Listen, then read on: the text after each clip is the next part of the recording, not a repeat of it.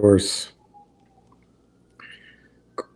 of course, not many people here.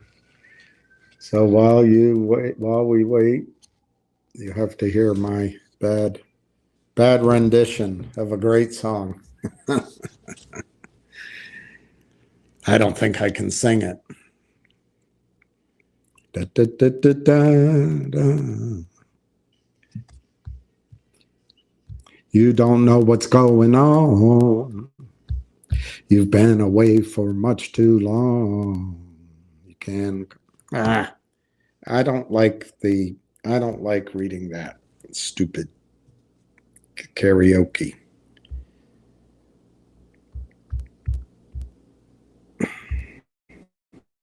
Damn it.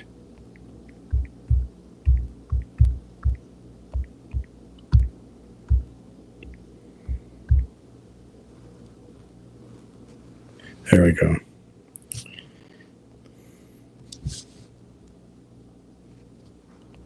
You don't know what's going on. I do need the music, though, because I can't quite remember it from the mono version. Da, da, da, da, da.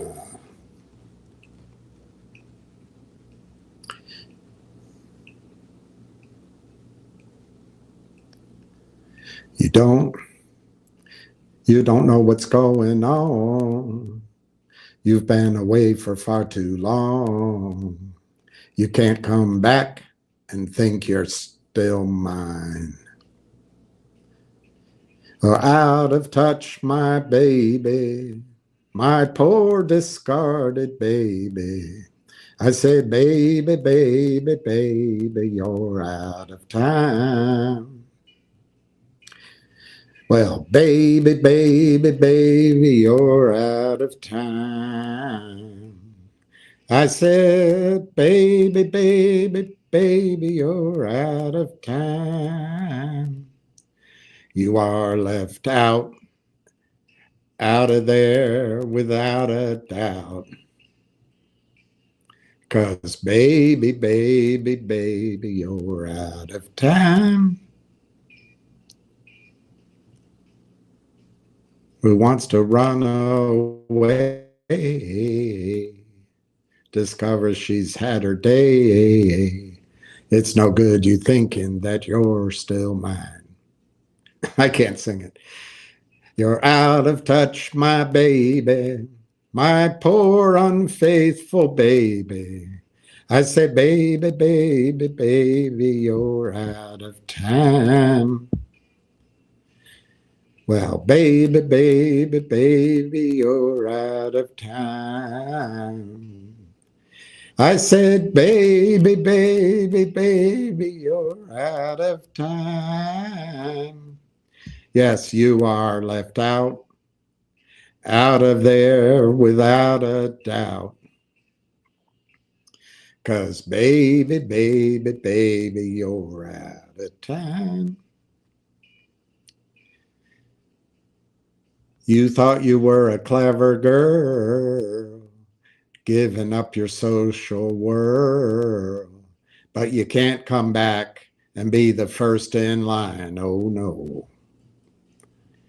You're obsolete, my baby, my poor old-fashioned baby. I say, baby, baby, baby, you're out of time. Well, baby, baby, baby, you're out of time. I said, baby, baby, baby, you're out of time. Yes, you are left out of there without a doubt. 'Cause baby, baby, baby, you're out of time. Baby, baby, you're out of time. I said, baby, baby, baby, you're out of time.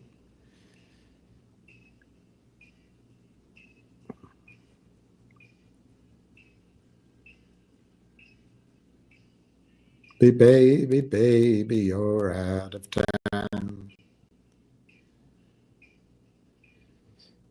You don't know what's going on. You've been away for much too long. You can't come back and think you are still mine. You're out of touch, my baby, my poor discarded baby. I said, baby, baby, baby, you're out of time. Well, you get the point. It keeps going. Time. I say, baby, baby, baby, you're out of time. So anyway, I think we're out of time on 2 or 3 things, and we'll talk about that. It's I haven't spoken to him, but I'll call him after we get going. It's 11:42. Let's presume that he wants to have lunch. So maybe I'll call him at 12:30 or something. Or he'll call in maybe. Ham had a call last night. I actually we went live with it. And let's just see where the stock prices are.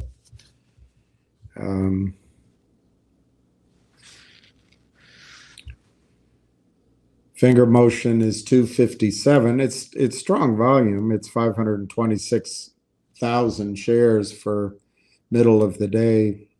You know, my eyesight. I got to go to the doctor, I guess, or I just got to accept that I need glasses. That's actually much better. Well, it's good luck, huh? Yeah, 526,000 shares. The high today, 269.97. They didn't want to see that 270. So the positives I see in Finger is it's just inching up, up, up, up. And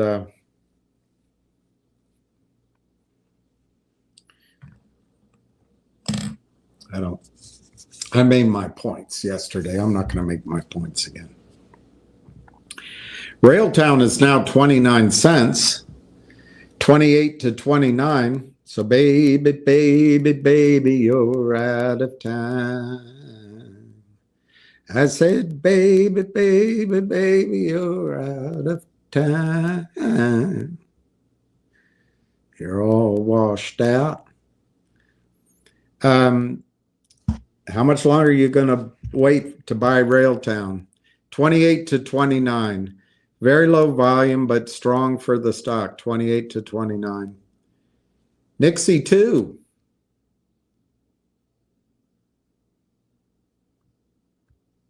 Is up. It's 10 cents. Wow, the volume's picked up there. I mean, it's not earth-shattering, 149,000, but that's bigger than it's been recently. Widespread, like Senator Alan Craig's spread at McCarran Airport, 174 to 181. And you might just be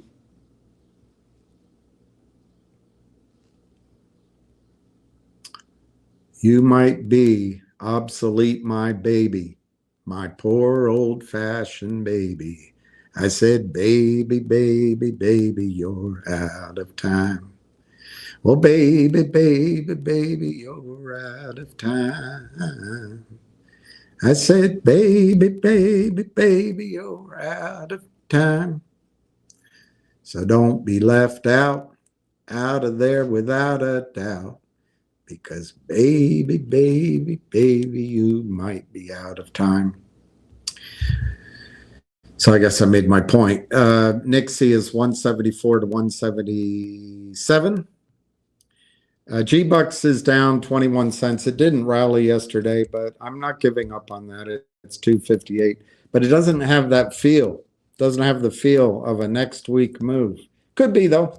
Remember that dividend.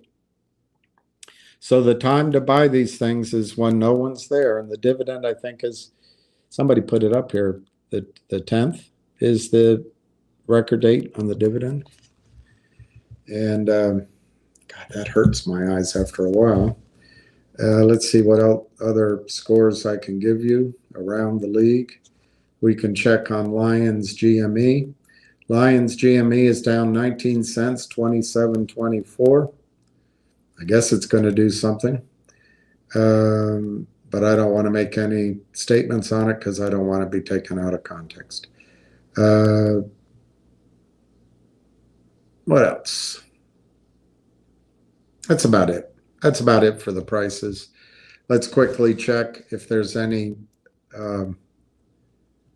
bombs dropping anywhere.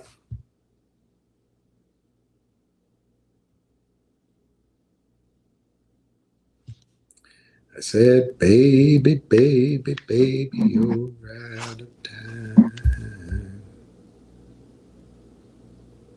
I said, baby, baby, baby, you're out of time. Jobs are up. Durable goods orders are up. China quietly walks back a quarter of their tariffs. Stocks soar. Rate cut odds plunge. Is it possible that the stock market is going to go up? I think so.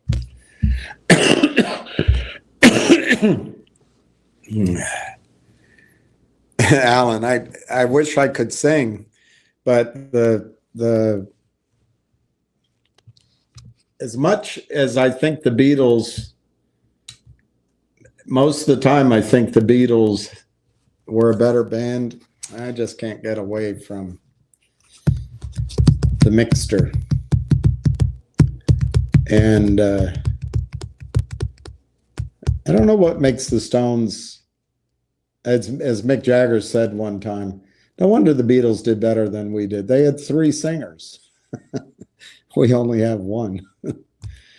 But anyway, what's up with Railtown? Railtown, I'm late to the game, don't much about it. Yeah, Sparky, why not? Why not tell you again about Railtown? Let me think what I can use to tell you about Railtown.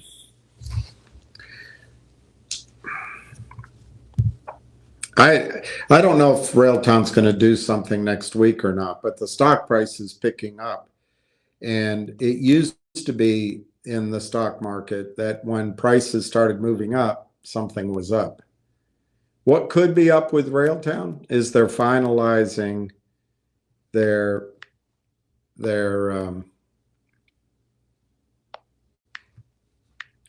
already announced transaction. It's been 10 weeks. I think next week it'll be 10 weeks since they announced it. Stock's 29 cents. And of course, we're only interested after it goes up. But Sparky, I don't think Railtown will be available. It's very similar to my silver story. I don't think Railtown will be available under 40 cents for very much longer. All right, let me just read the headlines without reading the news stories. 7 months ago, Railtown launches large-scale customer acquisition campaign in preparation of SOC compliance. What's the import? For 4 years or so, I'll show you the names of the guys. The founders of other companies who have done this kind of thing before developed an AI product. You know, I'm so stuck with old names like software and technology, but it's called I think it's called LLM, large language model, something like that.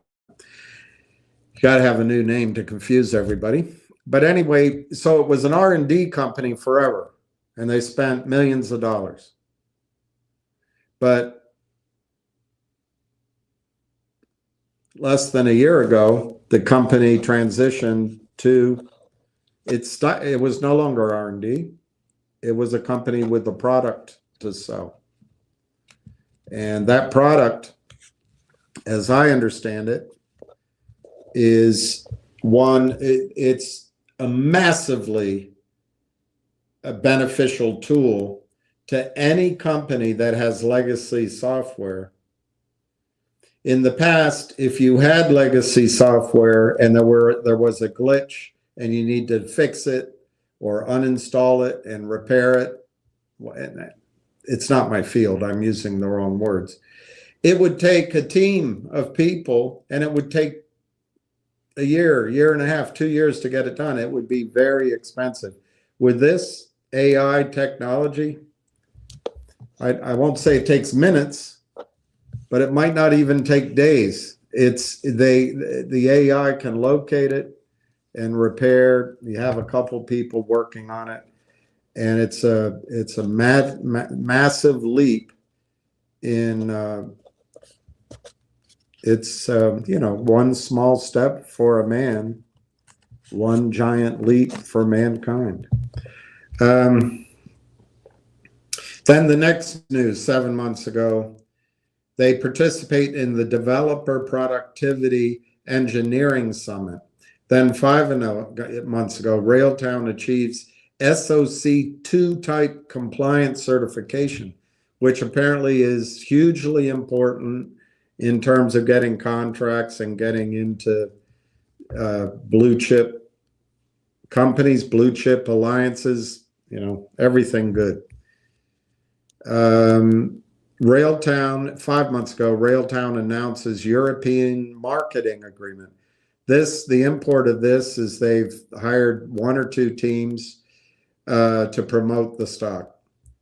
Oh, it's a pump and dump. Now, you know what? I'm tired of hearing guys come on here and say that when companies are trying to tell their story, that it's a pump. And the only thing that Wall Street allows is for those jerks to dump all over us. Then they announced a private placement. I'm going to skip over that. 4 months ago, Railtown announces, by the way, it was plain vanilla. Railtown announces that it has been accepted into the AMD partner network to accelerate AI-driven innovation. Railtown AI to present 4 months ago at the AI in British Columbia demo night. Apparently, the only conference you need to go to in the AI space. I don't know. Never been. Then, out of the blue, Railtown AI joins AI Partnerships Corporation affiliate network. Let's go ahead and read that one. 4 months ago. Takes a while to download. I need AI.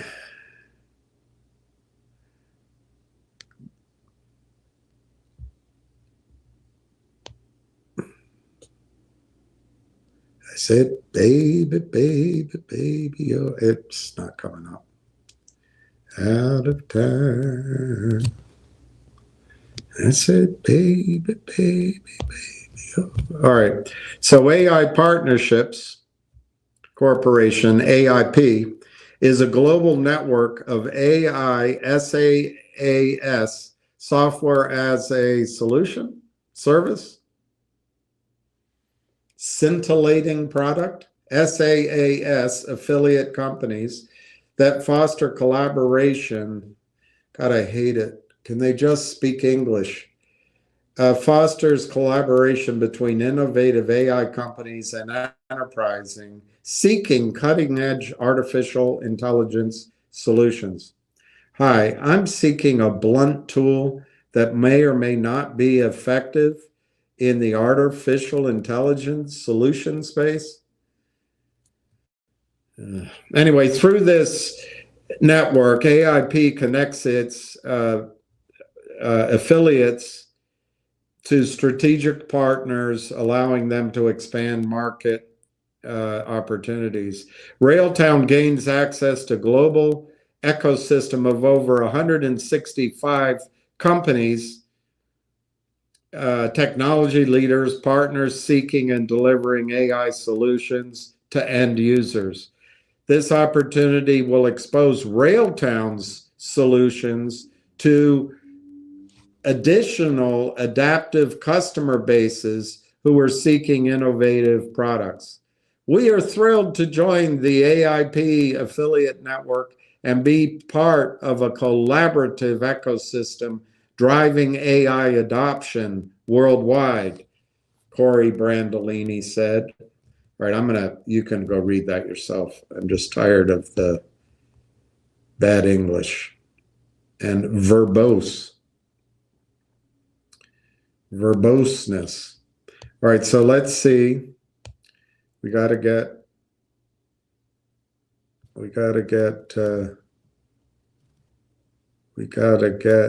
out of touch, my baby. All right, so then, Sparky, 2 months ago, so that's 8 weeks, February 11th. So February, March, April, May, I don't know. February 11th, let me count it out exactly. How many weeks? How many weeks we've been waiting? So February 11th, they announced, that was a Tuesday, when I had my eyes taken out. So the 11th, then it was 1, 2, 3, 4, 5, 6, 7, 8, 9, 10, 11.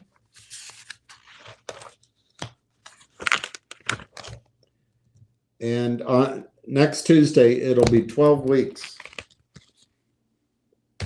I think, unless I counted incorrectly. It's been 12 weeks since Railtown AI's technologies announces a memorandum of understanding to acquire AI Partnership Corp. So they went from joining it to, they liked the razor so much they bought the company. They're pleased to announce they executed an MOU. Now, the thing about an MOU, that's not final. So the computers out there from the bad guys' side, they start selling. Because they figure if they can drive the price down on a per share basis, they can screw anything up for their own profit.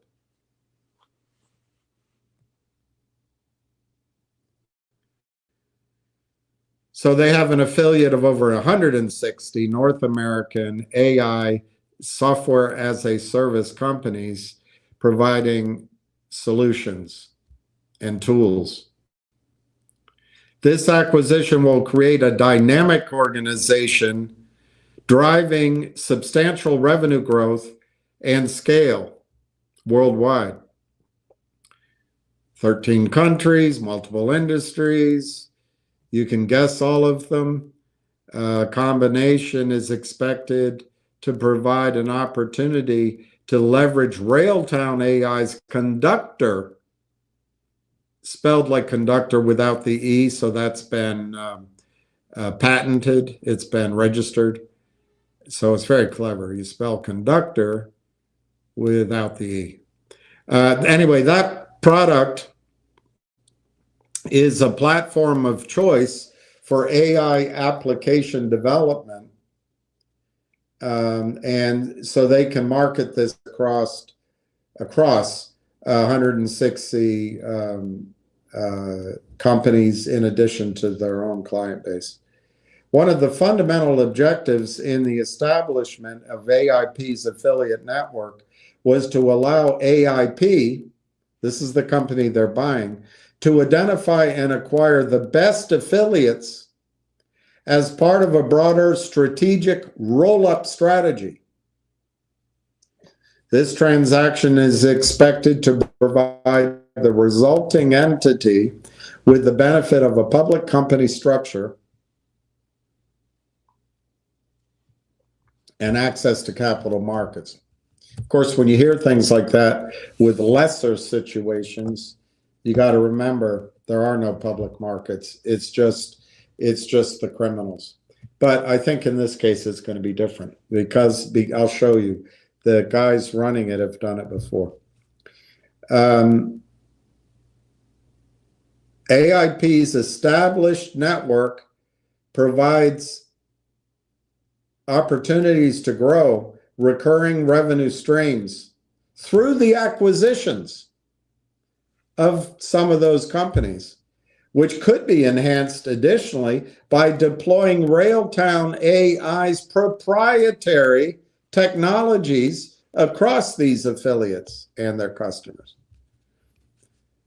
Key drivers of revenue growth: the buying up the companies inside of AIP, platform integration, expanded partnerships, recurring enterprise revenue.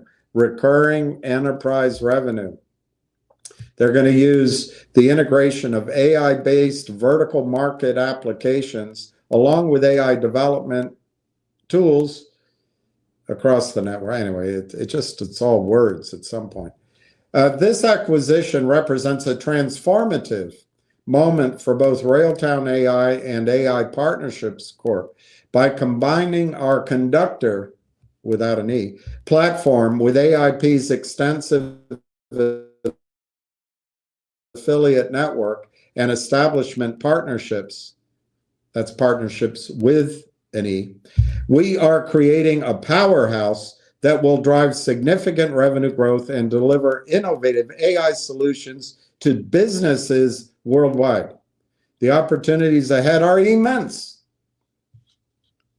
We are poised to expand our reach, scale, enterprise sales, and to be able, and accelerate innovation across industries. We are Henry Strong. We are Dagny Talbert. We are the future of North America. Together, we will shape the future of AI in ways that unlock long-term value for our shareholders, customers, and partners, said Corey Brandolini of AI Technologies. I just find these press releases to be painful to read. I'm not making fun of the company at all. All right, so you can go to railtowntechnologies.com and get this website. But here's the team. Marwan Haddad, he has 10 years, 25 years software development, 10 years experience leading and building engineering products. And he launched platforms for Microsoft and Starbucks. Then you have Corey Brandolini, 30 years, capital formation and partner of Telio Inc., which was acquired by Microsoft. Then you have Dr. Elliot Holtom. He looks younger than Prince Harry. He's a co-founder of other companies acquired. He's a PhD. Then you have Kevin O'Neill, an advisory. And he was a president of a company that was purchased by another company. Then you've got a guy, Andy Moak, product development, lots of experience. Matthew Bolton plays the saxophone. And then you've got Yemi Bueza as a lead software engineer. He's got a lot of experience. You've got Chris Gerard, senior software, a lot of experience, looks younger than 12 years old. And then you've got Rebecca Kurzweil, a woman, and she's got a lot of experience in investor relations. Her key, the key is she's the founder of Small Cap Communications. So anyway, and then it goes on. The CFO was Paul Woodward, 30 years. They have advisors, Dr. Eldad Haber, professor of computational sciences, co-founded a company that was sold. Ali Sanawi, capital markets professional for only 15 years, raised 100 million, managing director of an advisory firm. Rob Goring, director, 25 years of experience. And then you have your human resources director, Anna Maria. And that's the company. Now, just to quickly go to the homepage.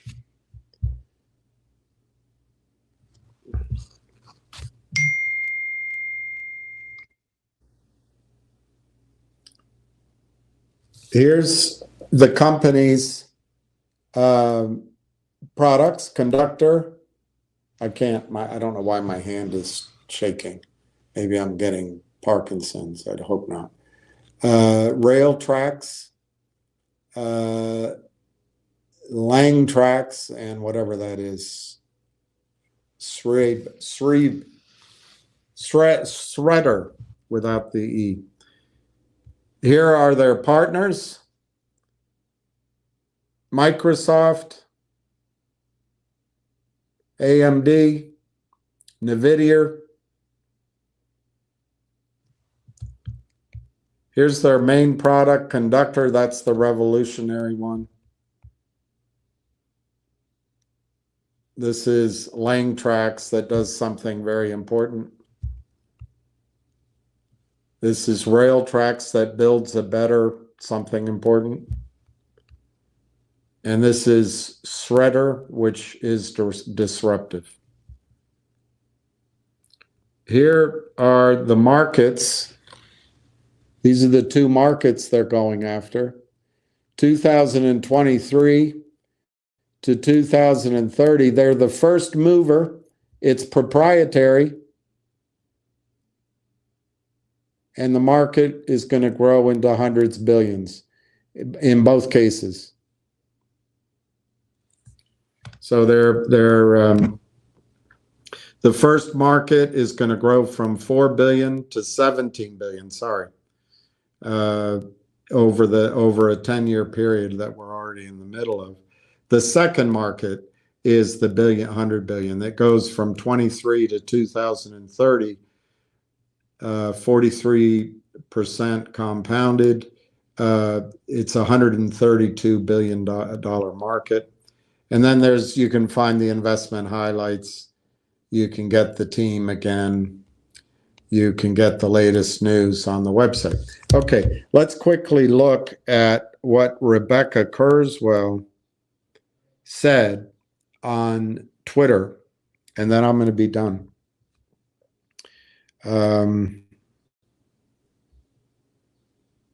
But she put up two posts that I highlighted, but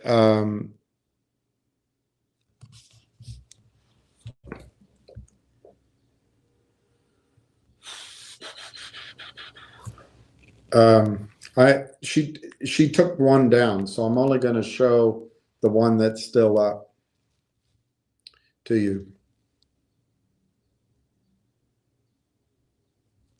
So this is Rebecca Kurzweil's post on the news.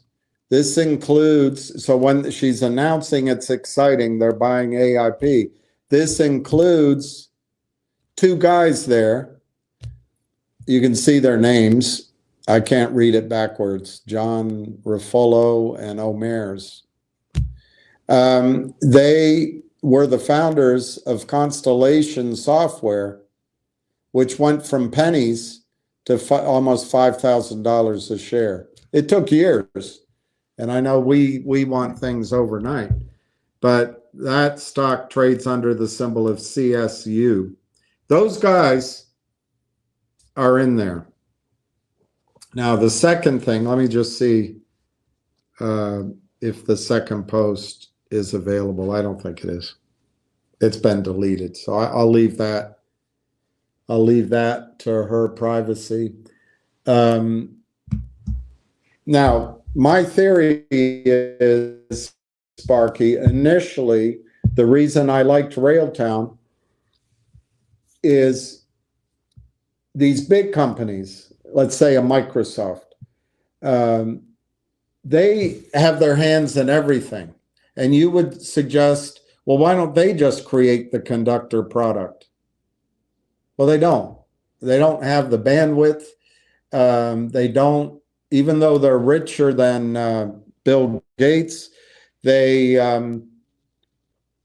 do not spend money on these gambles.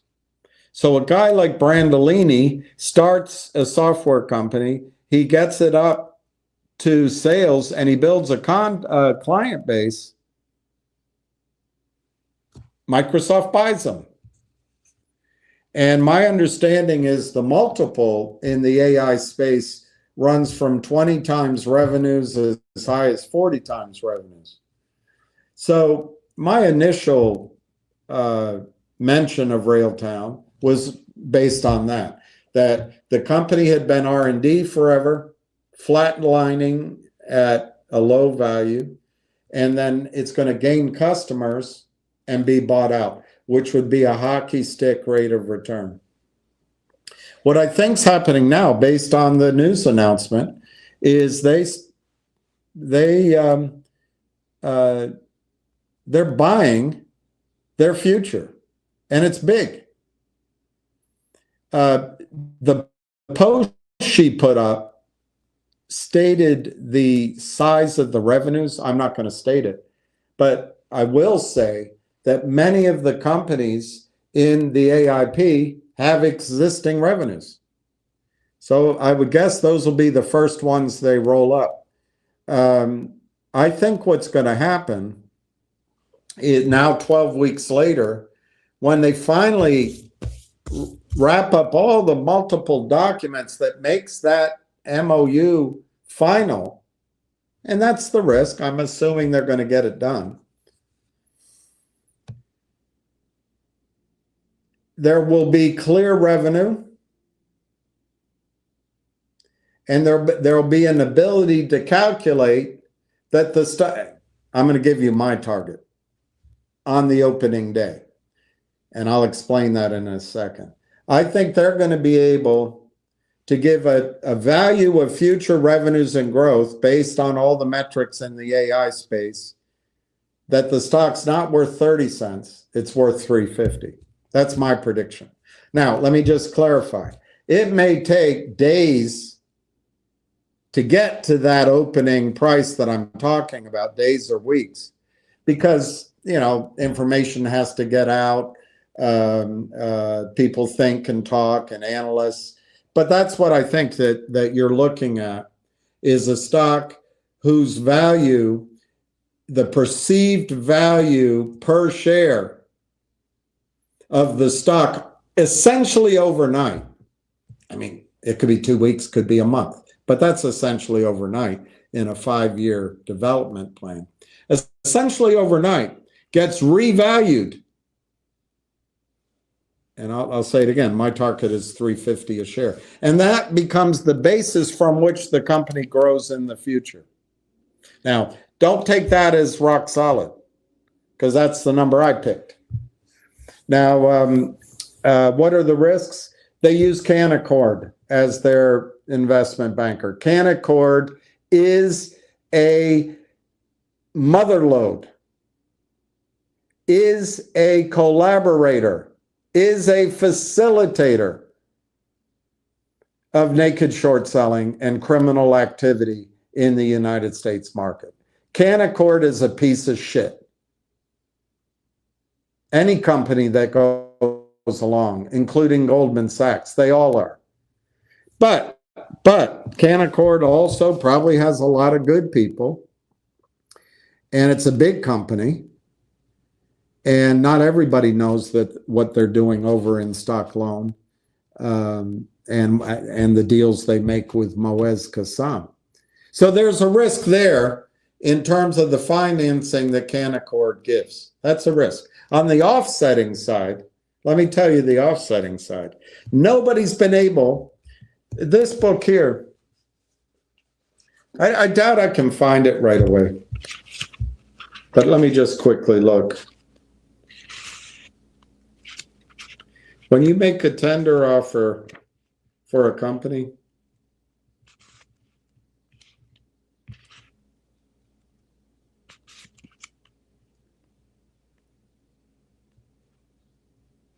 and this is old news, boy.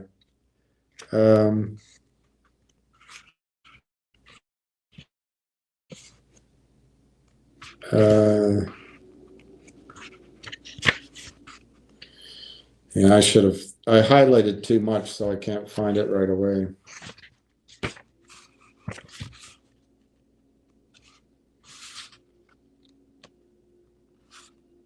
Anyway, I'll try to find it later.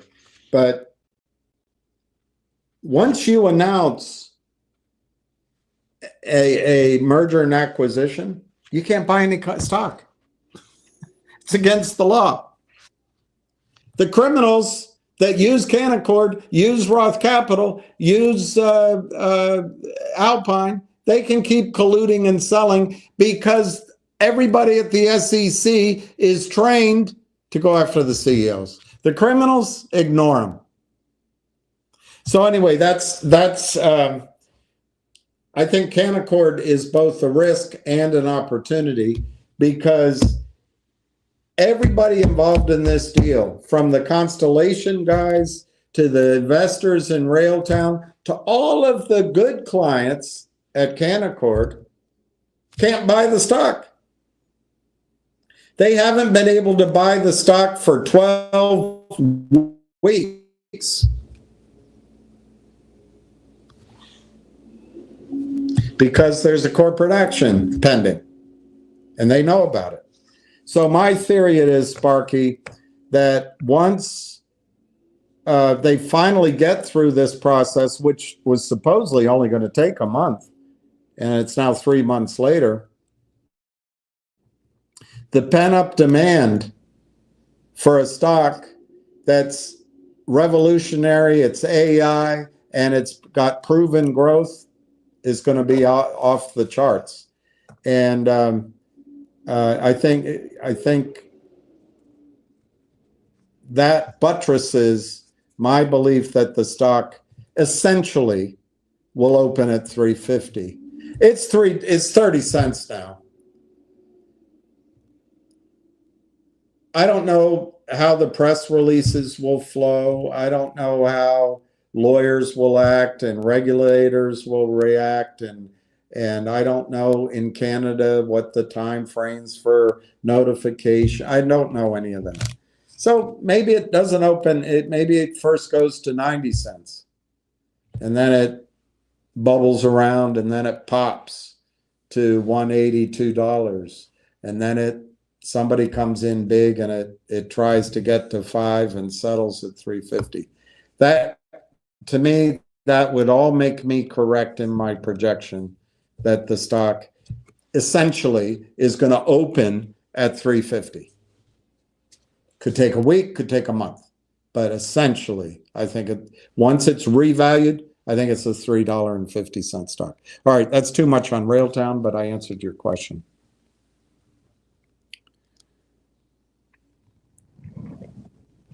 Ham's comments on call today on Monday AM. I don't know when he's having a call. He hasn't told me about it, so I now have the number. I can call in so you can hear it. I have no idea when he's having a call. I have absolutely no idea. So if you want to go listen to his call, please do. Go listen to Giannis, please do. Tony Denaro goes live if you want to go listen to him. Remember, he's a detail man. Go listen to him. He had a call at 11:05 today. hedge funds buying at 9:15 a.m. Monday. Okay.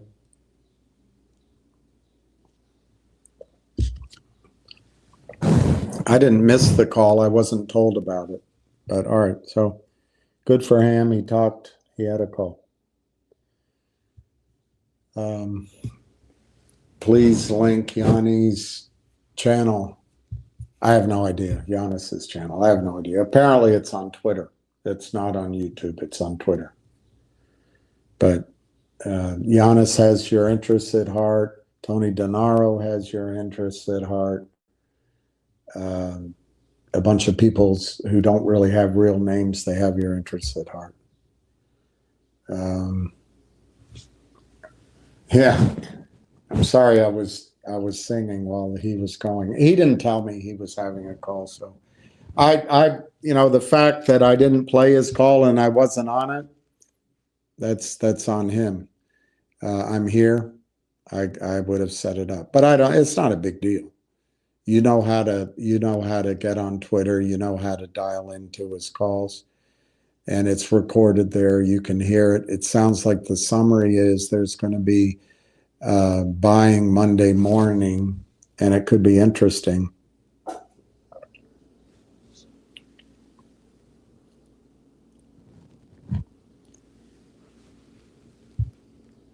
Good for you, Handu.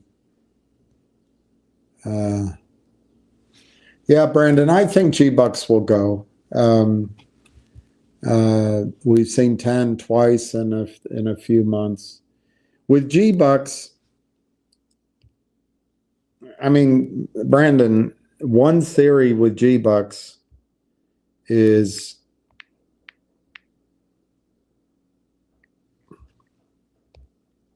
and we'll just go to the headlines. G-Bucks finalizes term of special warrant.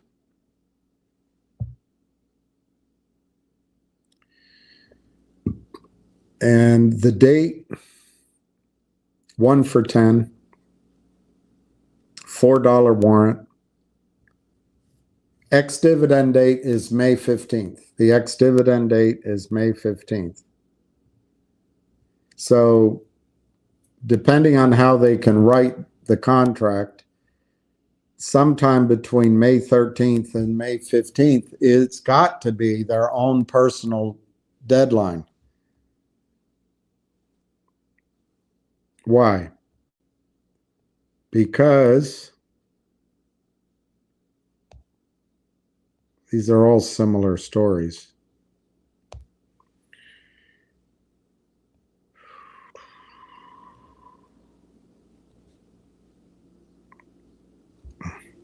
It's useless. Absolutely useless. Okay, so 23 days ago, no, sorry, last month, so 30 days ago, GiveBucks details $212 million strategic investment. If you open that,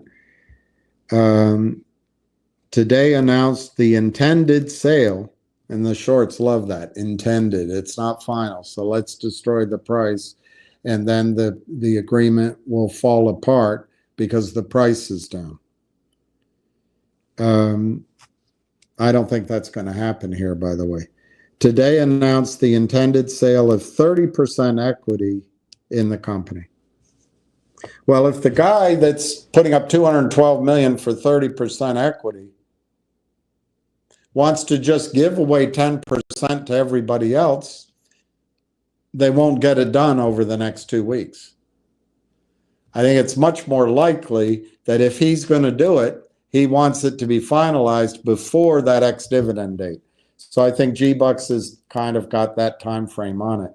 Otherwise, the deal falls apart. I don't think it's going to fall apart. I don't think it's going to fall apart.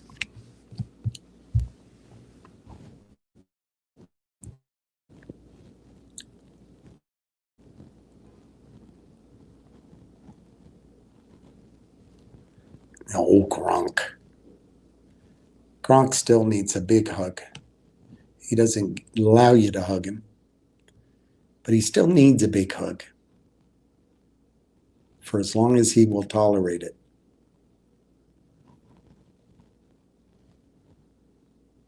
Thank you, Sparky. Thank you very much. Thank you. Thank you very much. Finger opened up the May 7 strike. That's interesting. Ham's right. I think what that does is it's complicating hedging strategy.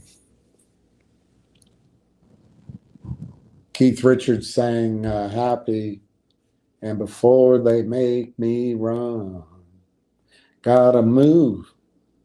Well, it's still fun. Gotta move. He also sang, oh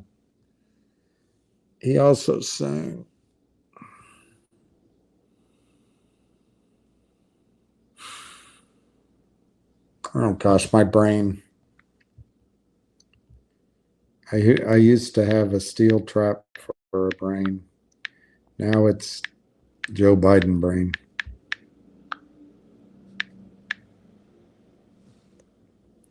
He also sang, that's what it was he sang. I remember it.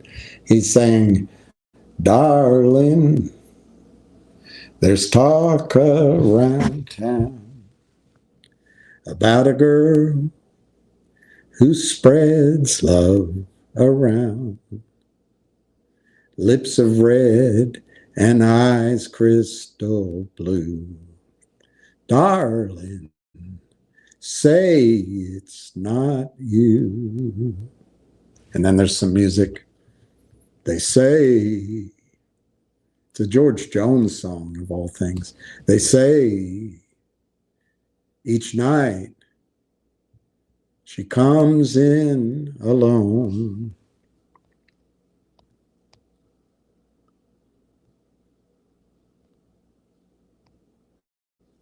And stays until all self-respect is gone.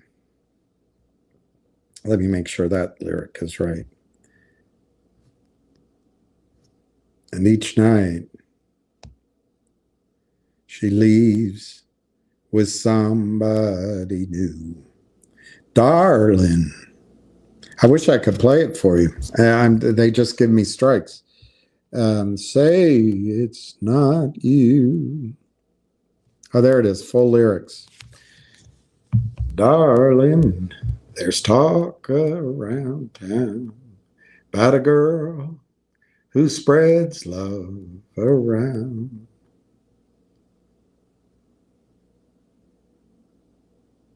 Darling, say it's not you. They say that she comes in alone and stays till her self-respect is gone, that each night she leaves with someone new. Darling, say it's not you. At first, what they said didn't hurt me until they mentioned her name, and then slowly the tears overtook me.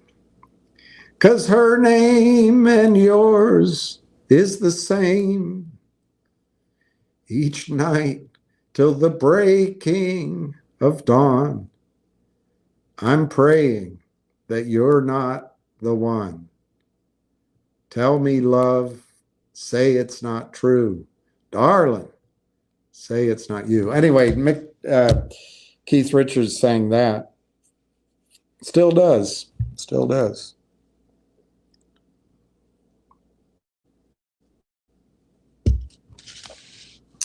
And he's saying, anyway, he's not the best singer, but I enjoy him.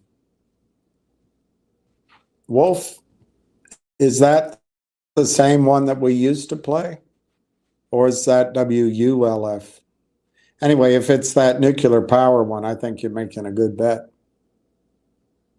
The finger play is great, but I suggest moving to the June, August calls. I think May is too soon for Ham's plan to go through. It could take longer than a couple of weeks. Well, Ham's point on that, Brandon, well, let's look it up. I'll use real numbers. I'll just use real numbers. You're saying move. I mean, it's fine. Your advice isn't wrong. But if you use, let's try using the $3 calls right now for May. And I think there's a lot of premium there. I mean, I'd be tempted to sell the $4 May calls at 20 cents. Yesterday, you could have gotten more for them. I think they went to 30-cent bid or 25-cent bid. Maybe it was right here. I don't know. But anyway, even at 20 cents, you've only got basically 2 Fridays for the May calls. But anyway, looking at it right now, you could sell your May 3s at 30 cents. And what are you saying? Go out to June or August. Let's just jump to August. You would buy, wow.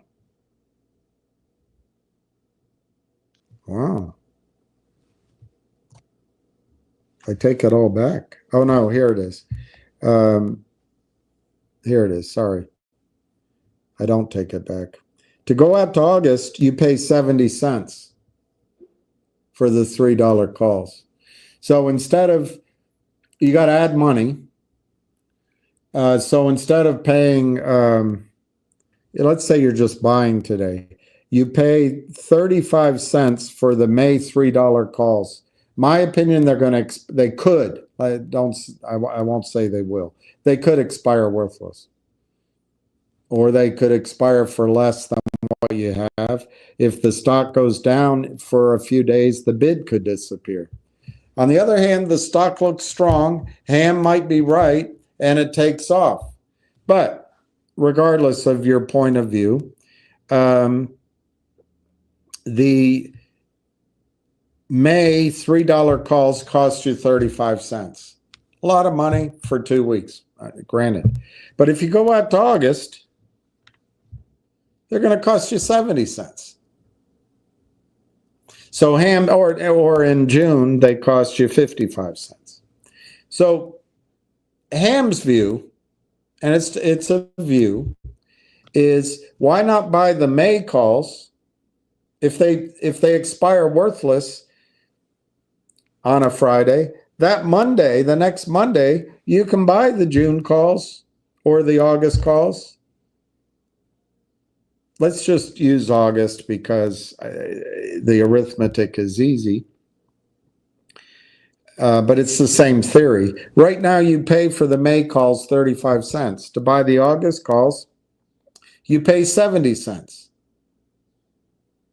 So Ham's thought process, which I think makes a lot of sense, because you're gambling anyway. You believe it could happen now. Pay 35 cents. It might happen now. If it doesn't, save the 35 cents and buy the August calls the Monday after the May's expire. And if they expire worthless, you're probably only going to pay 35 cents for the August calls anyway. I think that's how he sees it. But I understand what you're saying from look, Brandon, if I had money back in January/February, where I started saying, I think the stock looks good. I think it has strength. This is the time. I didn't have any money. I would have bought calls when the stock was around $1.05, $1.10. There was no premium on anything. I like it then, when even the outer months have no premium. So I would have I didn't do anything, but I probably would have, back in February, bought the May or Junes, or even, I don't know if the Augusts were around. There was very little premium. But right now, there's all premium. It's all-time premium. And I think Ham's thinking, if you're trading, makes a lot of sense. Why pay up for that time premium? But I also understand that if you buy it, you don't want them to expire. I get that too. That may be worth the peace of mind. And in this example, maybe 55 cents to buy June is better than 35 cents to buy May. I think August is a bit expensive, but anyway, I'm not saying you're wrong. All right, I answered about Railtown.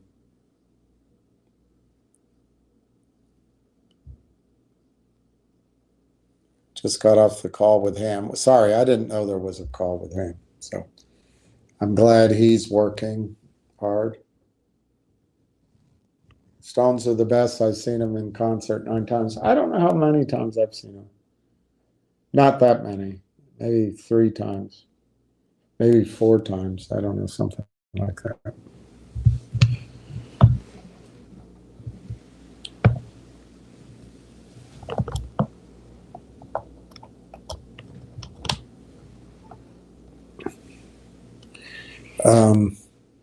Damn it. My power cord isn't working. It means I got to buy a new one, I guess. I'll just hold it. If I hold it here, just hold it up. Darn it. Always got to buy new cords. Yeah, I like the Stones. But I've never seen the Beatles. I saw Paul McCartney. I have to say the Beatles were an impressive band, and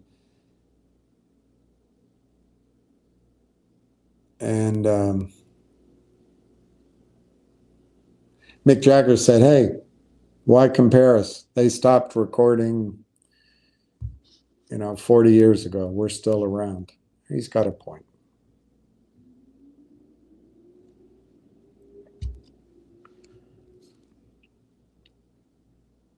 Finger looks good.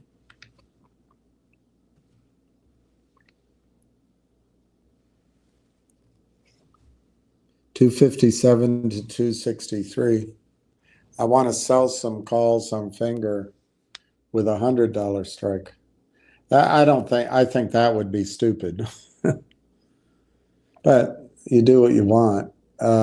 If the stock goes to 100 or higher, and you're selling calls, you're limiting your profit to 100, any stock. But if it's in the middle of a spike, why limit yourself at 100? Maybe you sell them at $10, you get 110. It might be going a lot higher. But more importantly, you kind of locked yourself in if the stock starts to drop. And then you're going to be scrambling to sell the stock. You might get out at 60, and you'll still have to buy back those calls for something. So maybe you end up with 55. I'm obviously making the numbers up, but there'll be premiums. So you might end up with $55 when the stock went to 100. It's better to just sell the stock. A US Tahoe one.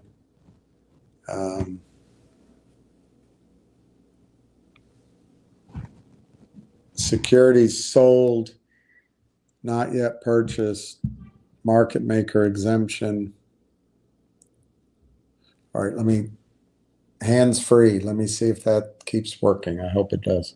Yeah, Pilot to the Moon. I've been rereading so often to everybody. I won't do it again, just not to bore everyone.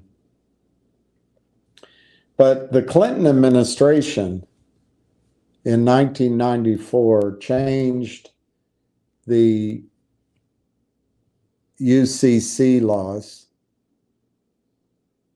to basically, and this is still back when there was type 1, type 2. There were physical shares, safekeeping, and there was street name, which technically still exist. But remember, these guys sorry, it's the only analogy I can think of. They just constantly, incrementally improve the playing field for their cheating. Just keep moving it, moving it, moving it. So we have America for 200, 400 years. Yes, sometimes on the backs of slaves, sometimes on the backs of Irishmen, sometimes on the backs of Chinamen, sometimes all together, sometimes on indentured servants. But most of the boom in United States industry came with the adoption of the corporation and capital markets imitating Holland and England, maybe France to a lesser extent, and it was based on capital formation. Obviously, my opinion is our resources, particularly oil and coal, and income tax didn't come in until 100 years ago. So there were bad sides of that, but we plowed ahead, often literally, with our railroads and anyway, everybody knows the history of the United States. In the Clinton administration, during the Clinton administration, the United States government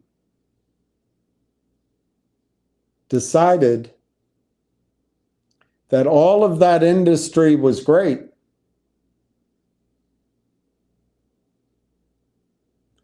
steel, furniture making, clothing, tailors, automobiles, inventions, all of it was great.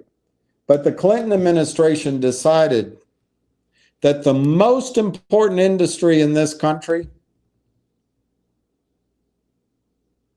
was the investment bank and the hedge fund, which hadn't grown big yet.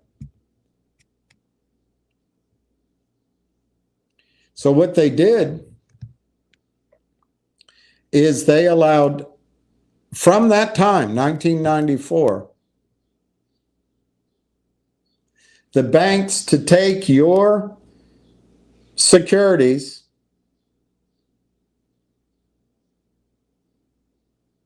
pool the securities, and then let the banks use that collateral. So the banks could trade derivatives, they could make bets, they could bet that the dog breaking out of gate number 1 would beat all the other dogs in the Greyhound racetrack. They turned it literally into betting. But the banks have a rule: don't lose money. So they needed to, first, they had this affable idiot, Bill Clinton, approve the idea that the banks will regulate themselves. And then they, instead of using their own collateral, they use your collateral to make their bets. Leverage, leverage, leverage. So they had to do 2 things, actually 3 things, many things. They had to do many things. But 3 of the things they had to do, which they achieved about, I would say about approximately 15 years later, they made it industry-wide that your securities through CompuServe or other systems had to be electronic.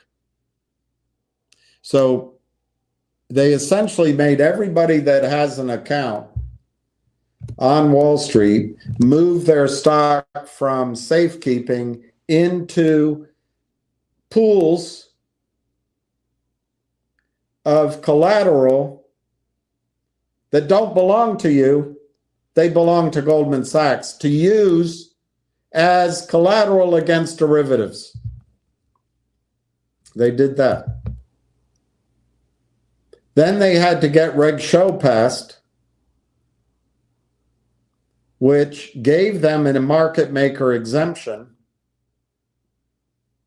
And you know all about that. They got that passed. 2008. Apparently that was the year. Maybe there was something approved prior to that. But that actually gave the criminals the legal highway to careen down to sell stock they don't have. Now, technically, and it's in SEC legal actions. There's one I have somewhere here against the Kramers, specifically stating that you cannot sell stock that's going to be delivered 6 months from now. You cannot sell stock against a warrant. You cannot sell stock against a promise. You can't sell stock that you haven't located in writing, but they do it all the time. But the key mechanism they needed was the market maker exemption. It's still illegal to do what they do, but that facility, remember, it's always about incremental gains. Well, we have Gaza Strip. Let's go bomb the shit out of southern Lebanon. Let's start moving in there. We'll make a buffer zone, Lebensraum. Hey, let's go take Gaza, the Golan Heights, but now let's go in further and make sure we get those oil fields. Always incremental, while everyone's distracted by the fact that Bibi Rebozo flies over here and brings his entire annual dry cleaning with him, suitcases and suitcases of dry cleaning to have the White House staff do for free. This guy's a sick man. But hey, you all love him. And if I say anything bad about him, I'm being an anti-Semite. Whatever. Anyway, it's the incrementalism, and they never quit. We get bored. We go on. We think it's, oh, Clinton's gone. Now it's Obama. One of the other things they did under Barack Obama is they split the banks into FDIC banks and prime brokers, basically. And they get a lot of revenue out of the prime broker. All their risk arbs desks became their clients as hedge funds. And they make all their money out of stock loan. So those are three of the things that they changed.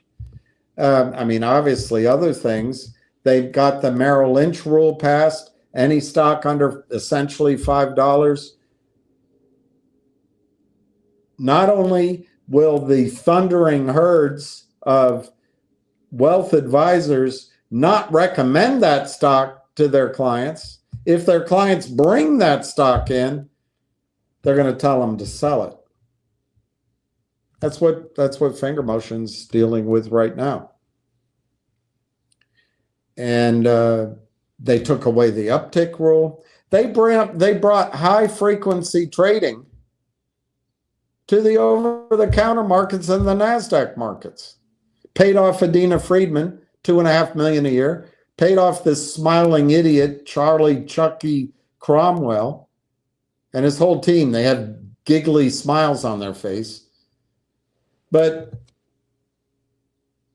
they don't even oppose high-frequency trading. These stocks trade by appointment. You need high-frequency trading? So the Bill Clinton era, I would, in defense of Bill Clinton, I think it started, financialization of America really started under Reagan. It really started under Reagan, as he broke down the banking barriers and the CD barriers and the blue sky barriers. It started there. But it was Bill Clinton who was the Republican of all Republicans. I'm going to do it a third way. Now, I'm only going to tell you this once. There is a third way.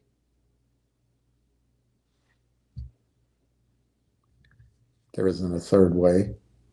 I agree with Christopher Hitchens. I don't want to meet in the middle.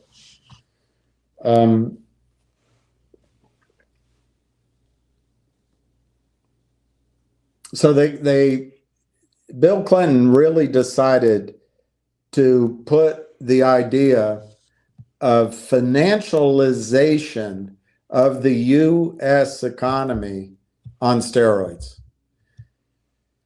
Our technology, our patents, our ideas, our our teaching, everything went to China and elsewhere.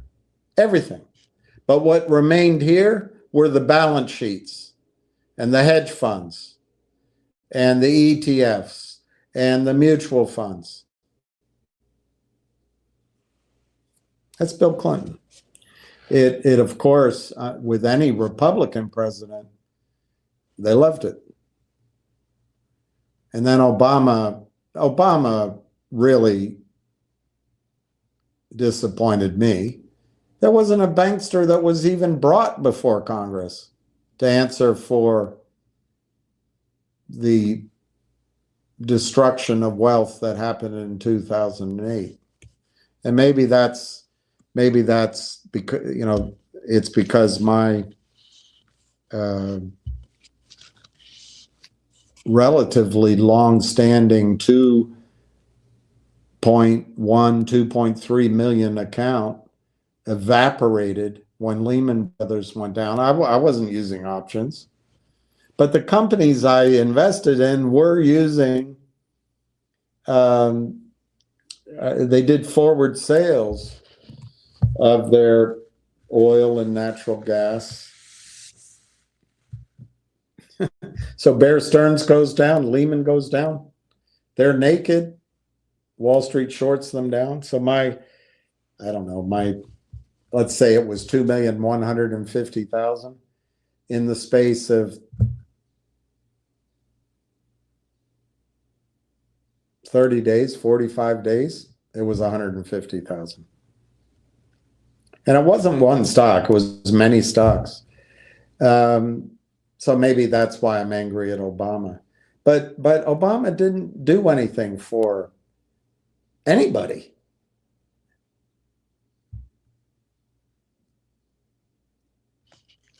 So when you say the sold, not yet purchased, the market maker exemption, unsettled trades are RICO, I'm not sure they are. I'm not sure they are. What I think is RICO is the collusion.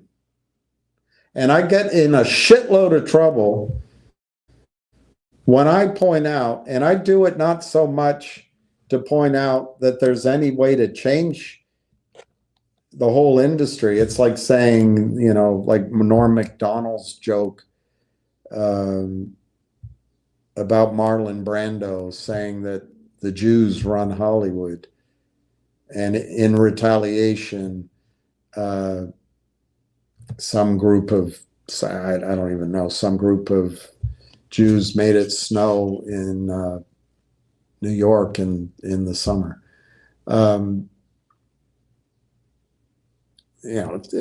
Making fun, because that's a silly thing to say.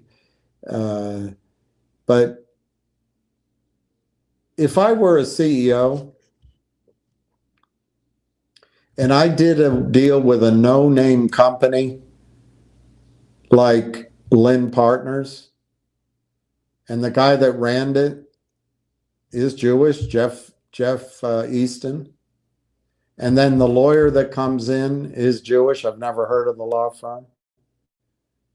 and then the next financing group comes in, they're Jewish. And then in the case of Logic's a great example. I mean, that guy was so dense, he had to do bad deals 3 times in a row, and then he did it a 4th time. Now, I think he's going to hit gold in NIXX. But I really have a moral issue. Logic is what morphed into NIXX. Why is Logic being left behind? Well, you had 3 different banking groups come in. I don't know how many in each group was Jewish. I can't make that statement. In fact, I would imagine the Neo exchange people, maybe they were, maybe they weren't. I don't want to make that point. But the point I do want to make is Aubrey Advisors, the main guy there is an Iranian guy. I don't know if he's Jewish, but I assume he is. But he's this international type that. So when I say Jew, it doesn't have to be exactly Jewish. It's you run into guys like this. Often they're from Iran, or sometimes they're from Lebanon. Sometimes they're from Russia, Eastern Europe. But they come in and they're screwing with you. And then a guy comes in with a company and he's Israeli. Oh, you're not allowed to connect the dots. You're not allowed to. That means you're an anti-Semite. No, wait a minute. Those guys know we're not Jewish.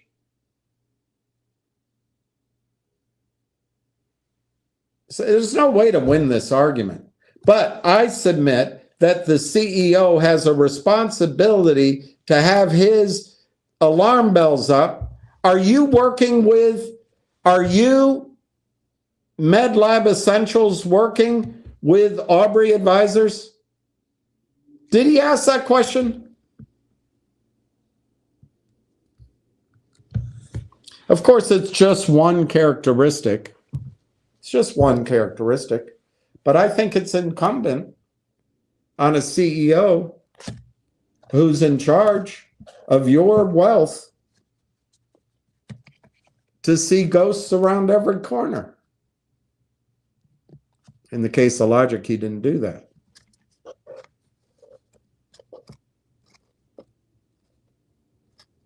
So now he and a handful of men are going to make millions on NIXX. But NIXX is a direct descendant of Logic. So he discards Logic carelessly, in my opinion, thoughtlessly, and stupidly by signing a deal giving control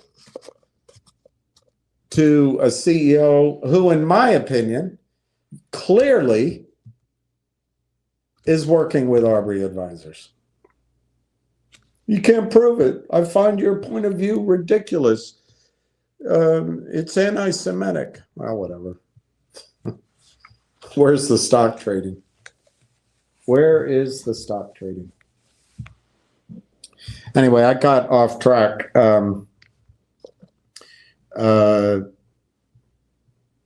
What I want to say to you, Pilot to the Moon, is I'm not sure that because, and I just found that specific ruling 2 weeks ago, 3 weeks ago. I've read it many times.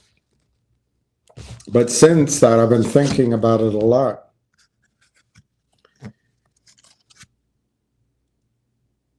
Fidelity, Goldman Sachs,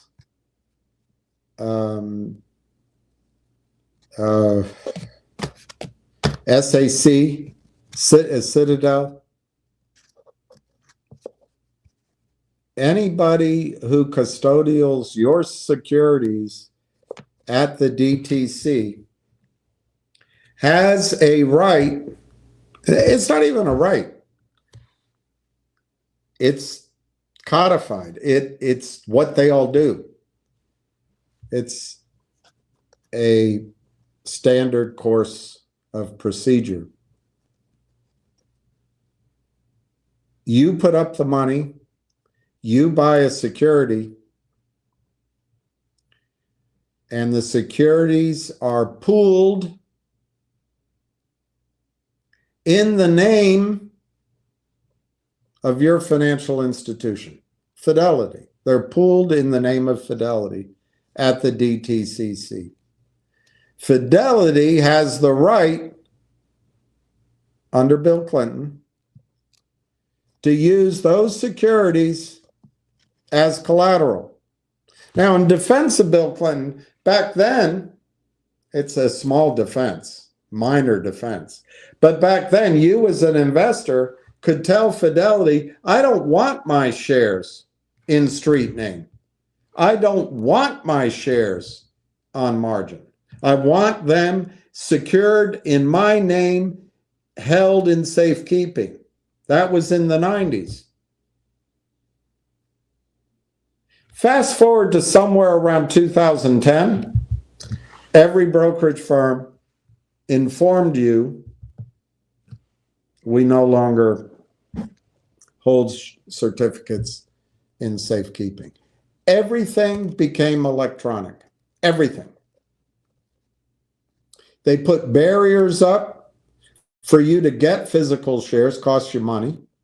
And then the real bear is that they make it nearly impossible for you to get your paper certificates back into the system electronically. It costs you money. It costs you an Senator Alan Craig spread, and it takes 60, 90 days.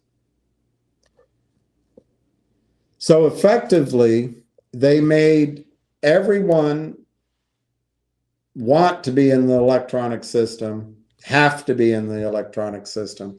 On top of that, they've spent 30 years teaching you and every younger people, oh, just put it in your retirement account.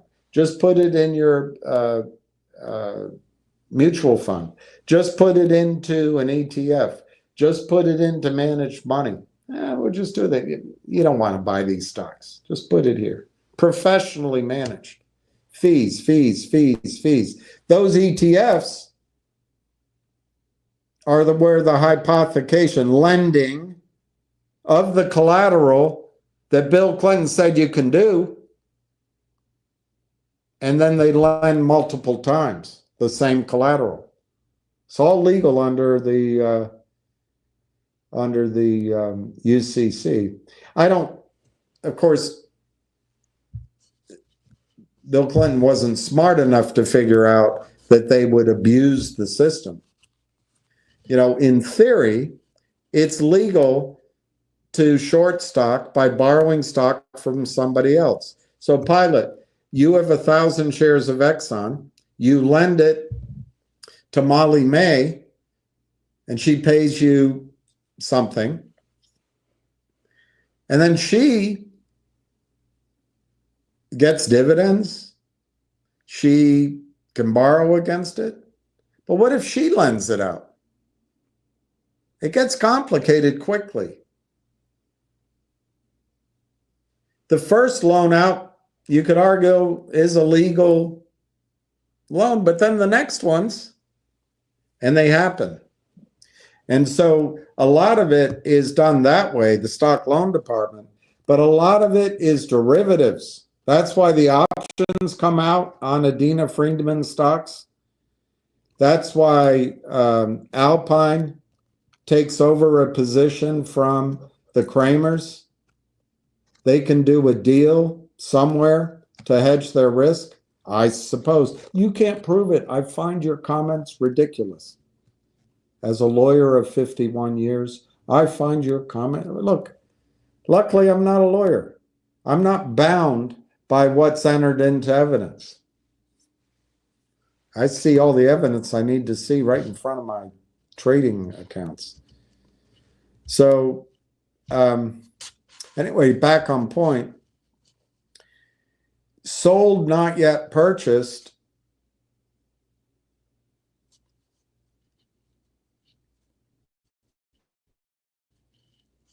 I think so legal. Yet it's a standard procedure. And what you don't know, and I don't know, is if you're selling securities that are not yet purchased, but you're doing it against a derivative contract that JP Morgan drew up, which Bill Clinton allowed, using the collateral. Somebody, remember, these guys don't want to lose money. They're using your collateral. And if everything goes to shit under Obama, he FDICs the whole thing.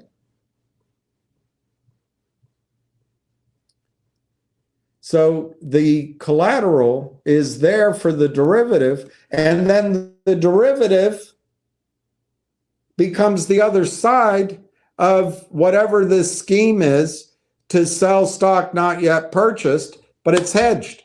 And then Ann Wagner, that useless twat, reads out something obviously written by Goldman Sachs. Well, this would be the, and in fairness to her, the Kennedy senator also came down this way. Forget his first name, out of Louisiana. But she's in charge. He's just a senator. She's in charge of the committee. And she says, well, to disclose this would be an invasion of privacy. Somehow these guys, remember, the Golan Heights weren't enough. Gaza's not enough. Now we got to get into Lebanon. Let's see if we can get up into more of Syria. Just keep going, keep going. That's what they did here. It took a while, but their attorneys got the concept that these trading schemes, these trading violations,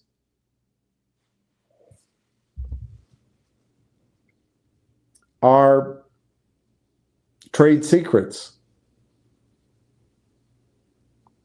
That the methodology used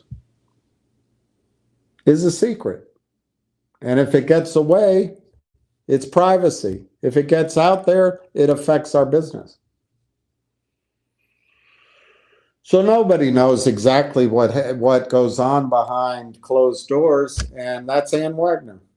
That's Ann Wagner. That is Ann Wagner. But hey, the future is female. And in fairness, Senator Kennedy's not a female. But she's running the thing. He's just one vote. She's the leader.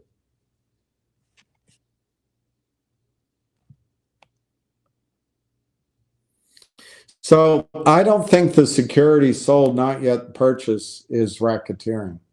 The market maker exemption, I don't think that's racketeering. Unsettled trades, I don't think that's racketeering. Could be. But I think there's enough room and precedent that a good attorney, and make no mistake, the attorneys that the criminals use are the same attorneys that Wall Street uses, are the same attorneys the SEC uses. They have one goal: keep financialization alive, keep Goldman Sachs alive, keep Stevie Cohen alive financially. That's their goal. That's what they're paid to. That's how they get the envelopes. That's how their daughters get in the best schools. That's how they get reelected. That's how they get their job. There's enough there that those attorneys, in my opinion, will always always buy time and get their client a slap on the wrist. Always. And these guys are white males, but because mostly there's another characteristic. No one cares. No one cares. The whole world hates white males. The whole world hates them. Congress is against white males. Educators are against white males. Judges are against white males. Movies are against white males. Commercials are against white males. The only place, for some reason, that white males are lauded and get away with their crimes is Wall Street. Why? Because they buy their protection. And they cheat, but they carefully, incrementally claim more legal ground. They build more settlements in the law offices. They build more settlements in the United States Code. They move it incrementally, imperceptibly. But they know what they're doing. You don't, because you're so busy. I'm busy. So I don't think any of that we're ever going to win on. Where I think we can win, and it will be devastating to them, is collusion. It's the collusion. And they do collude. They have to collude. And I think the money trail and the payoffs, the money trails will show it. That's where I think it's racketeering. That's where they're going to go to jail. And that's where it'll bust it all up, in my opinion. In the meantime, how do we change it? How do we change it? All right, here comes Sam. Hello? What's happening? I'm just going live. I know you already did a call, so. Yeah, I'll go live. Are you? Just let me know. All right, hang on. Are you ready? All right, here's Ham. All right, everybody. I had a quick call before. I had to run out. I'll do it nice and calm and collective. On Monday, there's a group of hedge funds and retail investors that are going to attack the stock in pre-market and see what the market makers, because they really can't participate in pre-market. So you always see these stocks gapping up in pre-market. Well, these 5 guys are going to do 20,000 shares apiece. And retail investors are going to do 100 shares at 9:15 on Monday. Just buying 100 shares. I'm not condoning it. You can do what you like. My friends are going to be participating and helping out because we all want to end this misery and go after these guys. You can see they're running out of gas. It's going back and forth and nonsense. It's just ridiculous what you're seeing here. But again, that's what's going to be happening on Monday. The company Finger Motion's attorneys, I'm told, to be reaching out to Fidelity and Vanguard to get an answer why Fidelity actually has a problem. They've been telling different people that the company's a penny stock, and that they don't have their filings on time, they don't report on time, all kinds of nonsense. And I think there's a lawsuit because these guys should be punished for saying that to their clients. And if you think about it, William, Fidelity is helping the short sellers rob their own clients. So we are going to put the truck out in front of Fidelity's office in Boston. We're going to take care of that. And we're also going to have the truck in D.C., and we're going to make sure that people in D.C. know that what Fidelity is doing completely criminal. All right? Now, they're not shutting down the buy button. They're trying to discourage you from buying it is what they're doing. Just give me 1 second, William. Hold on a second. Give me 1 second. I'm sorry. It's all right. I could always pick a better time to answer the phone. Well, if you wait, I'll go to Wendy's. We did that yesterday. Hold on a second. I have to use a different computer with a different IP address because they hack. Hey, get off of there.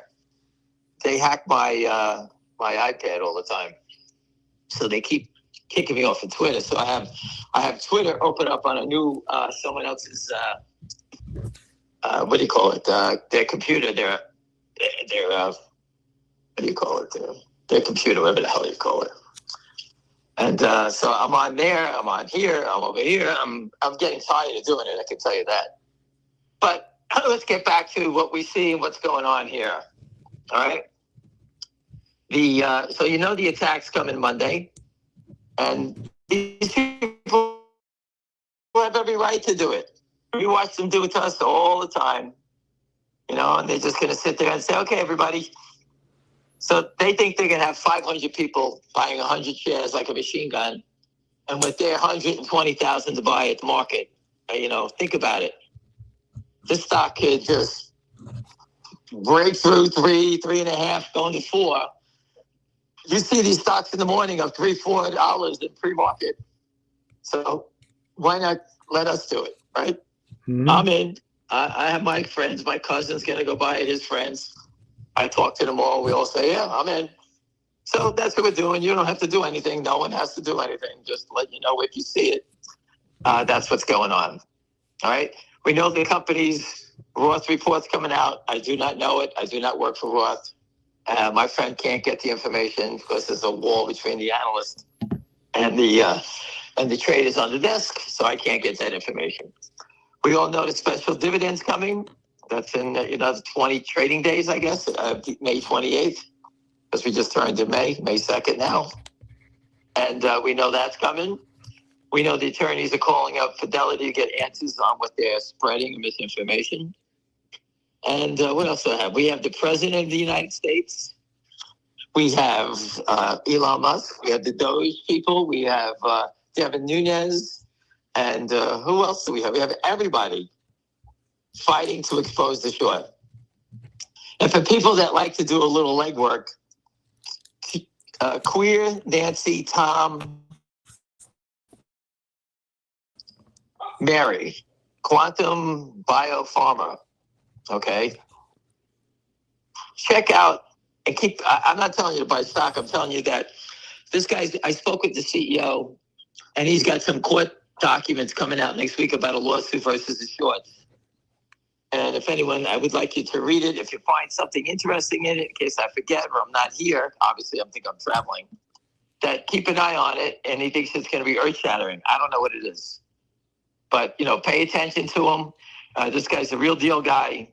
And, it's a $7 stock. And I don't know what's going on with it, but he is filing lawsuits against short sellers. So it's good if you pay attention, at least understand it and see what he's doing. All right. We need every ally we can get in this fight. And he has the legal team, he told me, that's backing him up for, I think it's like $20 million and $15 million in backing he has. So hopefully he can get through the finish line here. This way that can happen there. What else do we have going on here, William? Give me a question. I'm blank right now. All right. Let me scroll down. I was at the top. Let me just tell you what I told in my earlier call. It's pretty easy. Okay. This is my, and this is not an insult to anybody. This is my opinion. You have to be fucking brain dead to not be buying this stock. It's more viral than GameStop. How do I know? Because I was GameStop in the beginning, and no one knew about it. A few people knew about it. I pointed out that the company's on our side doing special dividend. You have the president. You got Devin Nunes calling for investigations. All right? There's so many positive things that are coming our way. And if you think the president is going to allow just DJT to get settled up, you're completely wrong. He has to do it for everybody. All right? People are fighting all over the place. The gentleman I met with yesterday from Malaysia, super connected in Asia. Lived in Hong Kong for 20 years, is a resident of Malaysia, goes to Singapore, goes to Kuala Lumpur, KL, William, like you like to call it. Super connected with government officials and people in all those countries at the highest level. He left me, told me yesterday, he's going home and he's going to make sure people from all those regions, everywhere he goes, every friend he knows, he now understands the naked short. He did not. He is a shareholder of Finger Motion. All his friends are. And he's going to go home and make sure it gets viral in Asia. His words to me. And he thanked me for educating him on the naked short. He had no idea how big it was. And he said the same thing like we all said. We all say, it's just a matter of when it's going to happen. This is going to be massive. And I'm telling you, I saw this morning people posting on Twitter that this Finger Motion is getting viral. You know, it's like over 4,000 or 5,000 posts or retweets on Twitter. Yesterday's attack to hold it down was to get rid of those people. They do not want it to get viral. They're trying everything to stop the upward momentum. Okay? But again, they're trying to stop it and yet try to buy, and they can't do both. All right? The stock is up. I'm granted it's not up $1 zillion. I'll take 13 to 15 cents a day. No big deal. I'm in no rush. Other people are in a rush. Monday's team, their assassins are in a rush. All right? They had enough. Everyone's had enough of this thing. All right? So look for that on Monday. Looking for the president to come out. Listen, they're not going to keep letting these guys keep robbing them. As you can see, stock's almost back to 26. All right? So for those who wanted to buy the dip in DJT, you get another nice trade out of it. Sell the stock, buy the 30 calls, and that's how you keep playing. All right? Finger Motion hasn't even had a run like this yet. Right? We ran up 60 cents, and they're trying to push it down. I don't understand how to reach people and tell you. I know you guys go on calls with William and ask the same questions. I got it. You're not experts, and you need your handheld. I got it. But William, I strongly suggest that answering questions on other names of stocks. I think that people need to do their homework. I find it more, and I'm going to be the first guy to tell you from now on, please do your homework. If I have a stock or William has a stock, read up on it, figure out what's going to happen. These people, I can't have people run into things and I have to answer questions for 3 years because you don't do any homework. All right, you just can't go buy 2,000 shares of some stock and come back and ask a question every other day about it. Well, and also you have to know that the market is dynamic. Somebody asked me yesterday, I see your target on Finger was $70 in an old video. Well, an old video, that information was dead a week later, in my opinion. Right. Oh, no. I'm not saying the target isn't good. I'm just saying you can't hold people to things they said in ancient history on any stock. And ancient history, I think it's yesterday. Every day you got to think about it again. But. Okay, so now I'm going to show you. Just give me 1 second, William. The other thing I want to say while you're doing that is a lot of people, all people need to hear a story. Studies have shown, to my memory, 7 times before they really understand it. So I understand people keep asking. I do.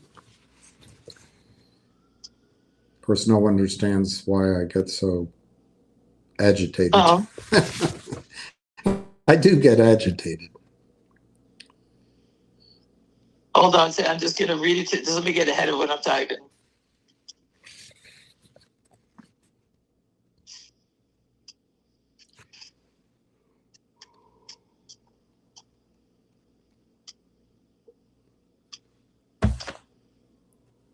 Okay, here you go. I'm going to post that. All right, here you go. Finger, 2 things. 1, DJT is almost 26 again, right? That's number 1.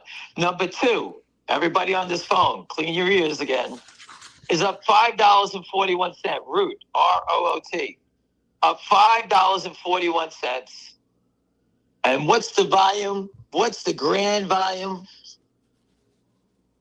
2 million, 5 million. What's the trading to be up $5? Oh, excuse me. It's up on 238,000 shares. It's up over $5.40. What did I tell you? When they stop selling, that's what's going to happen. All right? When they stop selling, and everyone is on the buy side. The real shorts, the naked shorts, the option players, it goes up on no volume. There's no resistance. You're going to get that in finger motion. The day that happens, it's going to go up every day, $10, $12, $20 on 300, 500,000 shares. And that's how, for the people that don't understand my target, that's how you get to the target. $12, I told you, on 500,000 shares. We got 250, 260 million shares short.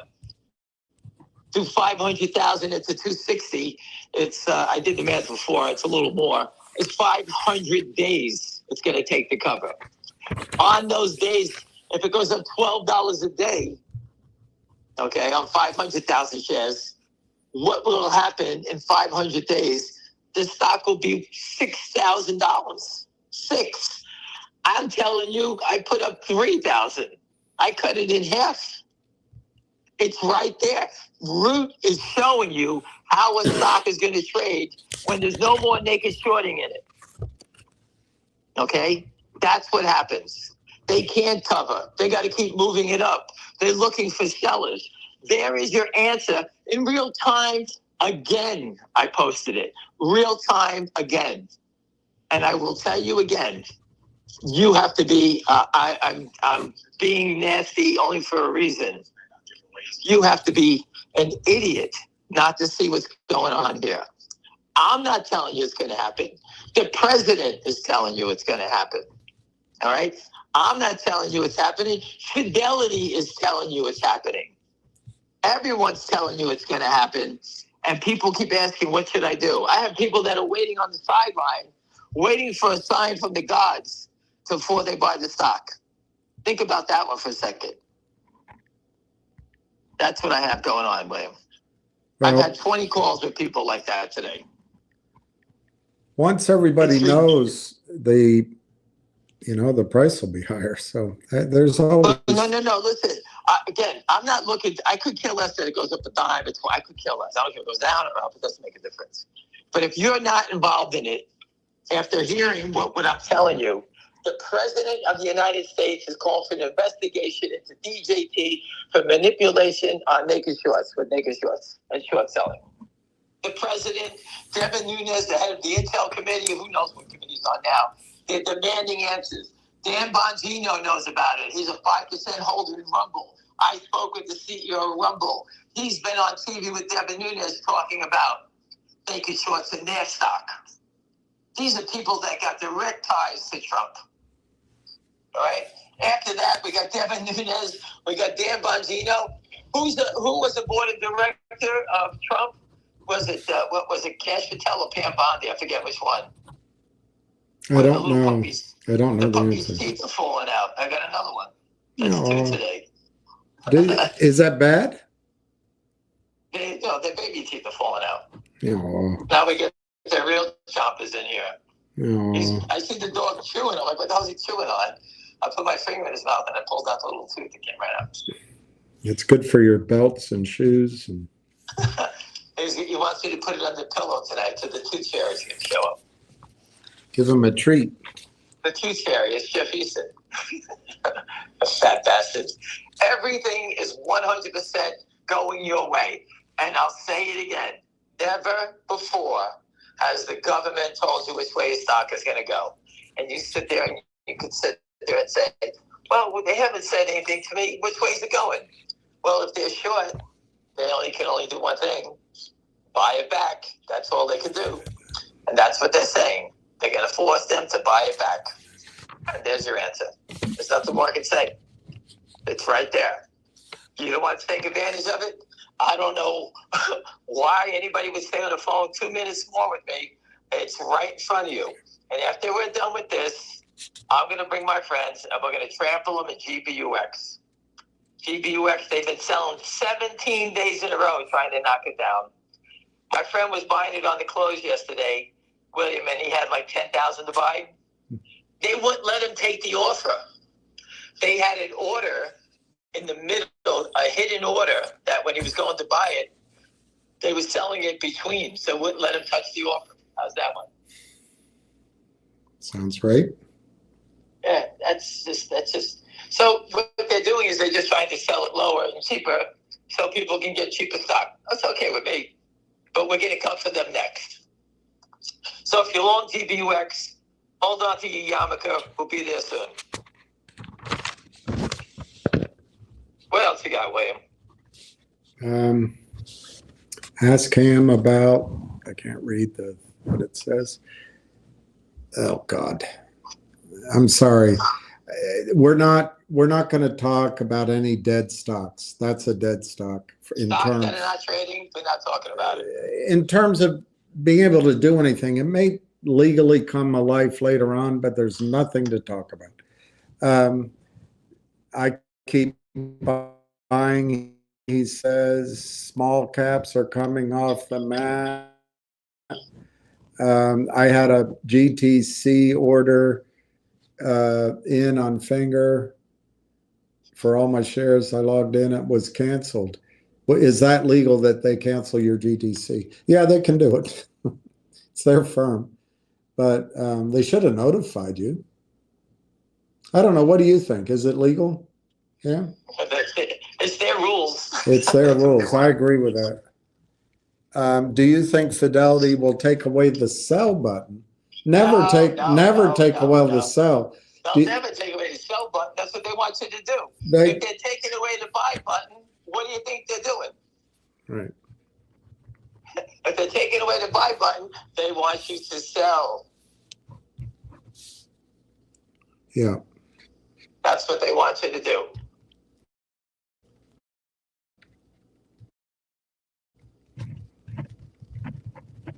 What else you got, William?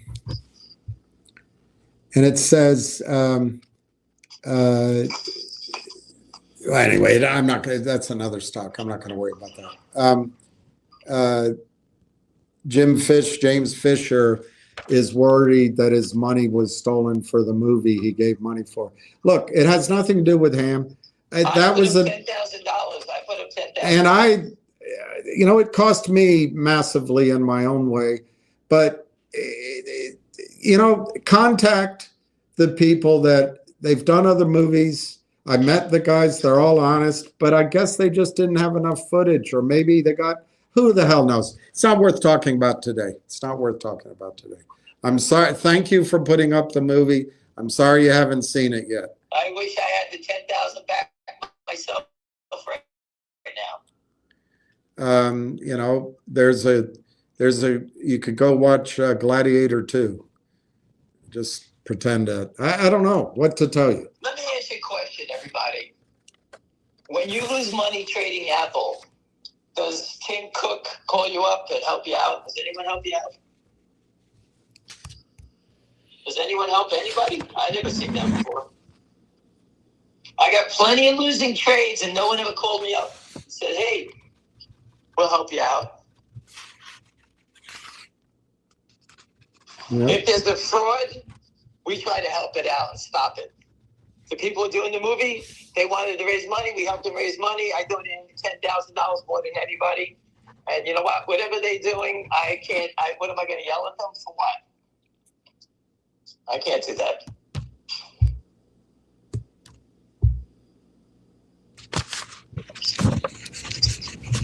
What else we got, Ray?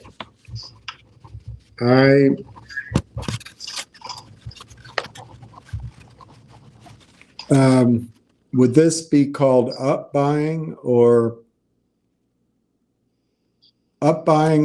pants buying to outdo the short selling? We're just trying to listen. If you look at the old war movies or the Civil War movies, they always send people out to see how many guns the bad guys have, the other team have, whatever. They want to see how many guns they have. Let's see what the shorts have. We've tested every part of the market. Let's do it pre-market. I said, okay, I'm on board.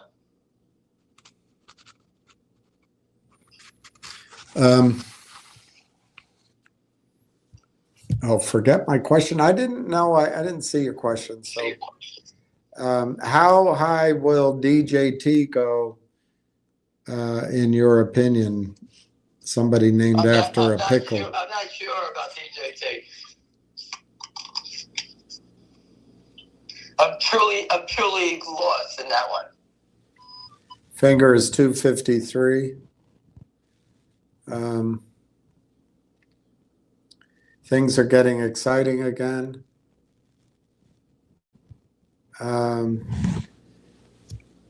Far from a lawyer, how the heck is it legal to remove the buy?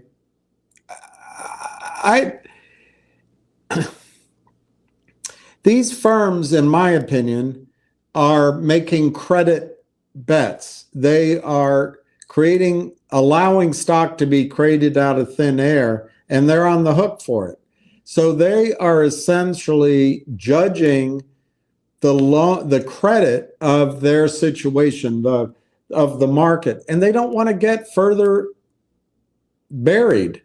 The first thing you do when you find yourself in a hole is stop digging. And I think that's how they can take away the bias.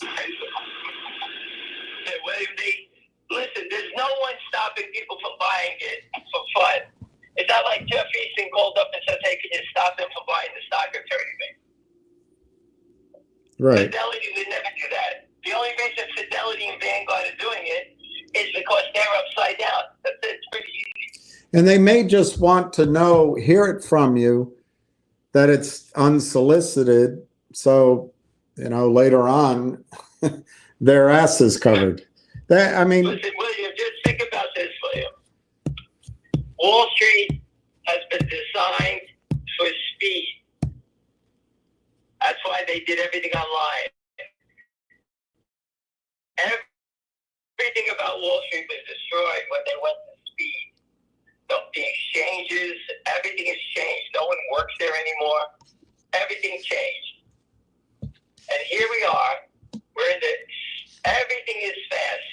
If you the time you call up and buy an order through Fidelity, one of these high frequency traders could have made 1 million trades by the time you get it done. They're giving these guys even more advantage because you lost your advantage of speed. And if anyone puts an order in and finger motion, and because of their slowness, they should be held accountable because they're the ones slowing down your trading. Am I correct, William? Yeah. Everything about Wall Street is speed. And how come you're taking our shoes? We can't run without our cleats on. What are you doing? That's what they're doing. Yeah. Never before have I seen that. Never. What do I think about the Commanders moving back to D.C.? I love it. It's the best decision they ever made. They never should have moved the Redskins. That building out in Maryland, Landover, it takes forever to get there. You can't get there by metro, and it's a nightmare. I think it's great. Cowboy War nearly turned into a Civil War. Oh, I've started watching a documentary. J.P. Morgan borrowed money off of the Rothschilds in England to buy the railways to ship silver to pay the Civil War debts and Cowboy War. Oh, wow. I'd like to watch that movie, but it's not really relevant here. I bought some January 26 calls, so I'm sitting pretty. Yeah, but you paid up for them. That's one illusion. Ham, why don't you explain your theory about trading the short month calls? You end up spending the same money if you just you paid. I don't know what those options are worth. I don't look at January. So let's say you're up 20 cents on this last move on your January call. You can sell those, take the 20 cents profit, and you can buy the May 4s or 5s for the same money with the profit and have a free trade. That's the way I look at it. And if it's not going to happen in May, you can always buy back in with another option. Okay? And I think that's a premium on whatever January, June, whatever option you own. They will deteriorate. They don't go down. Do you understand that? I don't know if they do. I do. Right. Your option, a January option is all 100% premium. taking, you bought it, which was nervous, which is okay. But now you have an opportunity to take the profit and then go back into the front month. It's like, think about the pro football draft. You're trading into the first round now. That's what you're doing. You get a free pick and you get able to trade into the first round. That's what you do. But also, this idea that you're safer by owning longer term calls, you're paying for that premium for that. And if Ham thinks something's going to happen now, you know, whether you believe that or not, if you buy the Mays, you're spending 25 cents. I'm making it up. If you buy the Januaries, you might be spending $1.50. I don't know how to look it up, but right. So you lose 25 cents, and now you're in June. You can buy the Junes probably for 25 cents, and you're still ahead of the game from paying $1 for the Januaries. I don't know. That's professional traders. We don't buy options 100 years out. If we're buying options, it's because we have a gut feeling that it's showtime and something's going to happen in the name now. And I'd rather have more than less. So there's the cheaper options, and finger motion is littered with cheap options. yeah. That's what makes it such a great play. There's so many cheap options for you to purchase. Why were there no halts when Finger went up 15%? I didn't expect them. I didn't expect it either. Just spent 20 minutes online with Fidelity to buy 5 more shares of Finger. Just make sure the gentleman who did it, call them back and make sure they don't charge you a fee. You could have bought that stock online for free, and I'm told that they're charging people $30 for the execution. Call them back and tell them you're not paying don't charge me the $36 to buy the stock. It's your fault I have to do it. Do you understand that? Yeah. Someone told me that they went in there, they drove to the office, and they wanted to charge him a fee because you made me drive here. I could have did it online without you coming here. Right. And they removed the fee. Drew is pointing out they have $6 options on Webull. Somebody else pointed out they have $7 strike prices. And I figured that once it moves up, they'll start moving more options. I wish I could. Yes. I just wish I could figure out how there's no volume in the puts, but there might be a way of doing something. Anyway, it's impossible. It's impossible. This is what they do sometimes. Yeah. They buy calls. Yeah. Okay. They exercise the calls. Right. And now they create long stock, like they purchased it. So the option is basically, right, like a long. Right. Then they turn around, instead of naked shorting it, they're selling their stock. Let's say they did 20,000 or 200 calls. They get 20,000 shares, and they turn around and say, sell the 20,000 at the market. So they lose 30 cents. They lose $6,000 on 30 times 20. They lose 6,000. They don't. They stock down 30 cents, and it saves margin on 250 million. Oh, I see. By buying the calls. Right. And they can exercise and immediately sell, and that's not a violation of any rules in their case. No violation because they're selling it as a long sale. I would, in my accounts, I might be able to get away with that once, and then they say you got to have the money before you sell. But I guess they get an exemption. Well, listen, there used to be an option strategy called bullets, Barry puts. And they did that whole little orchestration to create long stock and then sell it at the market. So what they did is, in essence, they would do all this crazy option trading. And let's say they did it, they weren't doing it. They were doing it thousands of biggest broker in that game. And Stevie Cohen was doing it back in the day. And what they did is they wind up buying 10,000 puts. And they would do 10,000 calls.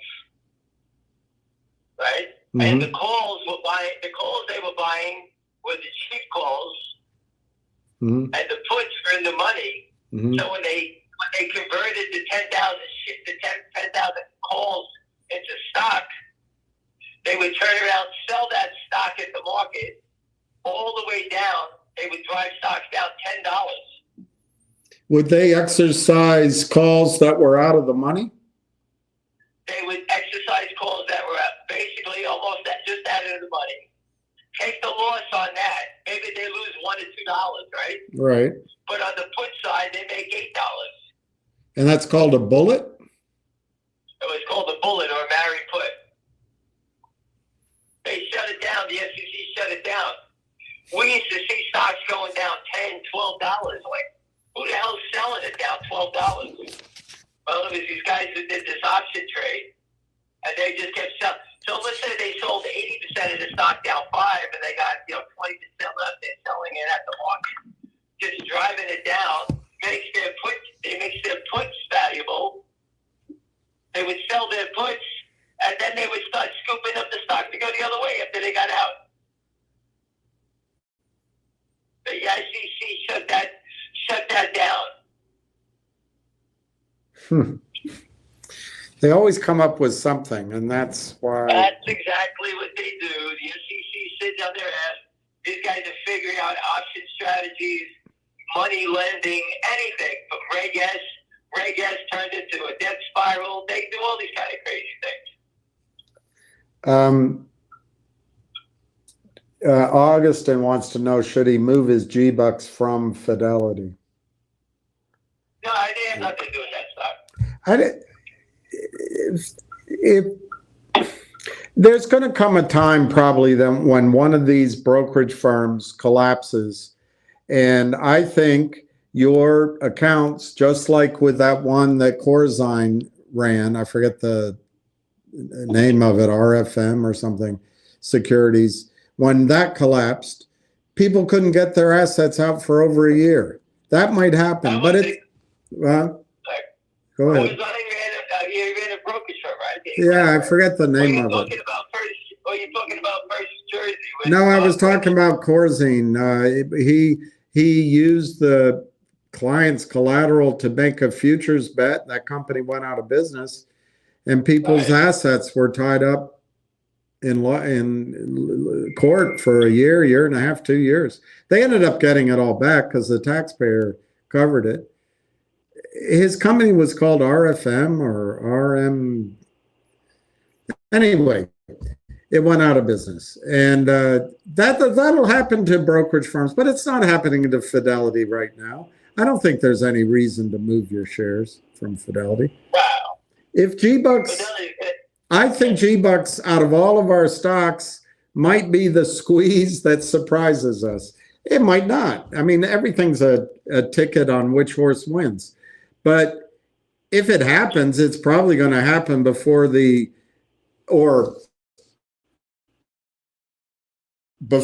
or just after the X date on their dividend. I don't think you have to wait more than 2 or 3 or 4 weeks. Yeah, it's coming in May 15th. What's today, the 2nd? Yeah, so if it happens. Days do we have?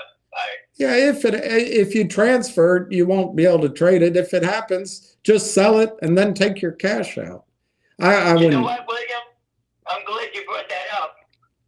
Now this explains the attacks. These guys need people to come out of the stock before that dividend comes because they're going to be short more. Oh, that's a good point. All right, that to me, that makes sense. You just brought it to my attention. Well, I also think they have to finally close the deal. They have to shit or get off the pot on their deal because that investor is buying 30% of the company. He's going to want that finalized before the distribution of the 10%. So I don't think you should move it. I don't think you should move it.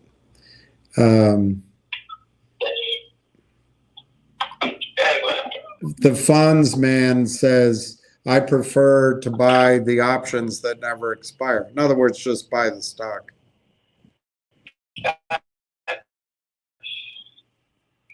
But the gentleman who just spoke,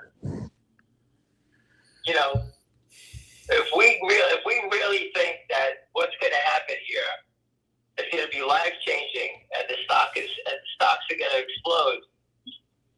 So, wouldn't you want to be in on a cheaper idea to get long more?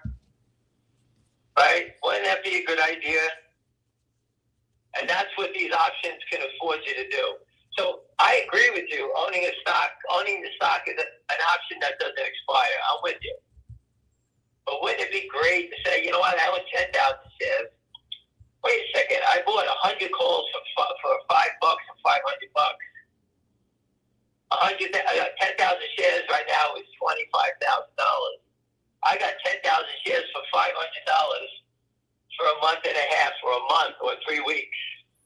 If it ever goes, I own 20 plus 10, I own 30,000 shares. You want to try to get the most out of your bang of your buck. If you knew Goldman Sachs was going to take over Jeffries tomorrow at $100, you would be buying options. That's what you do to make the most of the money. And people, everyone who gets busted for insider trading, guess what they were buying? Options. Options. Why do people get busted when they buy options? Because everyone knows more leverage, bigger returns when you buy options. You put up pennies and you make a lot more.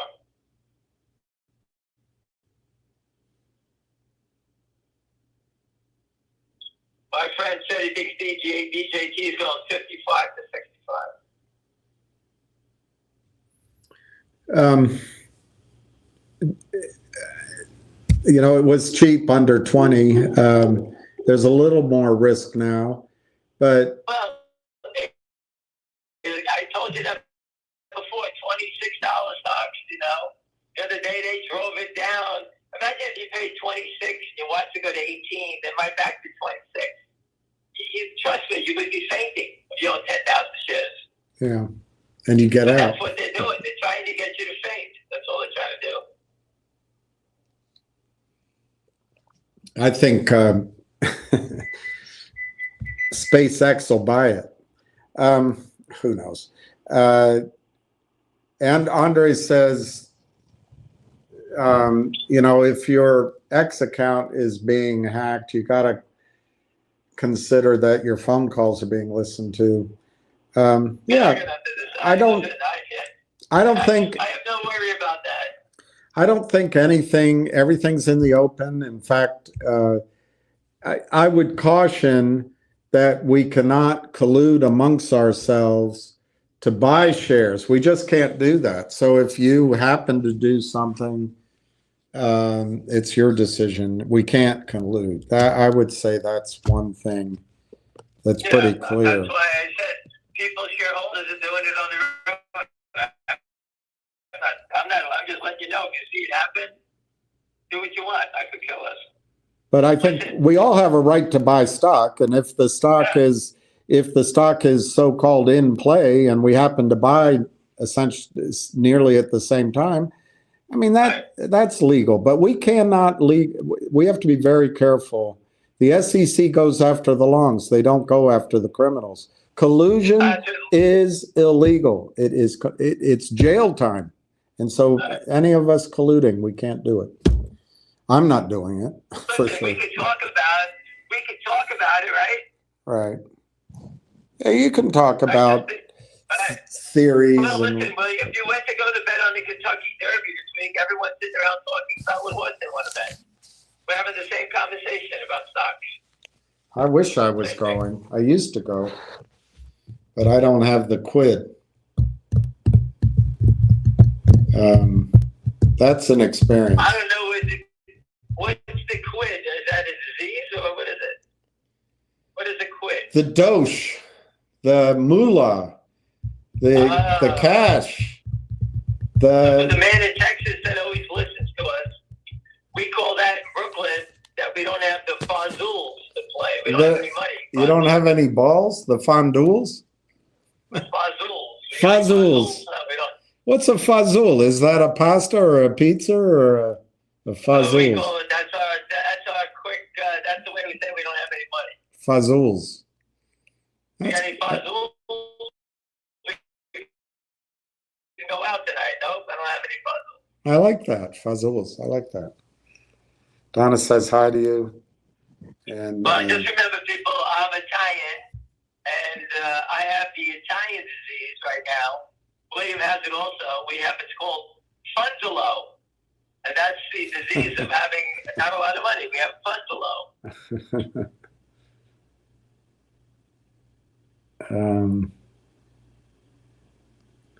Does Ham think there's a decent chance? I can't read the rest of that. I have to put it up.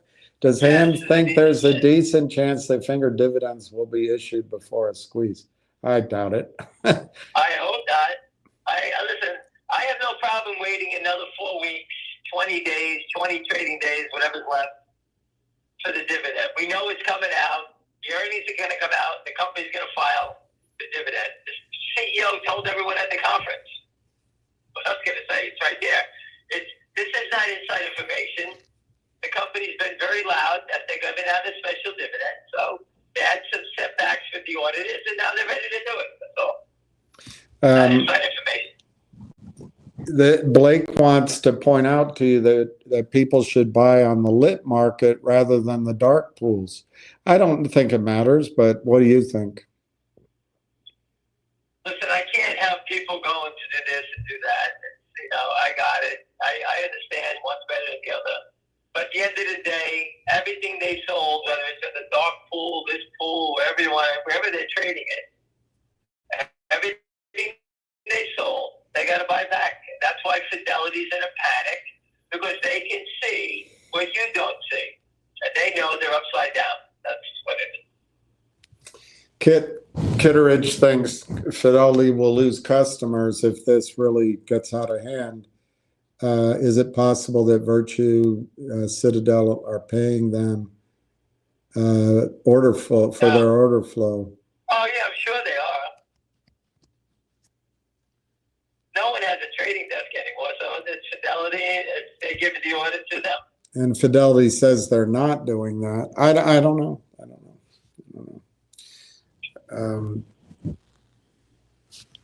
They will cheat. Oh, you could get a VPN. Yeah, I know. Everybody says VPN. I've never gotten one, but maybe I should. I went a long time ago. I could watch Novak Djokovic for free. I had it like 4 years ago, a VPN, 5 years ago. Schwab. But I'm not hiding anything. I tell you everything I'm doing. I'll do that. I don't care. Schwab won't let your GTCs over 100. Well, you can always change it up. Listen, when your stock moves up, you can raise your GTC. Put it out there at 100. Don't worry about it. You can always move it. You move it back. You should all have them out there, though, because if your stock is for sale, they can't lend it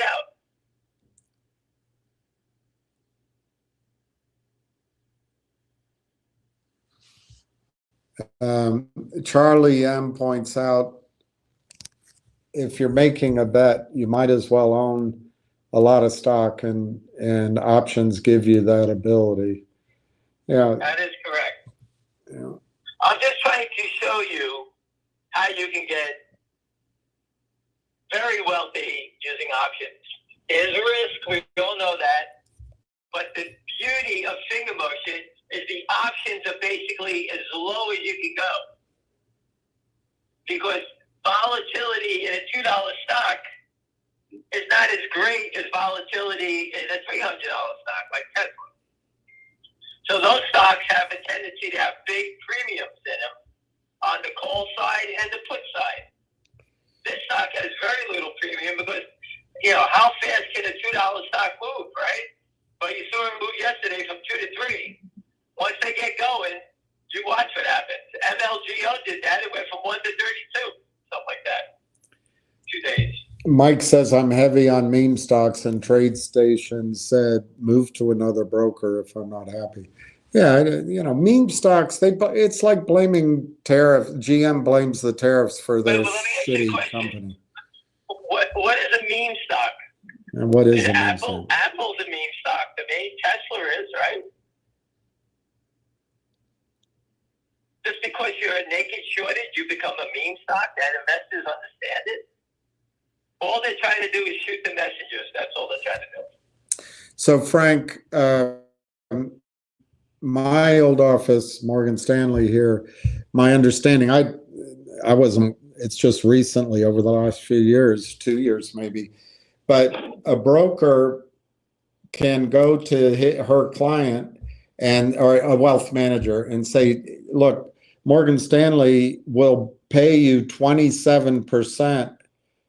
Well, sorry, they won't go this far. They'll just say, we'll pay you 23% if you want to lend your shares. And then the borrow rate that whoever's borrowing the shares in your example, they're paying 27%. The rebate, I believe, reading your question, goes to the client's account, 23%. So that's what I think that means. The borrow rate is 27%, rebate is 23%. What does that mean? I think they'll give you. I think they'll give you at a 27%. You said. Yeah. Yeah. You may be lucky if you got 5% of that. Well, that's true. The rebate may have layers of payout. It may go to the regional manager, the broker, the manager. You know, there might be the firm might take big parts of that back too. So. When the time it gets to you, you're going to get a crumb.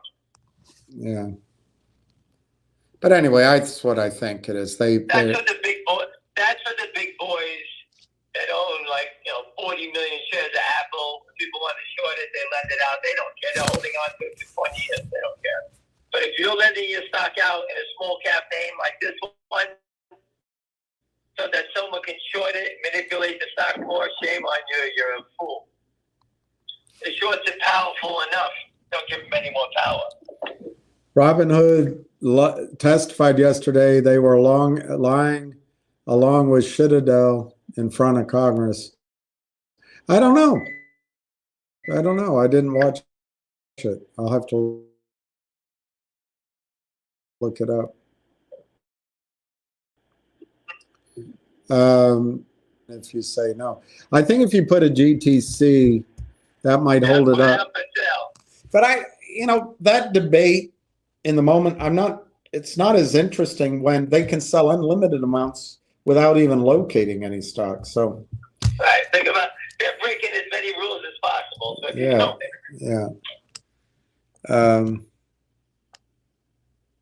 option 678 strike price will be here Tuesday. What is it? June what? 7, the 8th? 7, 8, 6, 7s, and 8s. He thinks will come out Tuesday. I don't know. Yeah.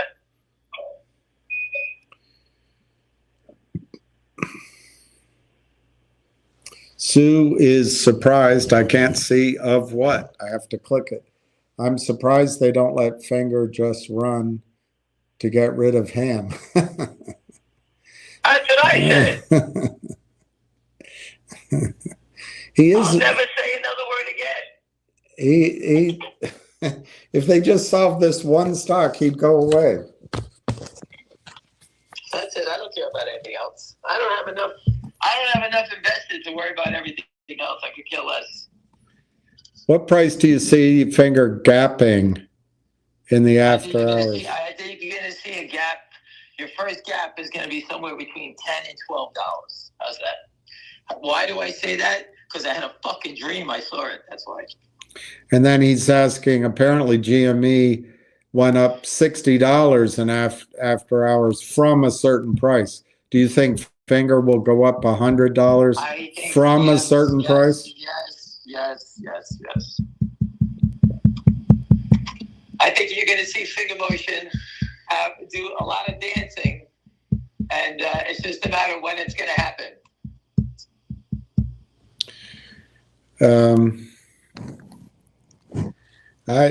You know more about this. GME, they removed the buy button according to Kit, and Citadel was the payment for order flow. So maybe Citadel didn't want to pay for any more orders. I don't know. I don't know. I don't understand payment for Listen, all order I know flow. is that I was reporting on GameStop when it was $3.75. I pitched everybody. People didn't want to buy it. Out of 100 people, I told you, what was it, 10% bought it? Everyone thought it was a piece of shit going out of business. Believe me, I tried. And when it went, everyone said to me, when did you tell me to buy it? I said, I told you to buy it. I called you up. But people always have a tendency to do it and complain once it goes, right? I'm trying to tell you is that before it goes, wake your ass up. This isn't GameStop. The government didn't tell you it was going to go. GameStop there was never any heads up. You're getting a heads up from the government, the President of the United States. Okay? You're getting the heads up from him. You're getting the heads up from Devin Nunes. Okay? He's the president, the CEO of DJT. He's on the Intel committee. He's out there putting statements out there that are like cannonballs, he's telling you. He's telling you, hey, the stock is being manipulated. We need something done. I need an investigation. That's what Devin Nunes is saying, not me. So if you put it all together and say, okay, this idiot Ham and Williams figured out that these guys are short this stock illegally, this many shares, right? And now you got the president telling you, you got Fidelity telling you there's a big problem. I don't know what else has to happen for you to understand that, you should be quadrupling, triple down, and 5 times your position. And if you're nervous, when the stock goes, you sell it and you buy calls. Again, I don't care if it goes up or not. It doesn't make a difference to me. It's going to happen. I'm just trying to show you guys, everybody wants to know when's there going to be a short squeeze. They're screaming, telling you it's coming. They're telling you. This reminds me of the old days for anybody that's older. I used to cover Ivan Boesky. Ivan Boesky was a corporate raider. Okay? And these guys used to take over companies like, what was his name? This guy used to do Forster Wheeler. I forgot his name. The art guy. He was your client. Yeah, that guy. Asher Edelman, yeah. He was another corporate takeover. Yeah. And these guys used to make noise about them taking over his stock. we went into Asher Edelman's office in, I think it was Paris. It might have been Geneva. We went both places. And we'd been out, I think it was Paris. We'd been out drinking and at some place, and it stayed open till dawn. And there was some chick that I was talking to. So we didn't get any sleep. We were younger.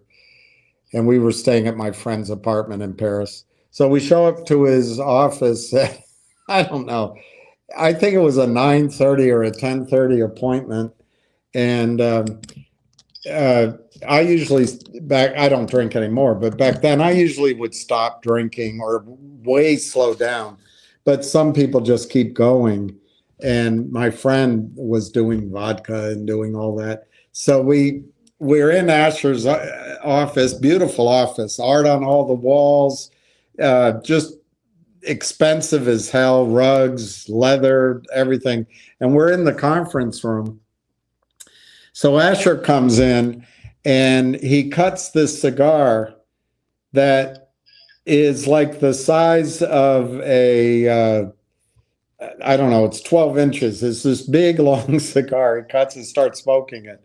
And my friend, Sarah, he wanted to vomit because he was so hungover. He gets up and opens windows in the conference room. My other friend, Becker, when Asher brings out this 12-inch cigar, Becker pulls into his pocket and pulls out a 20-inch cigar and opens it at 10 a.m. in the morning. It was that was just an experience for me, watching Macho versus Macho. I don't even remember. We were trying to buy, we were coordinating the sale of the Creon Hotel. That's what we were doing. Anyway, never got done. He was a corporate raider. There was a bunch of other names back in the day. And these guys were always, making stocks dance up, down, this way, that way. And you know what? We used to sort of get a feeling of which they were thinking. This feeling is better. You got the president, Devin Nunes, right? Yeah. The head of the FBI, Dan Bongino's, they're telling you it's coming. And now you got Fidelity telling you. I don't know what to say. If the stock was $25, I'd be nervous. The stock is $2.50. Not, you got to be. You have an opportunity of a lifetime to change your life right now. There's always risk. I'm not going to say there's not risk, but you can't play the stock market without money.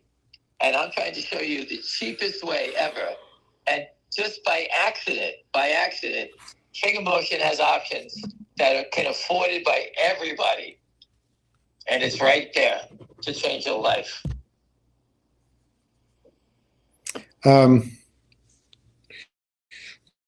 When will Jeffries buy in Finger or Lynn Partners? The minute they don't meet a margin call. or pressure from DC.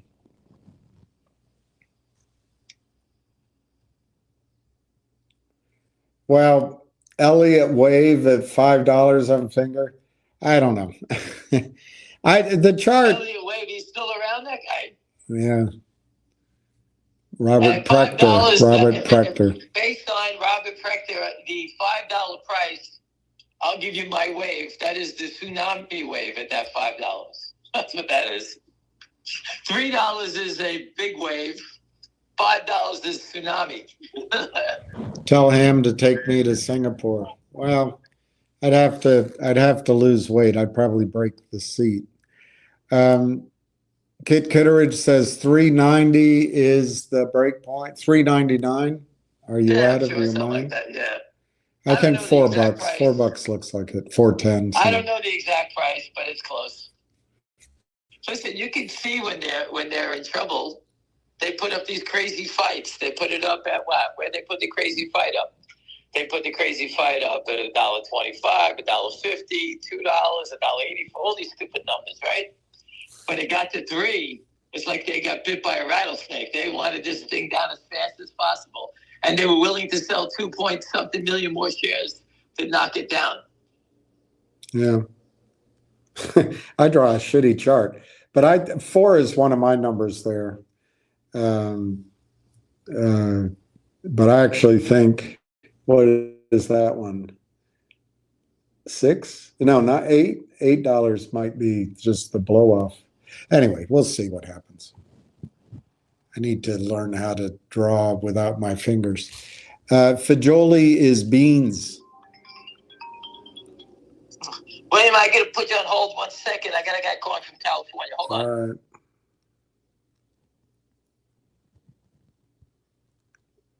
Fagioli is beans. Do you have any beans? Beans, the magical fruit. The more you eat, the more you toot. The more you toot, the better you feel. So eat your beans with every meal. Shit, I know him. We used to go down to his house and eat chicken. Shit, I know him. Those were 2 things my mother used to say. She would laugh and laugh and laugh.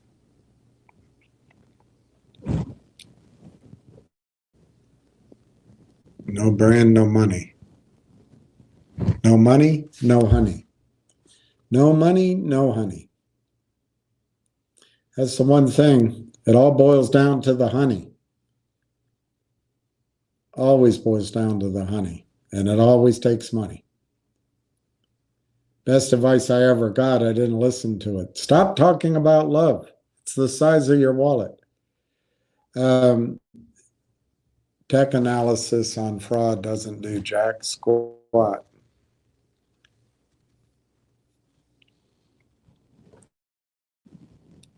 Grand Rising. Can you explain the short again with Lynn Partners? I'll have Ham do it. He can he can rewind to track number 8 and hit the play button and fill you in.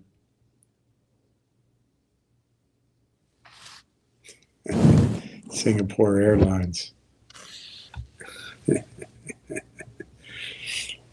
Oh, I'm not that much. I just got to start exercising. No, I think Cam's been invited there, and he doesn't need me there. Someday I'll go. I used to live in Kuala Lumpur when I was a kid, and I've been to Singapore. I'd love to go. I love to go back to Malaysia. I was there at a time where it had either recently or it was called Malay, and then they changed the name. I loved it. I loved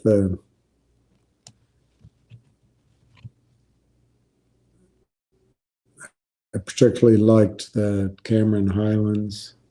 I liked the activity. I was a kid. Collateralized bribery, yeah. Have you ever seen the rain? Have you ever seen the rain? Yeah, I mean, I listened to him. I've seen him. I don't think he should wear a tie. But if he does, he does. I don't know what they do in Asia. I know in the Middle East, the cool guys don't wear ties. I used to always wear a tie. I was the American.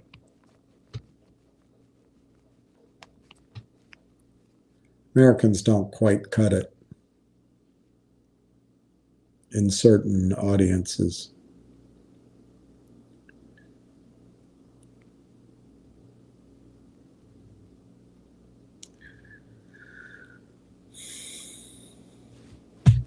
Well, we're on hold.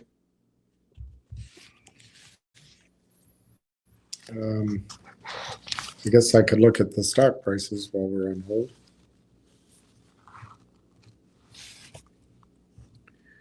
Finger motion is 252.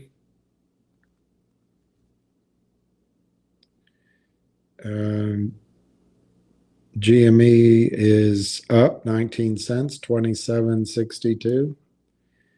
NIXX's up 10 cents, 181. Railtown is actually offered at 30 cents. So how long are you going to wait before you... Hey, all right, go ahead. I just spoke to a guy who is, a big broker at LA, and he wanted to buy some finger motion, and he asked about GVUX, so I just addressed that to him. So, I just did that. So this is how it works, people. You get the calls, and, the guy wants to buy 20, 30,000 shares. And I told him he didn't know finger motion had options. I just turned him on to that. So anyway, everything else all right? You okay? They're asking me if I ever seen you pitch a stock. I'm the best, 100%. You'll never leave the room until I get your money. That's how it goes. I told him I saw you pitch Woo. I was actually much better. I wasn't a retail broker, so that wasn't my thing. Go pitch hedge funds to buy stocks. Go into a room with guys that actually are smarter than you and get them to buy a stock. And I perfected the perfect buy. So if I got a call on something, I would look at it and say, okay, stock is $30. I want to get my hedge funds to buy it. I go in, I buy 500 of the 30 calls at $3. And I was on the phone with a guy that runs $1 billion, very active. I call him up and I say, I love this stock. It's $30. They go, buy me 100, 200,000 shares. I go, I can't take the order. I bought 500 calls. They go, which ones? I say the 30s. They didn't even trade yet. And he goes, I don't see anything trading. And they go, boom, 500 calls trade. I said, that's me. And I can't take your order because I bought options. So the guy that was going to buy 100 or 200,000 shares, now he buys 500,000 shares because he knows I put my money where my big mouth is. And then their stock would go crazy. And he called me back and he would give me a sell order on a different stock. So I made the commission anyway. I forfeited the first commission, which is 200,000 shares at 6 cents. That's $12,000. I gave that up. But I make 50,000 on my calls, and then they pay me on the commission on the way back out the other way. So you couldn't take his order because he bought options? Because I bought options. Oh, because you bought options. Yeah. I tell him, go do it away. I bought calls. I don't want to be accused of front running your order. Right. So I tell you, go buy it away from me. If you want to buy it, do it someplace else. And if it worked, okay, yeah, they would call me back and give me 500,000 or something else to sell. Yeah. And say, thank you. I made 200 grand on that play. Pay us 500,000 shares, take 6 cents, you made 30,000, and that was my commission for giving them a good call. Yeah. And meanwhile, my 500 calls I sold of $3, right? Whatever it was, yeah, you make the money on that way. Yeah. So I was killing them with him. Anyway, I have to go to the store and do something, pick up some medicine for my son. Everything is great. You know what the story is. See you Monday morning. If I have something to say over the weekend, I'll reach out to everybody over the weekend with William. Again, I can't say it any stronger than I've said it 1,000 times. It's showtime. You know what you can do. You know what whatever you want to do is showtime. That's it. No one's going to ring your doorbell and tell you. We're ringing your doorbell now and telling you. And it's coming from the president, Devin Nunes. All right, Devin Nunes, the president of Fidelity. They're all telling you. All right, it's not just me. All right, everyone, have a great weekend. I'm out of here. All right. Thank you. Bye.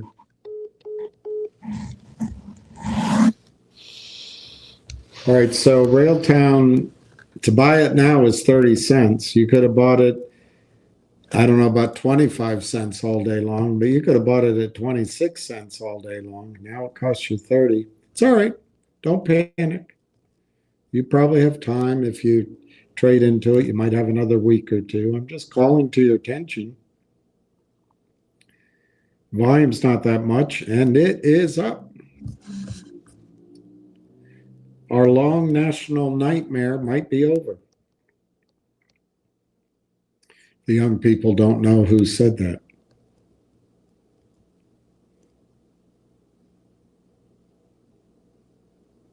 NIXX is 181 up 10 cents. GME is 27.70 up 27 cents. Finger is $2.52.5 up 14.5 cents. Railtown is 29 cents up a penny.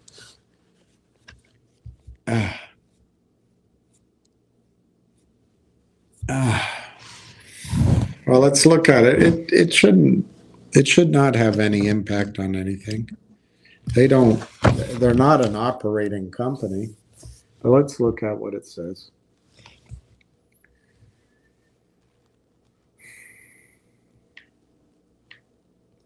Eric Sprott invested in a company I invested in, and he invested in another company as one of the foundational investors that I invested in. And he learned his lessons on naked short selling. So he is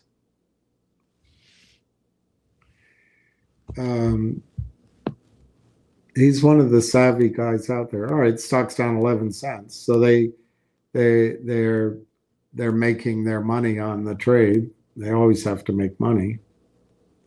Sprott updates its at the equity market program. Oh, this sounds like a dividend reinvestment. It's a closed-end mutual fund created to invest in. Okay. We already know that. It's got 1 billion units. Distributions under the at the money equity program.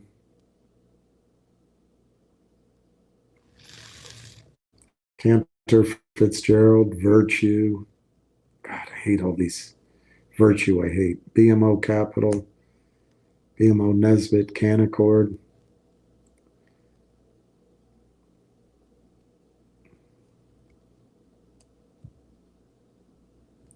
Sales of the units, they may vary.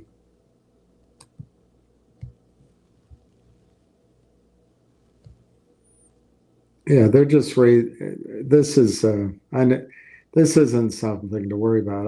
It's interesting you brought it to my attention, but this is a way they can raise money, possibly monthly. There's a lot of clauses in there. It looks like I'd have to study the document, but there's a lot of clauses in there which allow them to back out if there's any punishment to their shares. But don't worry about it on PSLV. This is a company that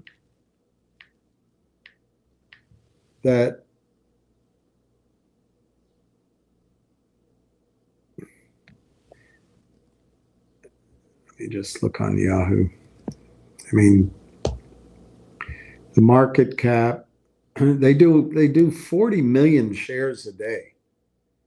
There's no threat from an ATM. There's no threat.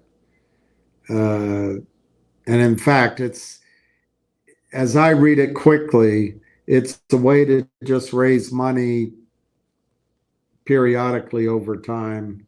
It's not a big deal. It's just a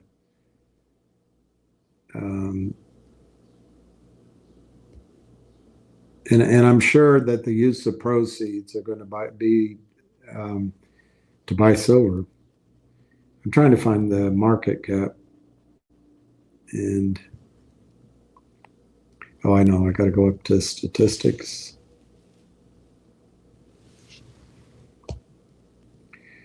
Market cap 5.64 billion. There's not a short. There's not an Eason, a Rosenberg, not Rosenberg, Ari Rosenstein. There's not a Kramer that can do anything to hurt this stock. Nothing.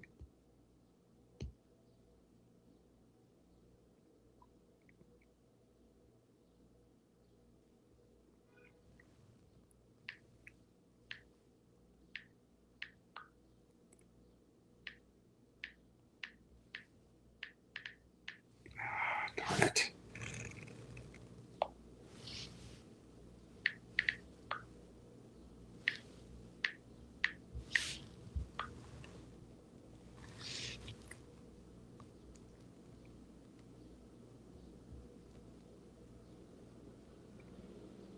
I always forget, Babcock, that everybody here in this space hasn't been educated. I get impatient sometimes, but and my phone is just so slow.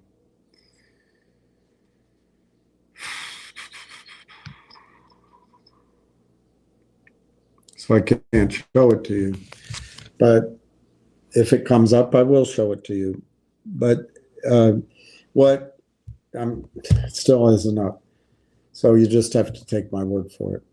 The Sprott Physical Silver Trust uses the money that it raises to buy silver. And that comes from you when you buy the stock. I assume when they raise money, they're buying silver for their own account. There are fees. They're not out of this world. They have to pay for storage. They have to pay for filings. They have to pay for whatever the staff and marketing is, and they have to make a profit. So there are fees. But they purchase physical silver bars, physical silver. They don't buy paper. They don't buy a derivative. They don't buy a promise. They buy the physical silver. They store it in segregated accounts, mostly in Canada. Is that a good place to be? I don't know. You got to there's no perfect risk-free place.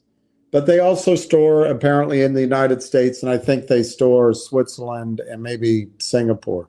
But mostly they store here in North America.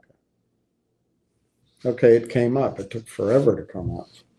Let me see. I'm going to save this to books so I don't have to go through that again.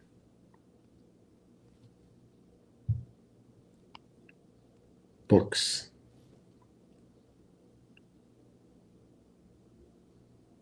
Okay. Is it downloading? Yeah, it's downloading. Okay. So you get all nervous because you think PSLV is in the same category. You've never heard of PSLV. It has 4 letters. So does fingers. So does COSM. You have no idea. And that's what these criminals prey on. But this is on the website, Sprott Physical Silver Trust. Serial number. Let me do it sideways.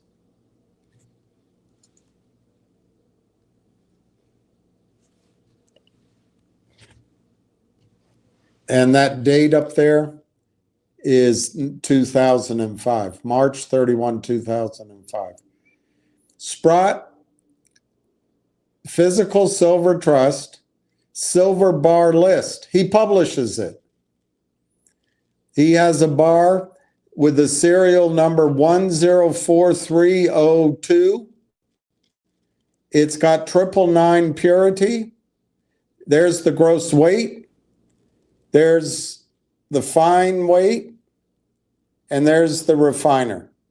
And then he goes down. I'll show you the date so you can believe me. He goes down. That's page 1, page 2, page 3, page 4, page 5, page 6, page 7, page 8, page 9, page 10, page 11, page 12, page 13, page 14, page 15, page 16, page 17, page 18, page 19, page 20, page 21, page 22, page 23, page 24, page 25, page 26, page 27, page 28, page 29, page 30. I don't know how. Do you get the point? He lists every single bar of silver that they own in the trust. And you're nervous that an ATM is going to fuck up the investment?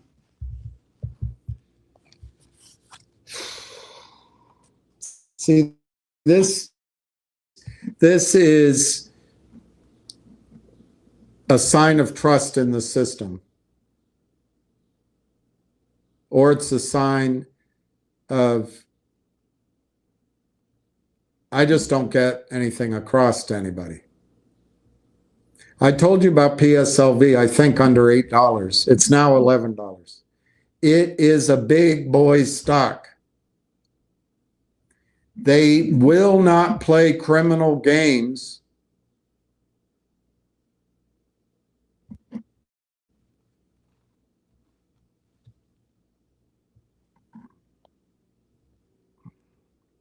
Let me see if I can get that market cap again. With a $6 billion stock. If they do, there's buyers on the other side. But you don't understand that, and I got to remember that. The problem in the U.S. markets is these security systems that they snowball Bill Clinton with and Ann Wagner with, they probably work fine in the big stocks. Why? Why? The big stock, God, there is no stock market anymore. If you go down to the trading floor of most exchanges, they're empty. There are no market makers anymore. There are no trading desks anymore that service you. Everything's by computer. They run all through Kenny the Greedy Griffin. Computers, high speed. Get 0.00001 ahead of my competition. Cheat. Front run. It's all computers. The rest is just confusing you with the way it used to be. I'm sure there's high frequency trading potentially in PSLV. There's high frequency trading everywhere, but it's not going to destroy PSLV.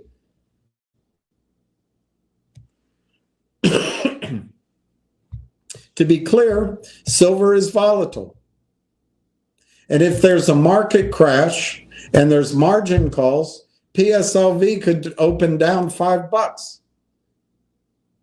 And of course, you being a novice, you'll get scared. Oh, it's the ATM, it's this. That's what the shorts want.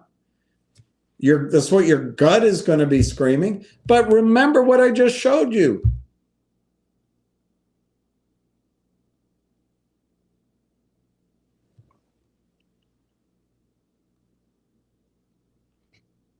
The market cap is $6 billion.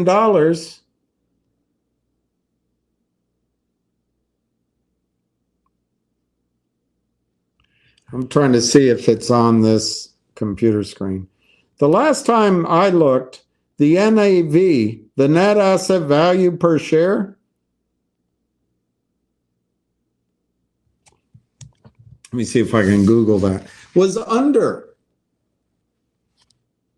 The stock price was under the NAV.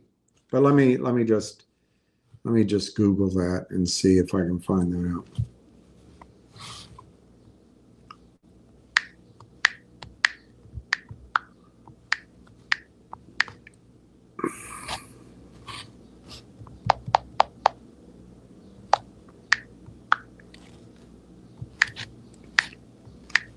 They just slaughter you. You guys are all sheep. They just slaughter you. It's disgusting.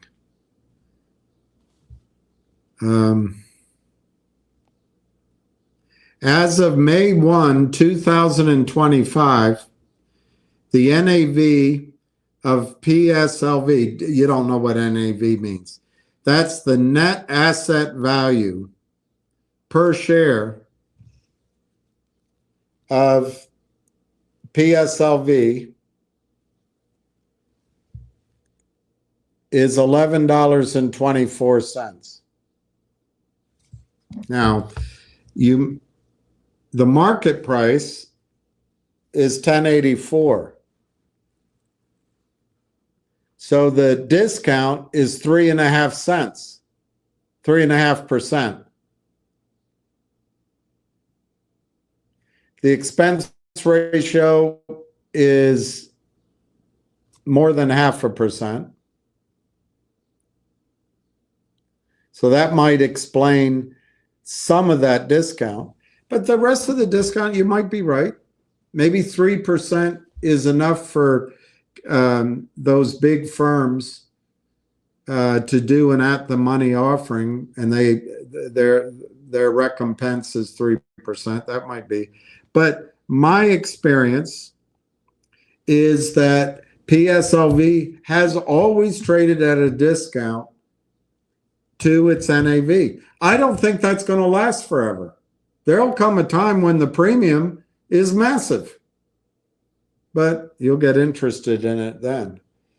Total ounces of silver held,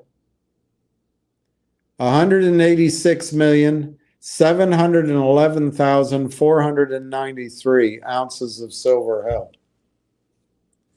Held in segregated accounts with bars that have serial numbers on it, and they publish it. Do you really think that a financing done by the criminals on Wall Street is going to destroy that stock?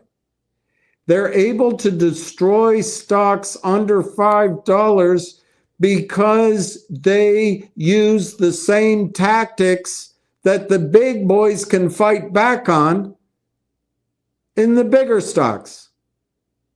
If somebody came in and sold non-existent shares to hundreds of millions of shares in PSLV, they'd be fighting all the buyers from the teachers' pension fund, from you, from from offshore that are buying, institutions that are buying. They can't do it. But they can do using high frequency trading, using market maker exemption, using the fact that in $5 stocks and below, there's no research. There's not even a website like this usually. There's no money. There's no analyst. There's no trading desk. There's no recommendation from 100,000 wealth advisors telling their clients to buy. They can't buy. Go to Fidelity. You got to go in person because you got to make sure it's marked unsolicited so the lawyers don't sue Fidelity. Using the big boy tricks on stocks where there's no buying, they can get away with it. They can't get away from it when there's institutional buying.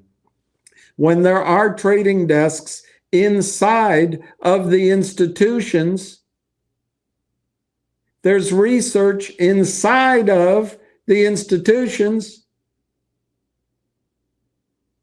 they're going to fight back. I don't know. I don't know if you think it through. I don't know. There's something I'm not getting across. There's just really something I'm not getting across. PSLV is as safe an investment as you can make. PSLV is in the category, to me, my opinion, of investment grade investment. What is your risk? The price of silver. Silver is volatile. I'm telling you, silver is a lot like Railtown. You're not going to be able to buy silver under $40, maybe Monday morning. I keep holding my breath because I'd like to buy some silver. The next move to silver, in my opinion, it goes to $120.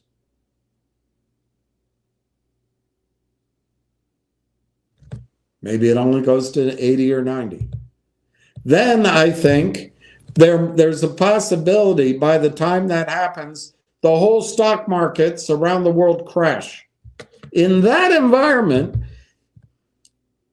the volatility of this investment will come in, and some people might call that speculative in nature. Certainly, wealth advisors and brokerage houses are going to call silver speculative. I don't.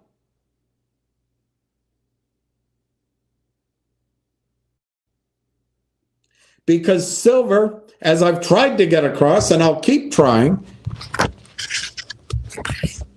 and gold, silver and gold are real money. The rest of it's a con job. But you can't, it's nearly impossible for you to get out of your head that in the future, at least for a period of time, I think it's going to be at least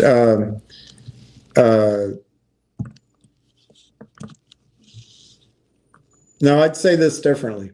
It's gonna last for as long as 7 years. But it could be because everything is sped up. This is something I've noticed after COVID. Every bloody thing in the world is sped up. I used to have this idea, and I'd go to, I'd get involved in local politics here in the Chocolate City. Enjoyed it. I'd talk to people. And there's this street up here. I won't bore you with it. I won't, I said, this is how you should do this and all this. But I said, you should have outdoor cafes. That'll bring business into DC. You know what COVID did? Overnight, every restaurant in DC has an outdoor cafe, and the lanes are changed, and the sidewalks are wider. It's like within 6 months, and now permanently, we're not as good as Europe or London, but everybody can eat al fresco. I mean, I thought that would take legislative action and it would take years. It just happened almost overnight. That's a bad example as relates to the financial markets. But ideas are going around in the financial market at light speed. They're already talking about Donald Trump repricing gold overnight. His entire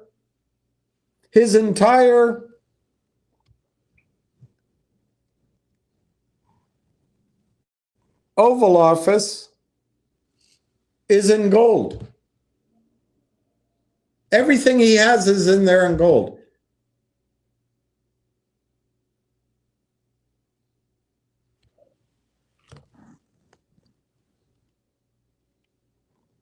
Your advisors are going to tell you silver is speculative. It's a small market. They can manipulate it. Well, they have manipulated it for a long time. And Eric Sprott, PSLV, has been one of the strongest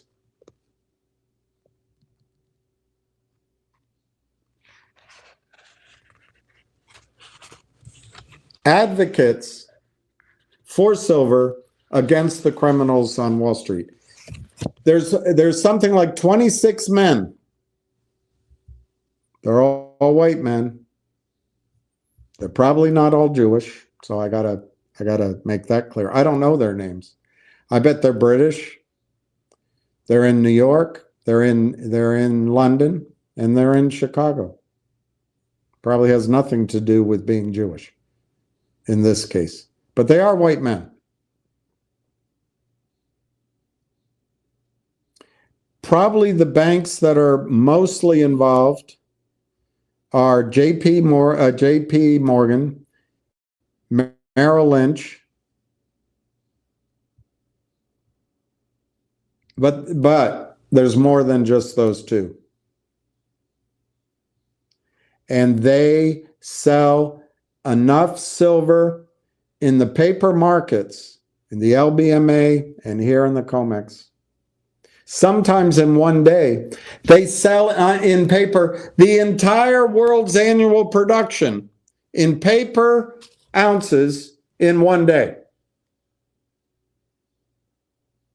Wall Street wants you to think silver is worthless. They want you to think silver is a speculation.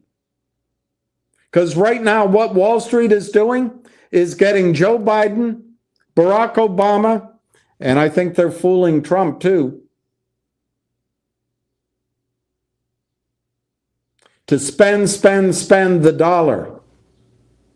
Trillions upon trillions of dollars. Spend it on anything. Run it through Morgan Stanley. Every time someone spends their welfare money, it's on a card from Morgan Stanley and others. Bond market, run those trades through the big brokerage houses that are allowed to trade treasuries. Bullion, do it through the bullion brokers. Fees. They all go to Jamie Dimon, Stevie Cohen, Blankenfeld, Black, Brown, Blue, Stone.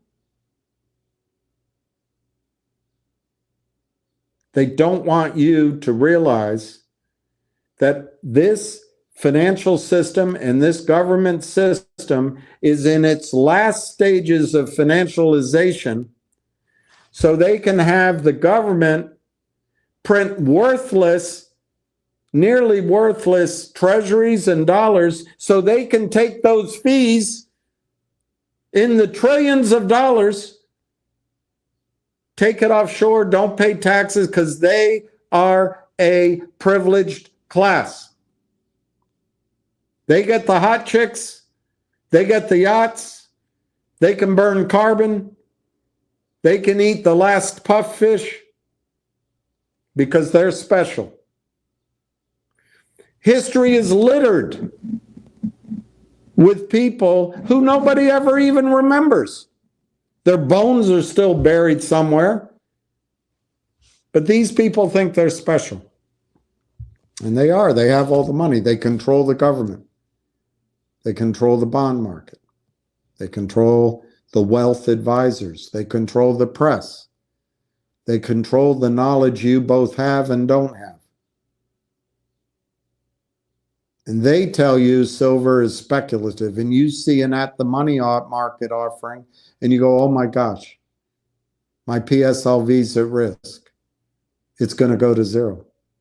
Now, the shit stocks that we've been buying, GTII, MMTLP, MMAT, MULN, Finger even, every stock under $5, or it might be $7 in some places. These are all in the slaughterhouse.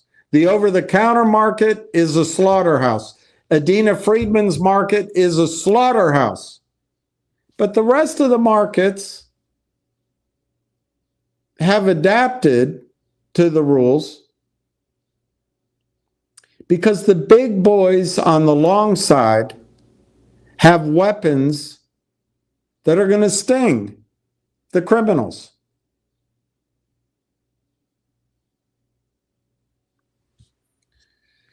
I'm going to switch out this microphone.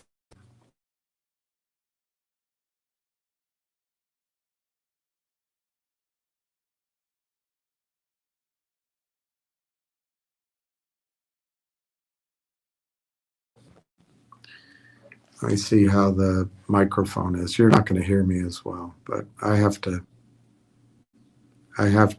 change it because I had to charge. Okay. We don't have him. So anyway, what I think is going to happen to silver, and you're worried right now, oh my gosh. I almost want to say don't buy it and just move on, but I don't want to say that. I don't want to say that. My goal for everyone here is to become independent and break away from the banksters. The government's not your friend. Your banks aren't your friend. And you have to start measuring your wealth basically in 3 or 4 things: your health, your friendships and family. I personally believe that I've been going through what I've been going through because I've been asked to learn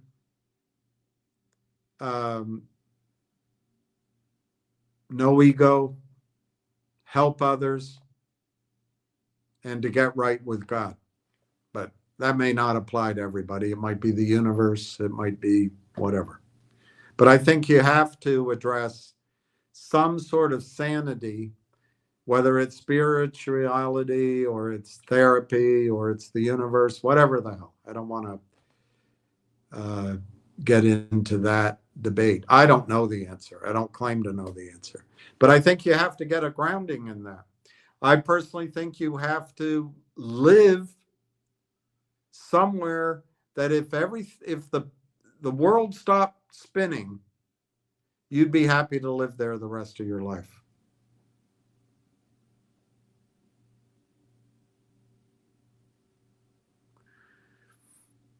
My opinion, you want to live somewhere either up high that has water, rivers, streams that are ahead of everyone else, so it's clean, maybe, and maybe you live in rural areas, so there's food. I don't know, but I also think there's a reason to live in cities.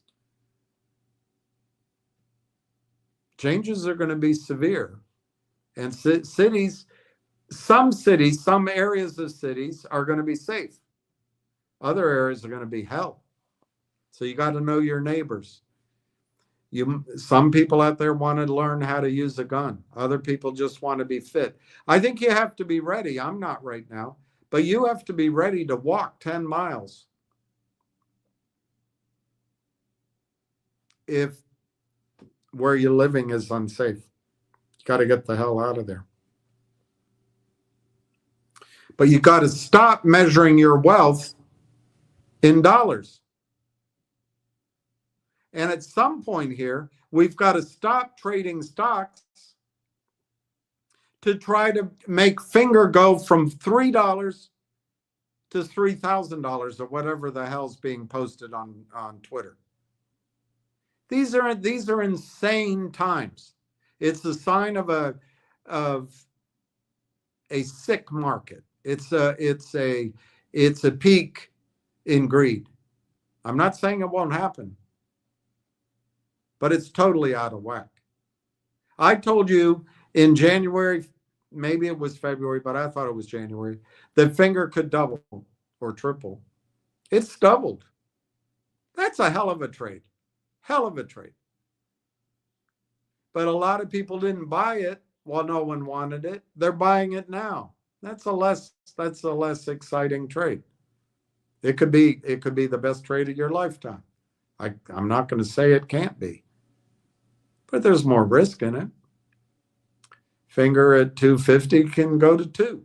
I don't think it's going to go below 2 in a spike, but it has all this upside. So you translate that risky, you translate that to PSLV. Let me tell you what silver's going to do for the Babcock family.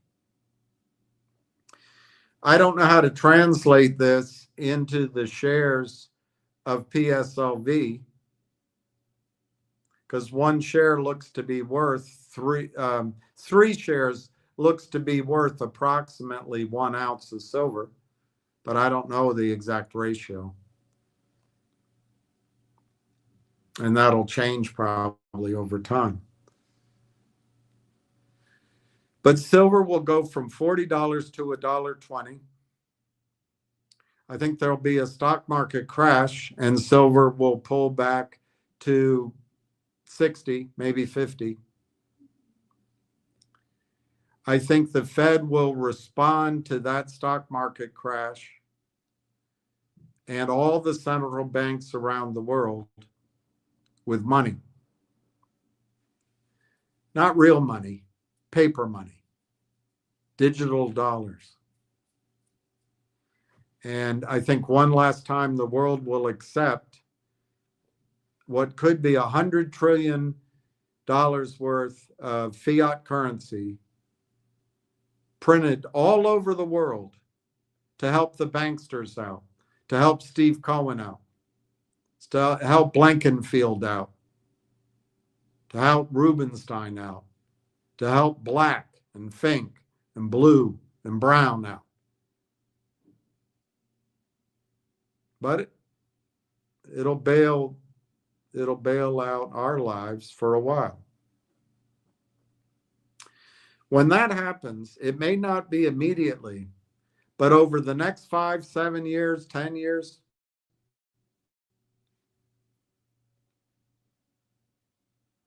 I think gold has a chance to go to $100,000 an ounce. But remember, a lot of that will be because the paper currency essentially becomes worthless. Now, we don't know, and I think Trump's trying to fight it and make sure we have a good seat at the table. We don't know what the new currency system is going to be.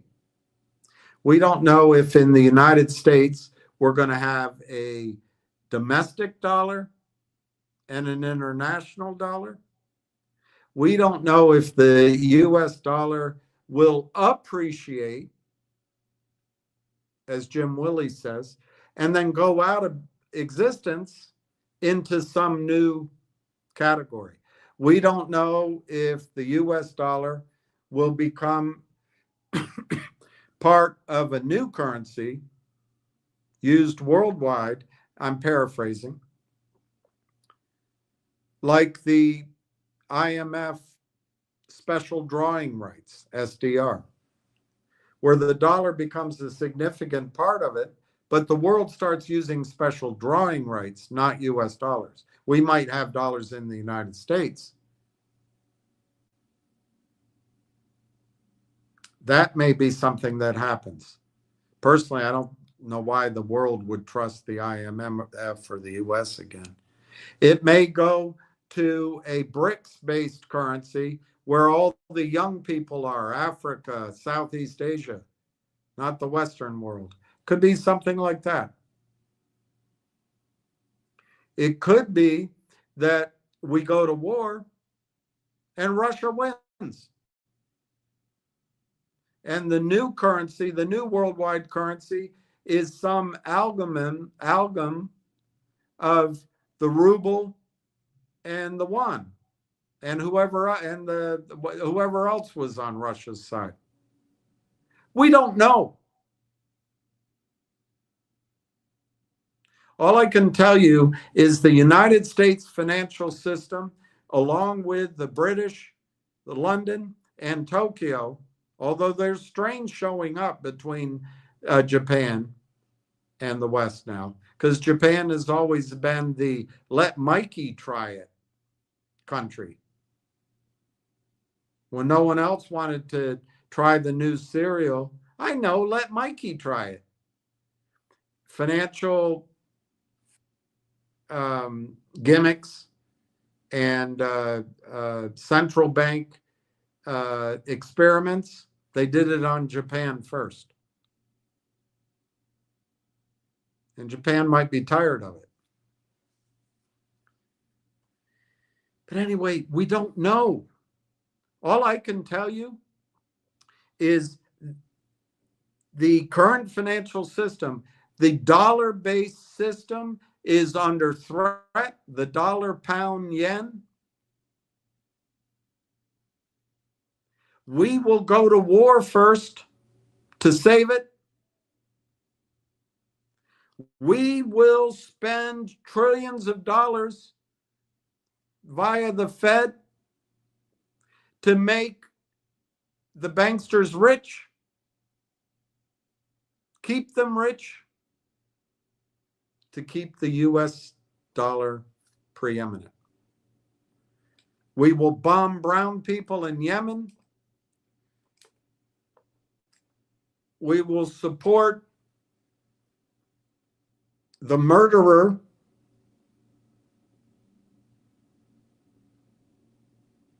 the fat F-U-C-K Netanyahu. We'll keep the Middle East ablaze so the dollar can be strong. But I leave it up to you. Is it going to work? I don't think it's going to work. I don't think it's going to work. We have a chance if Donald Trump can convince the world that the United States keeps its word. We're back to rule of law. We're back to free press. We're back to good educations. We're back to elections that happen in one day with paper and no cheating and citizenship. We're back to individual rights, freedom of speech, freedom of gathering, freedom of journalism, freedom of thought. And we're back to a good financial market. Maybe the United States can come out on the other side, maybe not dominant, but maybe one of two or three good places, good partners. But I'm telling you, for the Babcock family, if you're nervous about PSLV, you're still stuck in the trading of these shitty stocks, which you got to stop soon. You have to, if Finger gives you your payday, stop trading the rest of them. You can do it with a little bit of money, but stop with the rest. I am telling you that you, as the head of a family, have to shift your wealth. I've already given you the list of things that don't measure up. financially. You should train yourself. Train yourself how to drive a tractor, not how to be a gender studies PhD. Learn skills that are going to translate. But most of all, you've got to get your stupid money and your brain set out of the system. You've got to come out, as Alistair MacLeod calls it, get out of credit. Get out of credit. Bonds are credit. Stocks are credit. Your cash at your bank account is credit. Your house, pretty much the way they've structured it, is credit. Probably pay it off. There's a debate on what to do. Get out of the bloody other debt. Get out of credit. Go to the only thing that doesn't have counterparty risk. Go to the only thing that has, in the case of silver, eons, thousands of years history, 10,000 years history as money. Get the hell out of the system and stop thinking like a peon in the feudal system that the banks have set up.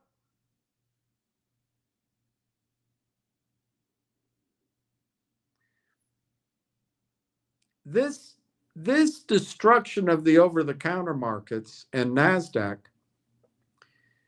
is a symptom of a terrible disease, but it's just a symptom. For 40 years, a certain cadre of men, there was one woman, Blythe Masters,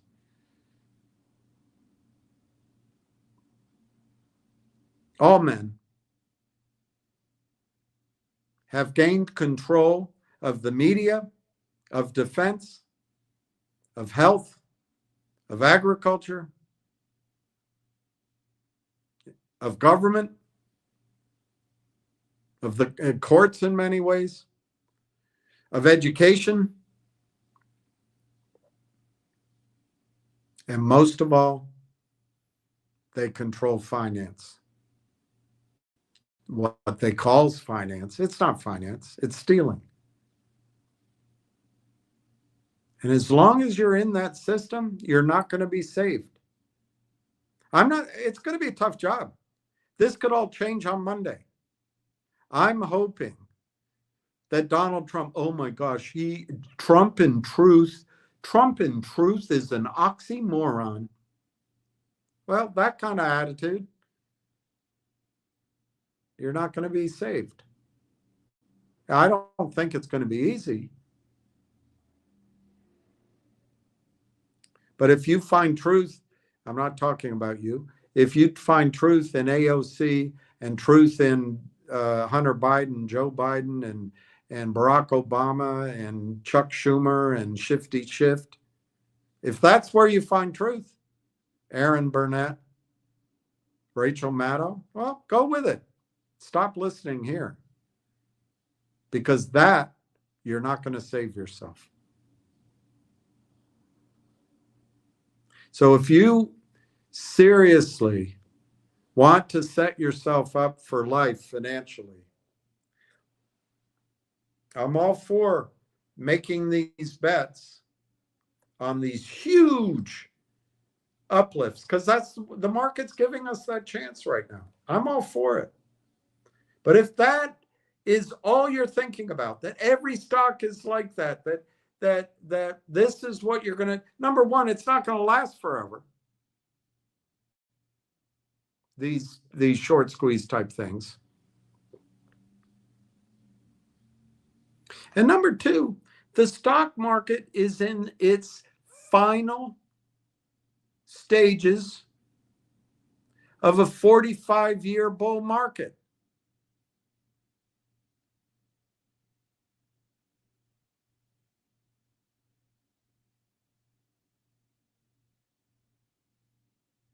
The bull market started essentially when John Lennon was killed, a little later. It's going to end before the next congressional election, probably. It's going to end in the next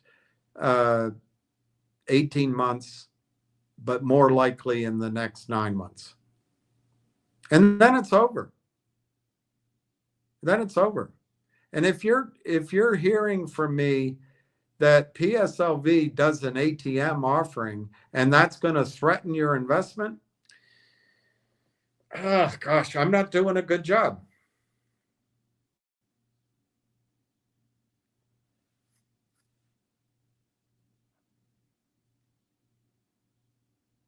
Now, let me tell you where silver is going to save you.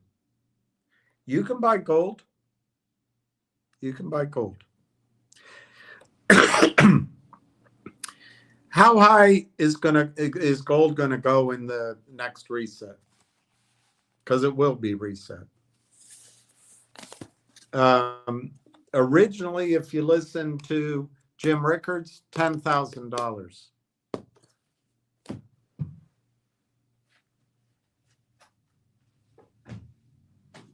If you listen to Dr. Stephen Lee, $20,000. If you listen to people now, it could go to $100,000 gold an ounce. Some of that is going to be wealth creation. Some of that's going to be paddling in place in the river while the flood is going on. And the rest of it is just going to keep you either, to use my analogy, either in the water or maybe on the bridge. It's going to allow you to go across the bridge. But it's not going to create wealth. It's just as the currency collapses, the price in that currency is going to skyrocket, but the purchasing power is really not going to be different. So what do I think your PSLV is going to do?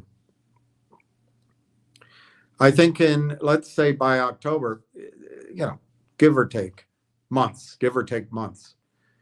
I think PSLV will triple, maybe more, but I think it'll triple. But they have an ATM offering. Screw all that. They have 200 million ounces of silver. Do you think Jeff Lind can F with that? So I think you'll triple your money, let's say by October. It could take longer. And it might be less than that. I don't know.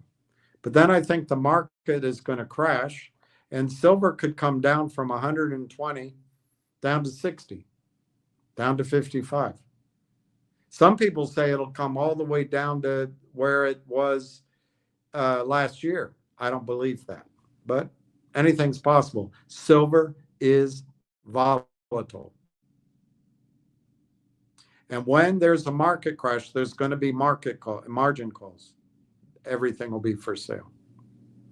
When the Fed starts printing and the rest of the central banks around the world start printing, and there is truly a discussion of a new Bretton Woods, which will probably be a Tashkent or a Sofia or a Kuala Lumpur, who knows?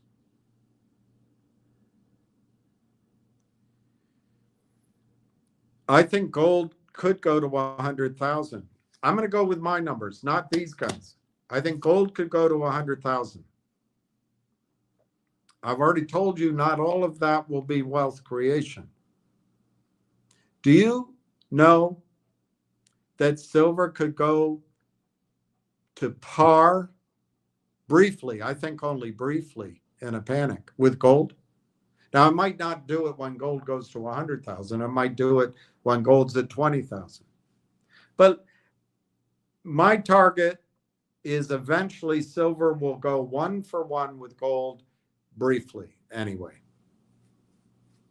But let's ignore all of those high numbers and let's just take Jim Rickards, I think he's revalued this. But here it says, from Jim Rickards, from 1815 to 1914, the Bank of England conducted a successful gold standard with about 20% gold backing for the money supply. From 1913 to 1965, the Federal Reserve was required to have at least 40% gold backing for the US money supply. Generally, the more confidence people have in a central bank, the lower amount required for gold backing needed to maintain a stable gold standard. So it is possible, and this book was written, let me see when it was published. This was published in 2016. So this is 8 years old. With these inputs, Jim Rickards says, it's possible to calculate the implied gold price for each of those assumptions. For example, if the United States, the Eurozone, and China were to agree on a gold standard using M1, that's a measurement of money supply. It's basically cash and checking.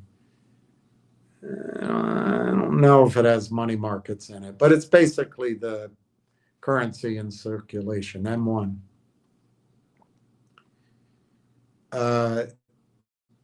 And you use a 40% gold backing, the implied price of gold would be about $10,000 an ounce. If the United States, the Eurozone, and China were to agree in 2016 on a gold standard using M1 as money supply and 40% gold backing, the implied price of gold in a reset would be about $10,000 an ounce. If the same entities used M2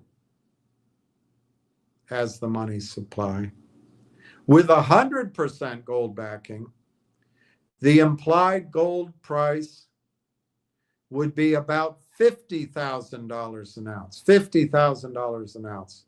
This is 8 years ago. Let me see if I can quickly find Stephen Leeds' calculation. I may not be able to.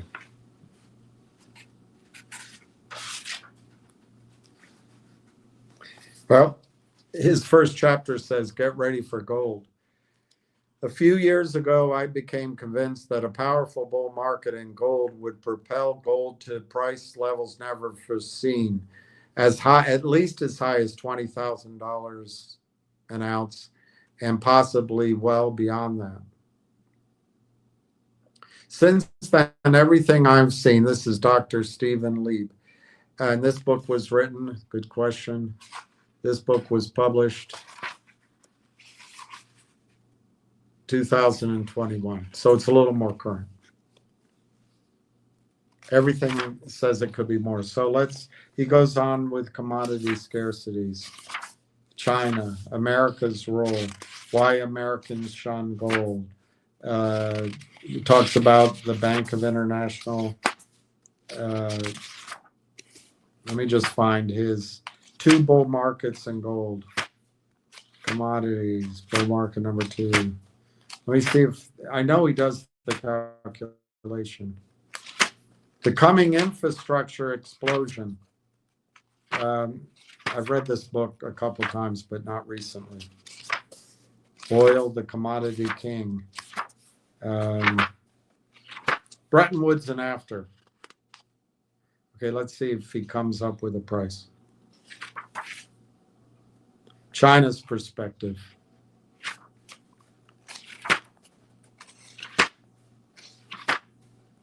Chinese dream.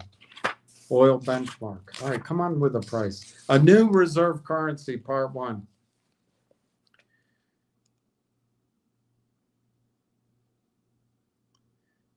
New reserve currency, part 1. Answer the questions: who, when, and where, what, and why. The who is China. The when is sometime in the not too distant future. The where is the East. The why is China's determination to get out from the shitty Western crap. And this leaves the what. If China were simply looking to replace the dollar with the yuan, we could describe it. Then he goes on to talk about SDRs. I didn't remember him doing that.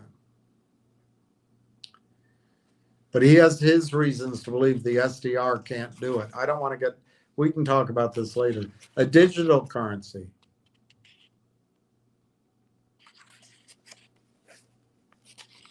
Getting here to there. Talks about the Kurds. I am a Kurd, and gosh darn it, people like me. Okay, new reserve currency, part 2. Gold will back a new reserve currency, pushing gold prices far higher. Of that much I am certain. But the precise form of the new system and the precise way gold will be included, that'll only clarify over time. I can speculate about it, so let's speculate it. Before diving in, Dr. Stephen Lieb says, I'll emphasize again that this will be nothing like your grandfather's gold standard, where gold was fixed in price relative to the paper currencies. In the old days, under the old gold standard, a fixed rate was feasible because the amount of gold mined each year was kept rough pace with economic growth. Today, we are near peak gold. Today, we are near peak gold. This was written in 2021. Although gold is still being mined, growth in production has begun to slow sharply, and the cost of production is increasing. For the foreseeable future, the amount of gold above ground will dwarf potential gold reserves underground. Under these circumstances, tethering a currency to gold at a fixed rate would be disastrously deflationary, potentially putting a stranglehold on global economic growth. The new gold standard will be a whole new animal, a gold-backed currency that lets gold prices rise to accommodate expanding economic activity, especially growing, not American, international trade. I have described in this book the many special qualities that have made gold prized over the centuries. I'll just note one here that's relevant to gold's role as a reserve currency.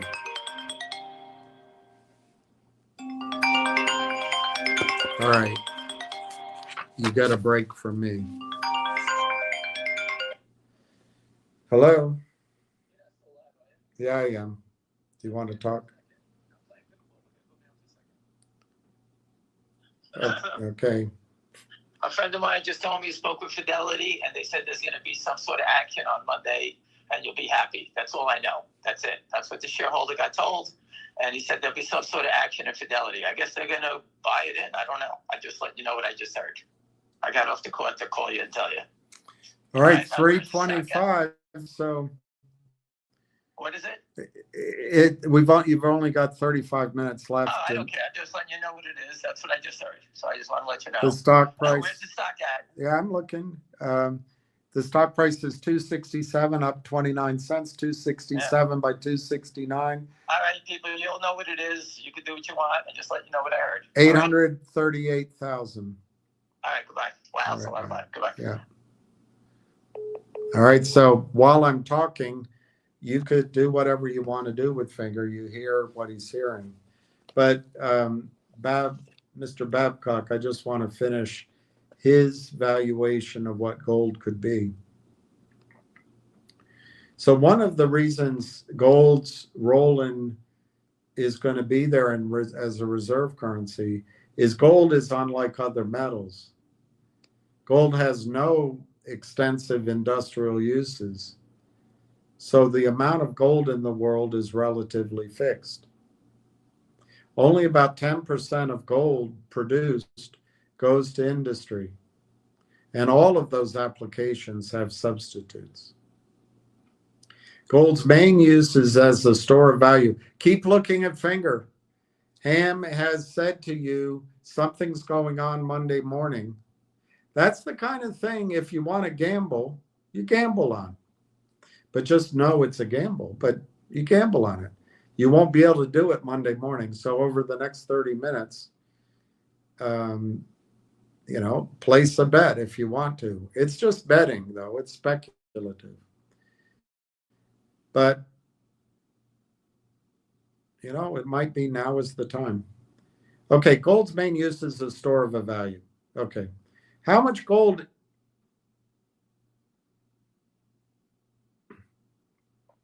The World Gold Council believes that virtually all the gold mined remains part of the world's inventory. How much is this? Estimates of above ground gold range from 170,000 tons to 195,000 metric tons.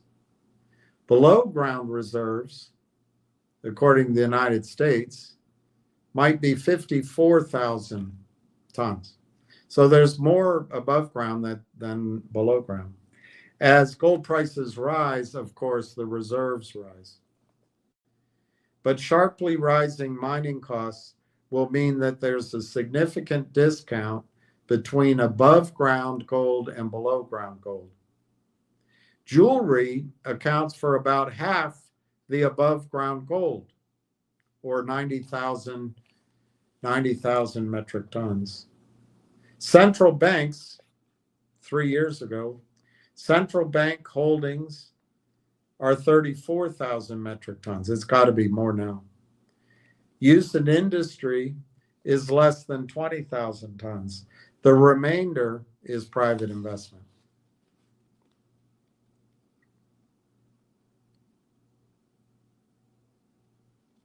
He talks about the Bank of International Settlements. I'm going to try to skip over that.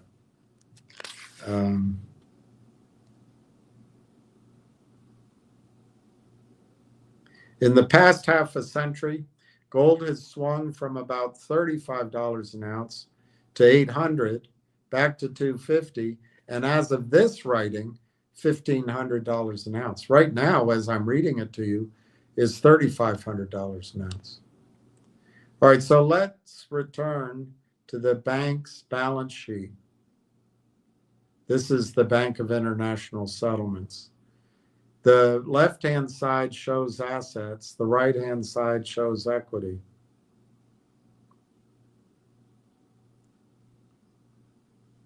The Bank of International Settlements refers to gold liabilities. Westerners don't know what it means, but Easterners get it. Gold liabilities are simply deposits denominated in gold. This gives Eastern banks that hold gold as an asset a buffer against the dip in gold's price. If gold's price goes down, the value of the gold that the banks hold as an asset will drop as well. But counteracting that, the bank's gold liabilities go down. Anyway, that's a concept we don't have to, let's not get lost in that. Okay, is there enough gold? Let's figure that the above ground gold supply in 2022 amounts to 190,000 metric tons, the midpoint. Gold's current price, when he wrote this, of $1,460 an ounce, that works out to about $51 per gram. That makes a metric ton of gold worth about 51.6 million.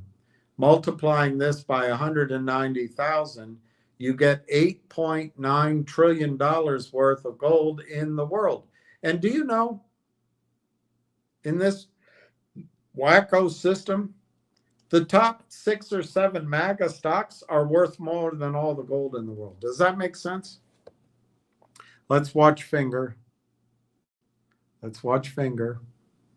267, 272, last trade 267, 852,000 shares.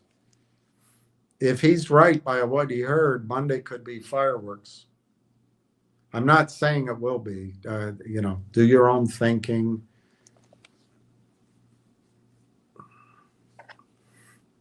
That's a big number. 8.9 trillion worth of gold in the world. And by the way, right now, that's doubled. It's doubled. For gold to take on its role, the price will need to rise significantly. Backing a new currency which can ensure stable global monetary system is one role. Gold will come into play in helping the world deal with the huge amount of debt globally. It will also play a role as the world is forced to spend huge sums of money chasing down dwindling resources like oil, resources that are an essential bridge to a world less dependent on those finite resources. That's one thing it's been a shame to me. It's amazing that the United States has produced so much gold over the last decade. It's just too bad we didn't use that oil, to build out a less oil dependent society, just to focus on one aspect. We chose to use our new oil bounty, bombing deserts and assaulting mountains. We should have been building, I think, transportation systems, living systems, farming systems, and etc. that would be much less consumptive of oil. The world doesn't have enough oil to continue living the way we do. As resource scarcities become more evident, gold will be seen as the asset best suited to mediate the value of those resources. This role is one of the most powerful arguments for a gold-backed monetary system. Any currency backed by paper would fail as a pricing mechanism for scarce assets as countries race to print more and more paper. China's continued accumulation of gold positions it to lead in crafting a new system which will address these challenges. How much gold does China have? One, it has a lot. And two, China has more gold than it's telling you. But the best guess is that China may have more gold than any other country in the world. I've seen a recent estimate that they have 30,000 metric tons. We have 8. China remains the largest miner of gold, mining around 400 tons a year. It also imports a lot of gold through Hong Kong and other places. China production plus imports from two places, Hong Kong and Switzerland, have averaged about 1,500 metric tons a year. On top of this gold imported by China's central bank, the People's Bank of China, that's the name of the central bank, this monetary gold occupies a special status and does not have to be reported, making it opaque. The PBOC figure for gold holdings is 2,000.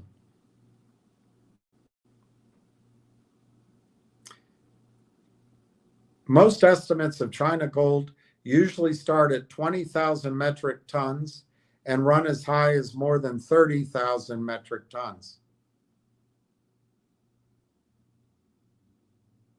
Based on my calculations, Dr. Stephen Lieb, a total of 25,000 metric tons, even 30,000 metric tons rings true.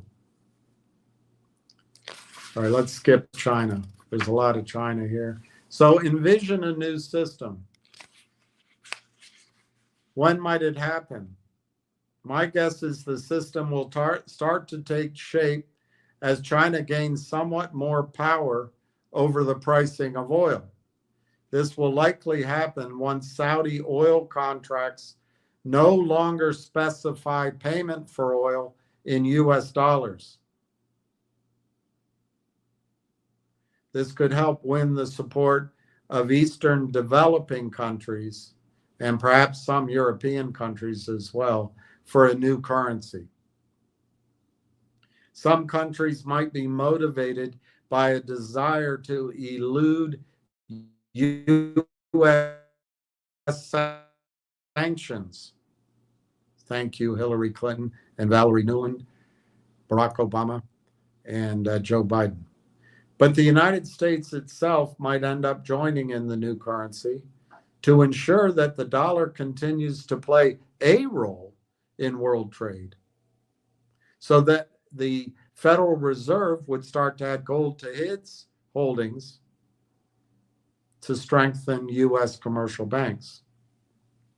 Currencies participating in a new SDR, special drawing rights, would be assigned a weighting in the unit based on maybe gross domestic product or a percentage of international trade.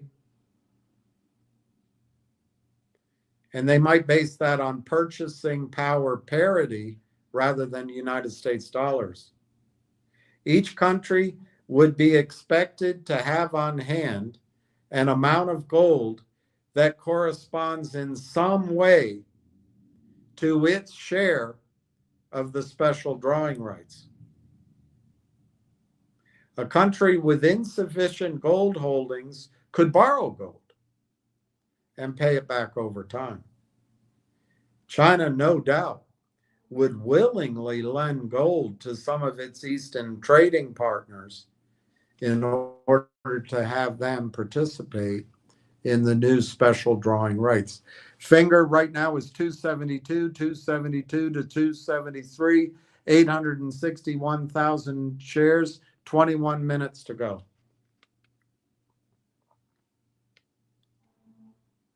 The new special drawing right would be administered and monitored by an independent consortium. It wouldn't be U.S. banks. Likely the IMF, the BIS, World Bank, and then individual countries. I don't buy that. I think it'll be somebody else. The new international body might operate as the Federal Reserve used to.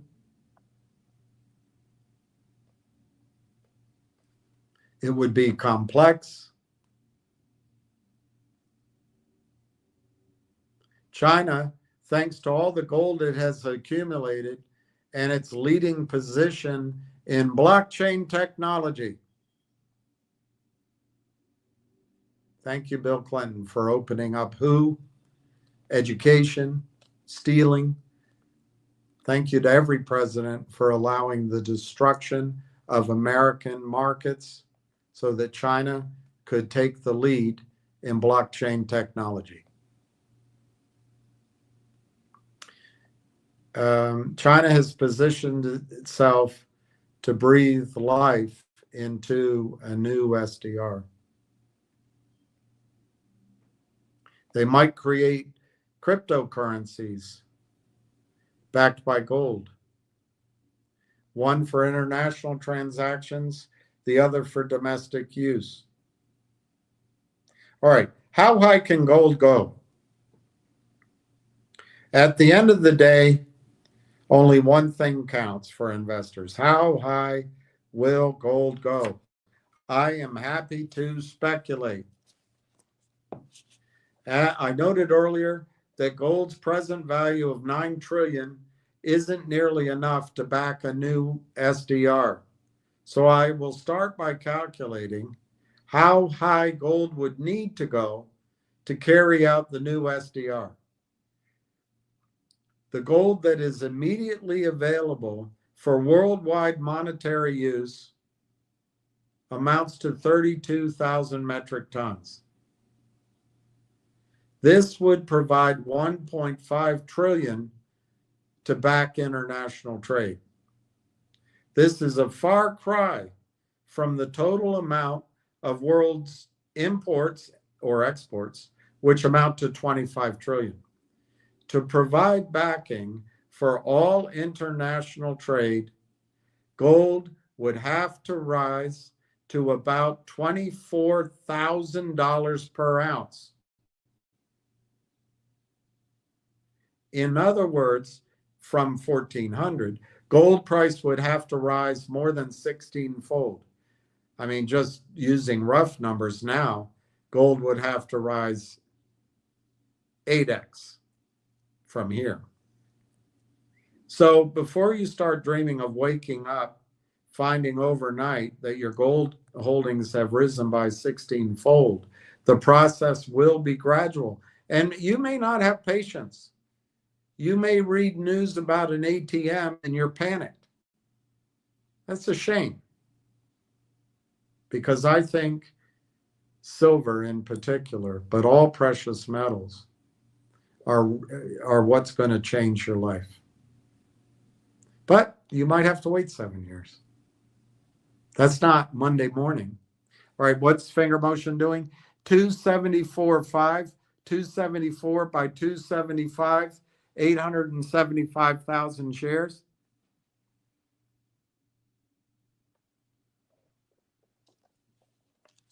Okay. Crypto blockchain SDR. So the bad news for gold investors is patience. The good news is that gold's ultimate stopping point will be far higher than $24,000 an ounce.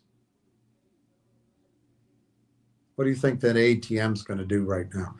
Gold's ultimate stopping point will likely be far higher than 24,000 an ounce.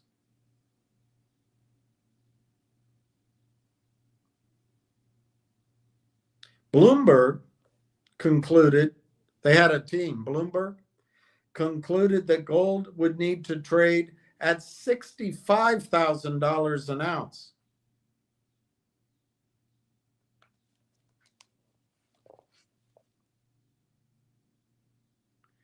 Then he goes on to calculate how would the numbers pan out if you didn't just use the one, but all the world's M2 backed by gold.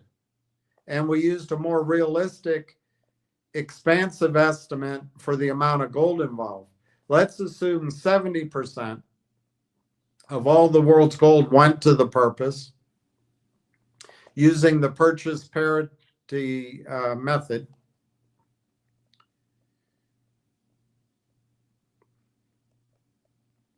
Under these assumptions, the relationship between M2 and GDP suggests that M2 would be around 150 trillion. 150 trillion. And 70% of the world's above ground gold would be about 130,000 metric tons. This price points to a price of gold rising to $35,000 an ounce to back all countries' domestic transactions, assuming that all countries participate. On the other hand, more gold will be mined. On the other hand, find me an economist with one arm. On the other hand, resource scarcities will likely drive M2 even higher. My guess is, Dr. Stephen Lieb, that the rise in M2 will be greater than the value of additional gold, meaning that 35,000 will not be the new price of gold stopping point. Finger motion is now $2.73.99, 270 by 274, 890,000 shares.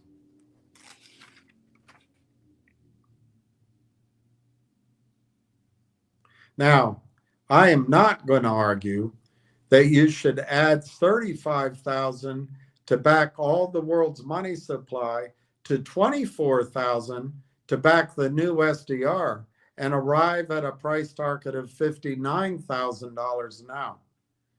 This would probably be overshooting the mark, but there will be a degree of overlap. But don't let this disappoint you. If I am at all correct in my assumptions and calculations, we are looking at what arguably will be the greatest bull market of all time. That's gold. With paper money likely to suffer in proportion to gold gains. That's what you're worried about. What's the ATM going to do to my paper money value? The consequences of missing out on this bull market won't just be a matter of letting an opportunity pass you by. The consequences to the Babcock family could be financial devastation. The consequences thinking the way you're doing and missing this gold market in precious metals could be financial devastation. The one thing that could derail it is China's debt problem. I'm going to skip that. I just want to move. The start of America's decline. I just want to see if he says anything about silver. And then I want to give you my opinion.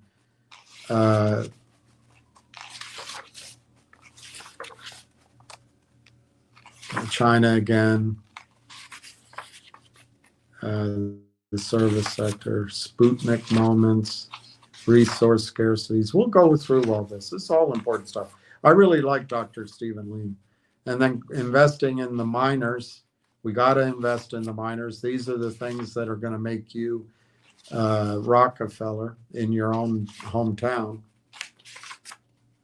Mining stocks are going to make you rich. Investing in gold funds and ETFs. He focuses much more on gold than anything. Okay, leave that. Now, let's just go quickly. Dr. Lieb came up with two calculations for the gold price, one at 25,000 and one at 35,000. He actually said there'd be overlap, and if you add them together, that's probably too high. Let's use 25,000. Why? Because that's very similar to what Jim Rickards picked. And 25,000 is lower than the projections I've seen elsewhere of 40,000, 50,000, 60,000, even 100. Let's just use 25,000. Let me go to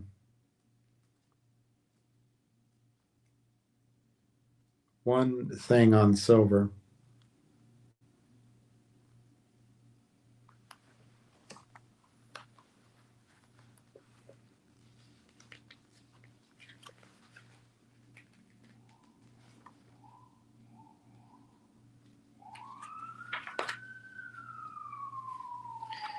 Yeah, this I just opened to, and this is more about gold than silver. 271 to 274, 894,000, 10 minutes to go. As the great gold and silver rush of the 21st century unfolds,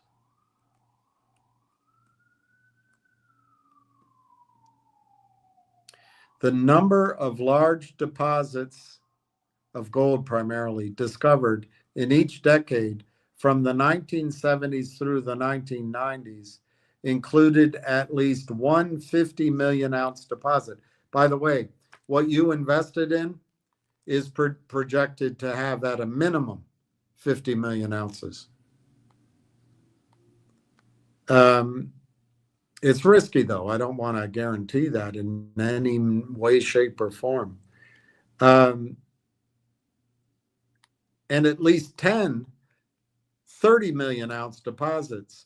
But since the year 2000, the industry has not found a single 50 million ounce deposit, not a 40 million, and no 30 million ounce deposits.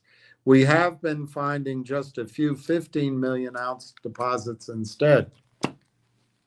It is becoming increasingly difficult to find a deposit of just 1 million ounces. What you invested in, Mr. Babcock, could have as high as 200, 300 million ounces.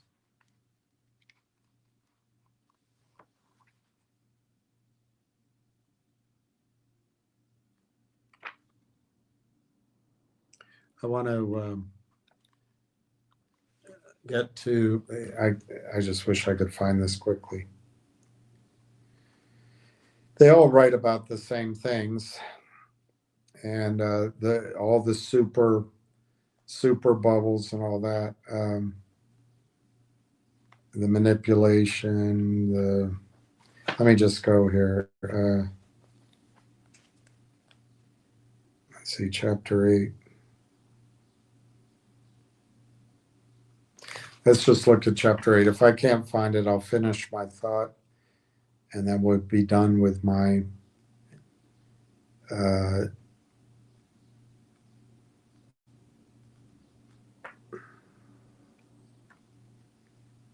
okay. All right, the silver lining. That's what PSLV is. Gold will get the most attention, but in percentage terms, silver should soar higher. Silver is the miracle metal. I'm not going to read through all that again. I've told you that before. The silver market is minuscule, barely 1/8 the size of gold's. In 2020, total global silver mine production was worth $16 billion. There are single companies who could buy all of the world's silver with their cash on hand.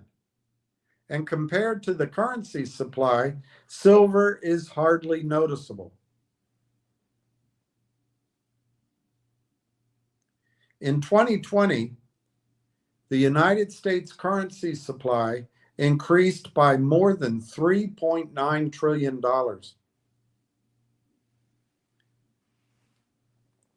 That increase is nearly 250 times more currency produced than silver produced in just 1 year. When the almost everything bubble pops, there will be a rush for shelter. By the way, the reason he says almost anything, silver has not achieved its nominal high from 1980. Its nominal high from 1980. It's the only asset that's not in a bubble. And what about the ATM? Is that going to hurt my investment?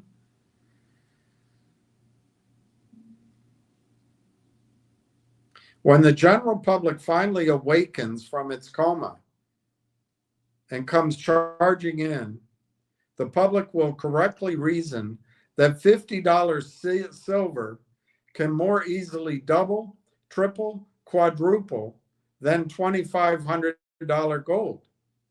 By the way, when he's writing this, gold's now 3,500 and silver's still under 50. Larger investors may gobble up all the available gold, but the masses, who are asses of smaller ones, will more than likely turn to silver for their piece de resistance. The desire for security will trickle down and then flood down the wealth scale. I expect that the middle class worldwide will crowd into silver.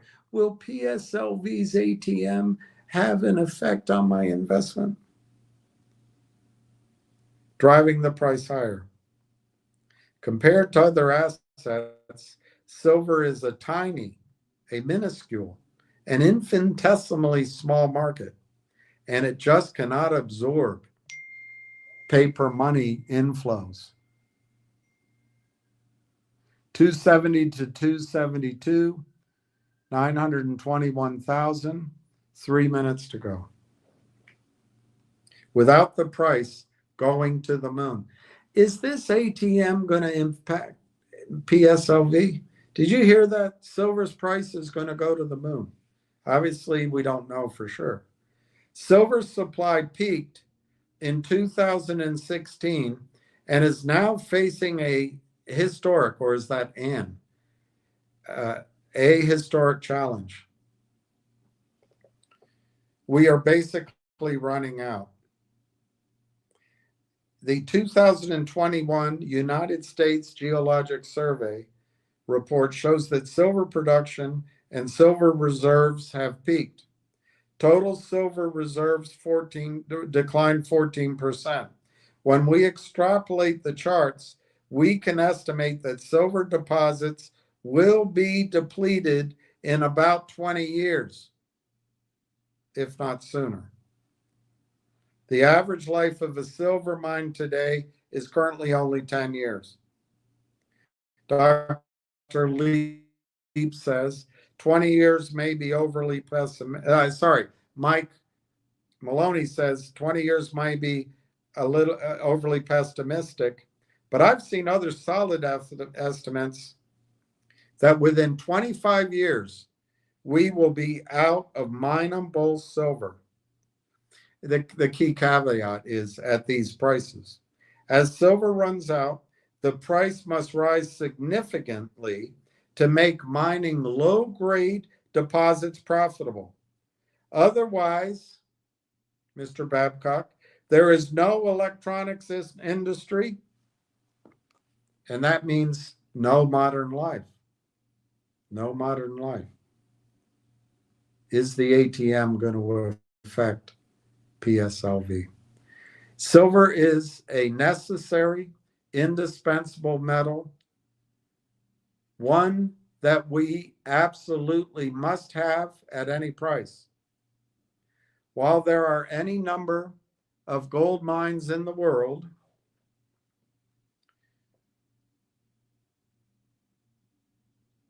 this is not the case for silver. Only 1/3 of the silver produced yearly comes from dedicated silver mines, 1/3. The vast majority of silver is produced as a byproduct.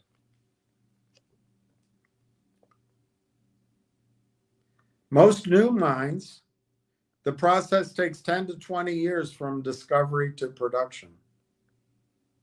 Will billionaires buy silver? Elon Musk could do it. Where might silver go? I told you all that. But by using the high of 1980 in all these other measures, he comes up with an average price target just based on what all the other assets have done as a result of money printing, average of 921. It's the perfect storm.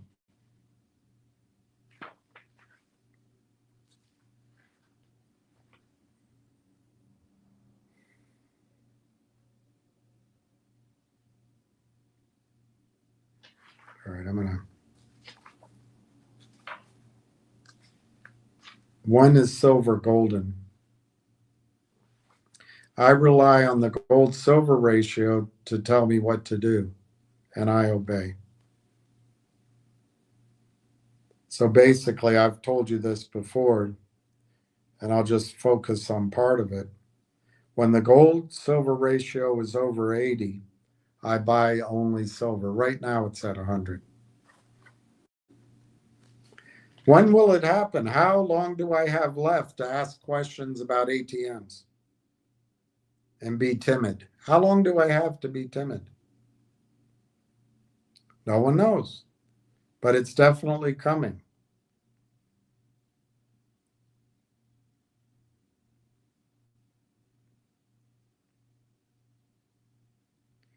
So his partner told him, you know what that question means? That means investors really don't want to invest in gold and silver now. They'd rather stay in the stock market or in real estate.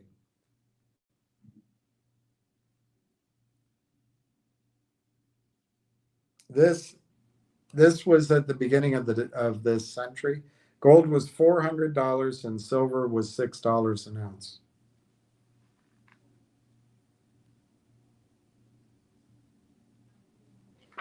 All right, I'm going to skip that.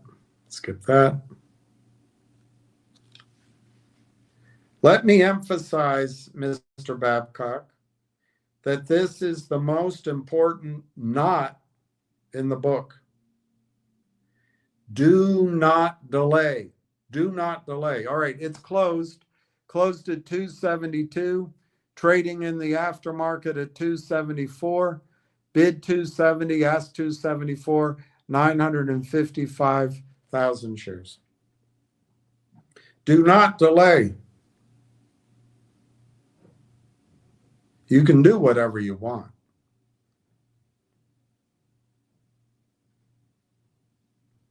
But you want to avoid the problem of access to limited supplies and sky-high prices when everyone else will be clamoring. Is this ATM going to hurt my investment? Think of it this way.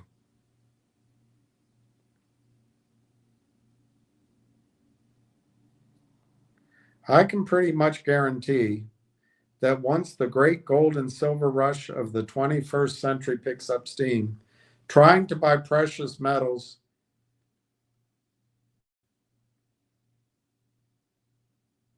will be difficult.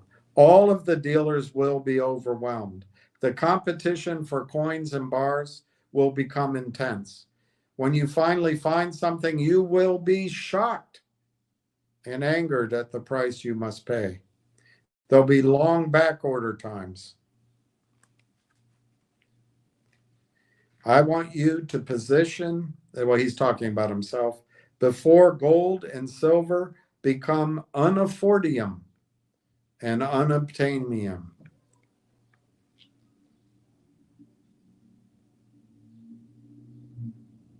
Anyway, he goes on to tell you how to buy it. All right, so let's use $25,000 an ounce, Mr. Babcock. And let's assume the gold-silver ratio goes 50-50. I think gold and silver are going to go 1 for 1 briefly. And I think more likely over time that the gold-silver ratio will go back to what the exchequer of the British Empire deemed the value of the pound sterling, 1 to 15.5. 1 ounce of gold equaled 15.5 ounces of silver. But let's just say 1 ounce of gold equals 50 ounces of silver. And if we assume gold goes to 25,000, could happen overnight, but remember, it's going to take patience. That means silver will go to $500 an ounce, $500 an ounce.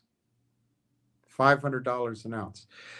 That's assuming gold goes to 25,000 and the gold to silver ratio is 1 ounce of gold equals 50 ounces of silver. I think that's ridiculous. I think gold could go, the gold silver ratio could go 1 for 10. I think it could go 1 for 1. But let's stick with that. So $500 an ounce. Let's divide that. Let's say silver right now is $40. So silver, I think it could happen in 6 months, but it could be 6 years. You don't know. That's the problem. But silver could go up in that scenario 12 and a half times.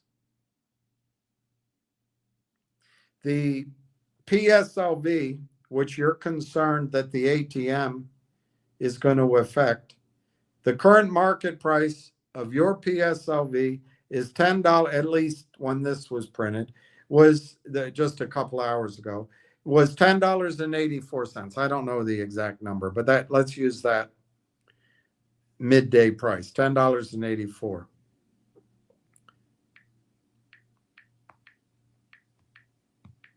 So that means I think that you can expect, if you do not sell, over, let's say by 2032, let's just pick a number, 7 years.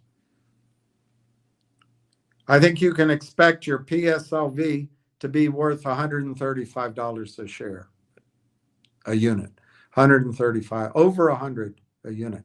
That's if silver goes to 500. Personally, if Mitch Denaro wants to call me a crackpot, I think silver is going to go to $5,000, $10,000, $20,000 an ounce. But let's just stick with 500.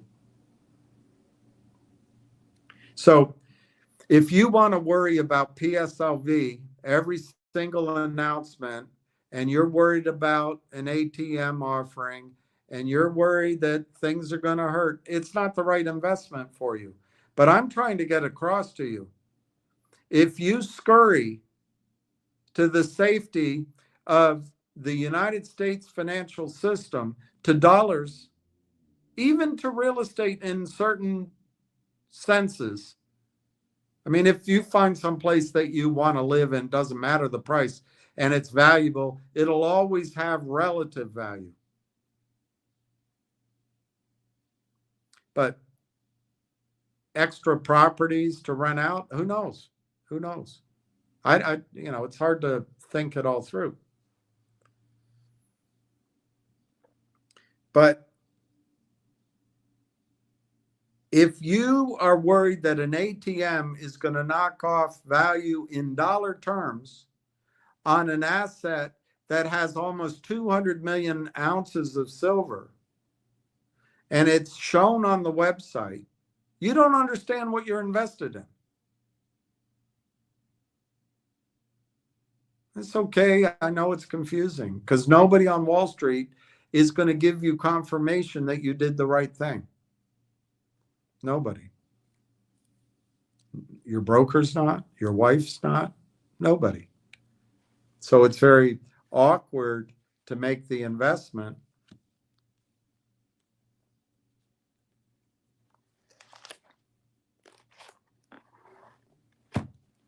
Because no one's saying attaboy. But that's usually the time to make an investment. Did you hear what I said? I don't know how many shares you have. But roughly, in my opinion, if you wait 7 years, maybe less, each of those shares are going to be worth over $100.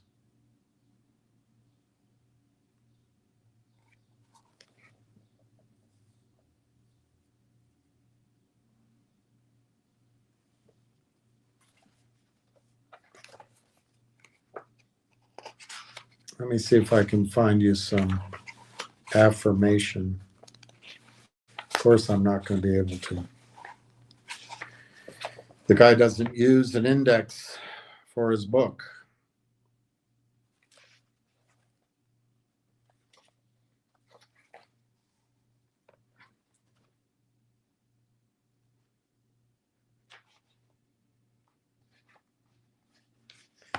I can't believe that an ATM would make you skitterish on one of the best investments you can buy. And I guess it's just because nobody else is talking about it. And it's hard to believe that silver's not speculative. You think that MULN or GME is a better bet. It's crazy. It's just crazy. But we all are guilty of it. We're all guilty of it. It's very hard to start thinking in terms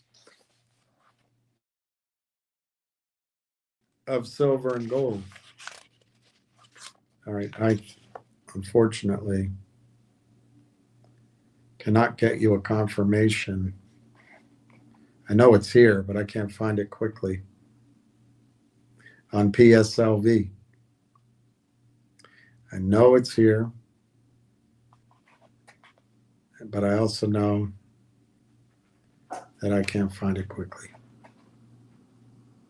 Okay, here, maybe it's here.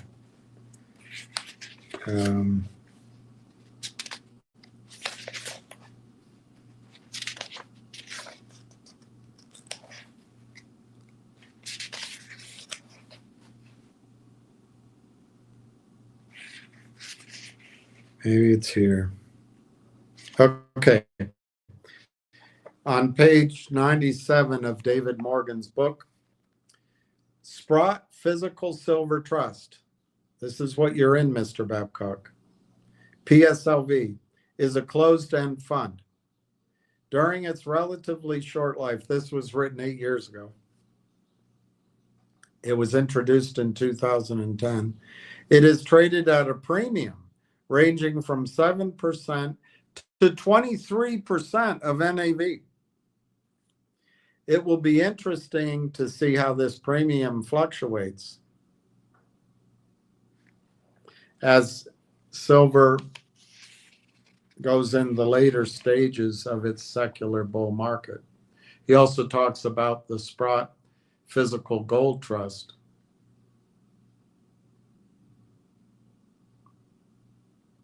And this applies to yours. He says the Physical Gold Trust, PHYS, will store the underlying gold bullion. It's the same for PSLV at the Royal Canadian Mint, a Canadian Crown corporation that acts as an agent of the Canadian government, whose obligations generally constitute unconditional obligations of the government.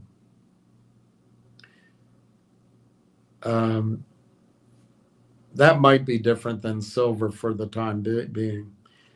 You also have the ability to invest in a number of physical locations.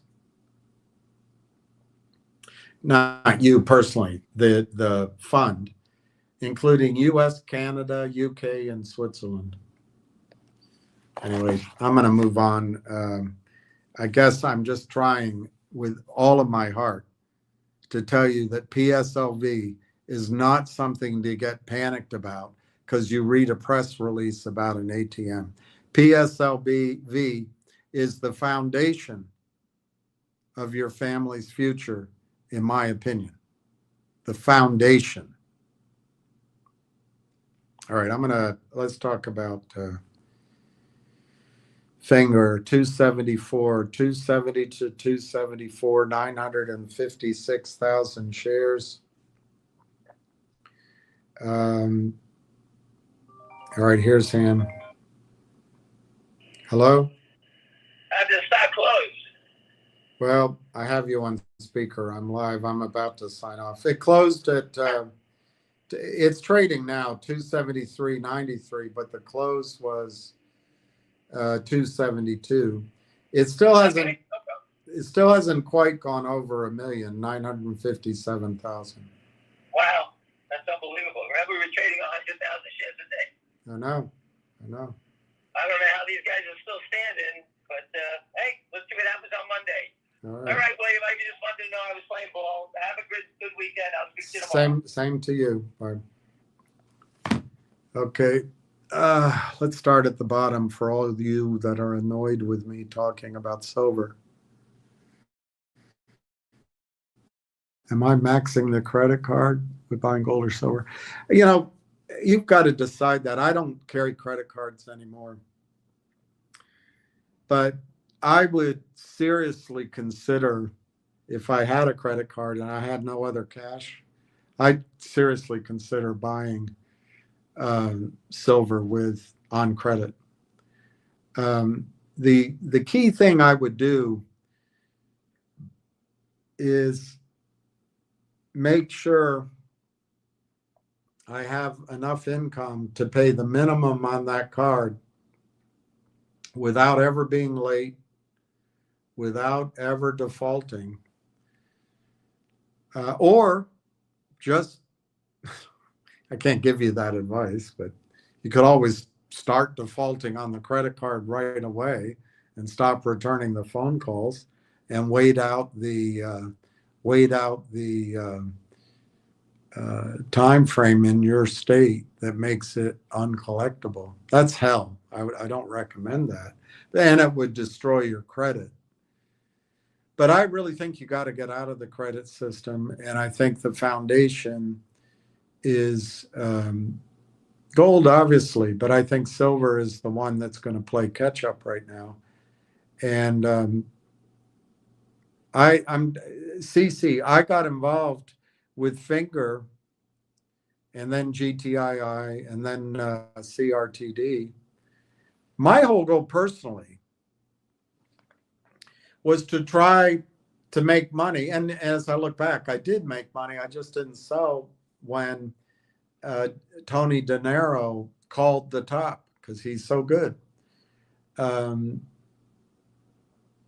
If he had called the top before it got there, I might have put orders in. Such a great guy. He looks out for me. I sleep better at night knowing that Tony Denaro is out there combing filings for details so that I can make money.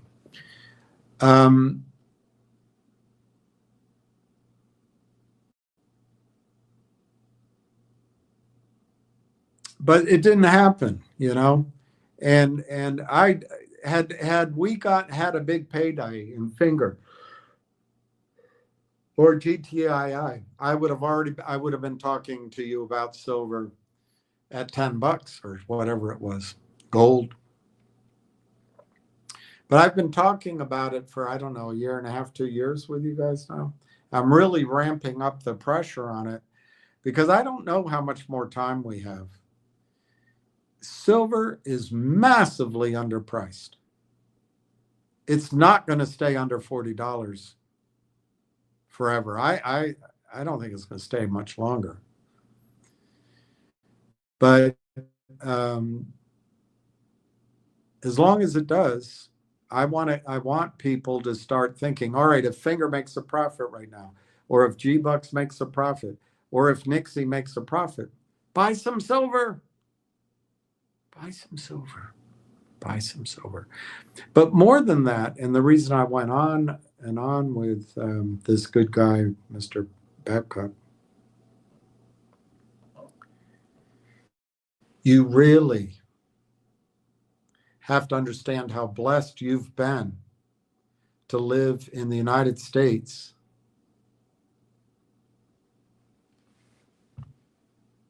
for the post-Elvis Presley era.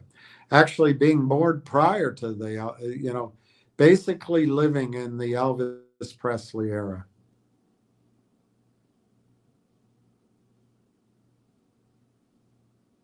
You've been blessed. And you've lived a life of great wealth, great luxury, even though we all complain, great opportunity, great enjoyment, activity. It's all going to change. It's all going to change. I'm not saying it's going to be worse. We could save 20% of our energy usage in this country if we went to hanging our laundry on clotheslines. Does that change your life? Not much. Not much. So it's going to be fine. But between now and then, there's going to be a panic. And that panic's going to destroy, I mean, you can think of anything, the French Revolution, the fall of Rome, the Russian Revolution, uh, the pogroms on a more localized level. You could think of what's happening in Gaza now. There is going to be a wipeout, and it's going to be panic fueled. And what's going to survive is everything that a real economy is. We're not in a real economy. We are in what these handful, 100, 200 banksters created over the last 40 years with lawyers who are liars. I'm a lawyer of 51 years and I find what you're saying to be ridiculous. And a man in my position cannot afford to be made to look ridiculous.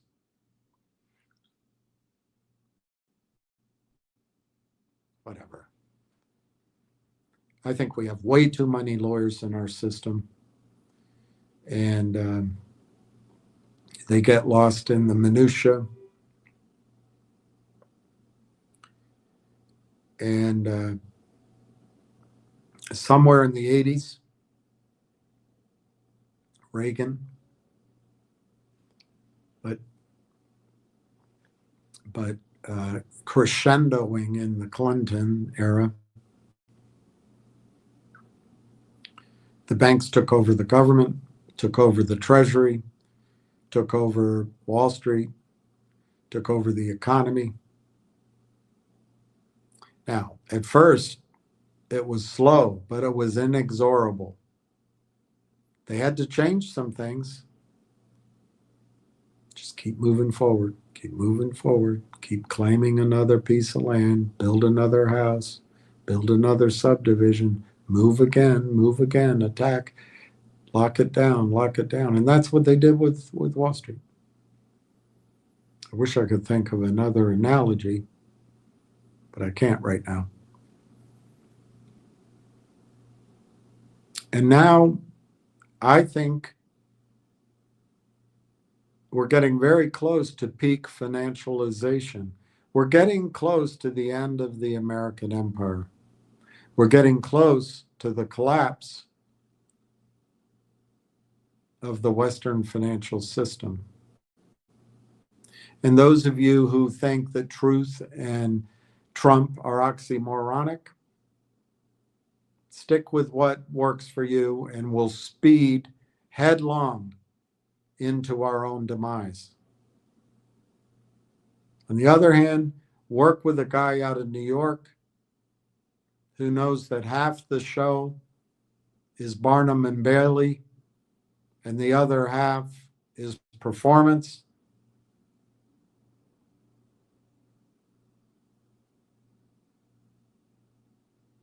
We might have a chance. Instead of hitting the brick wall, maybe we can turn the bus sideways and slow it down, and we can just touch it, the wall. Instead of head on, we swing into it with a big skid, and people get jostled, but we can recover. But measuring your wealth in your bank account, in your securities, as they currently are constituted, in your pensions, it's hazardous to your health. So anyway, I don't want it to be doom and gloom. I think you can make a lot of money in silver and gold. I also think you can make a lot of money with your skills, even if you're old like I am, that carry over into the basic things are going to continue to go on. So if they have worth now economically, not in dollars, if they have economic worth.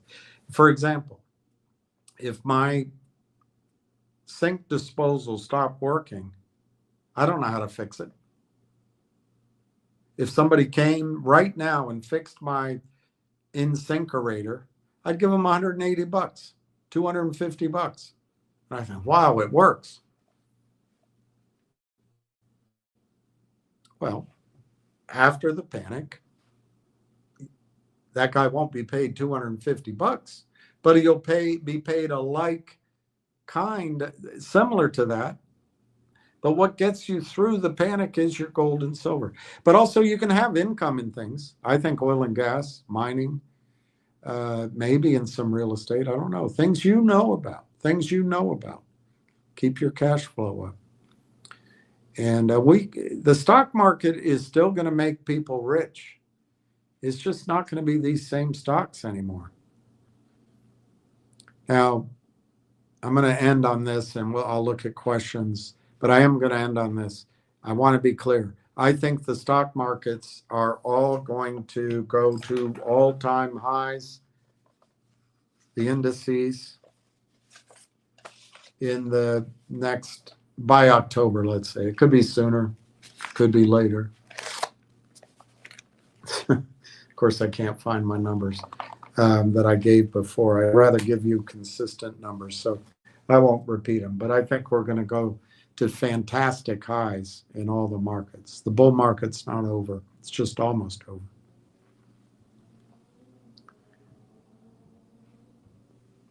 I bought some finger today at Schwab. People said they weren't selling.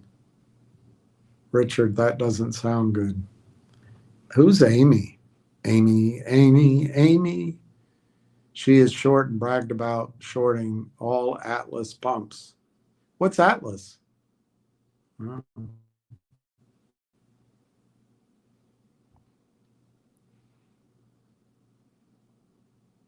I did buy 10 pounds of silver. That's a lot of silver.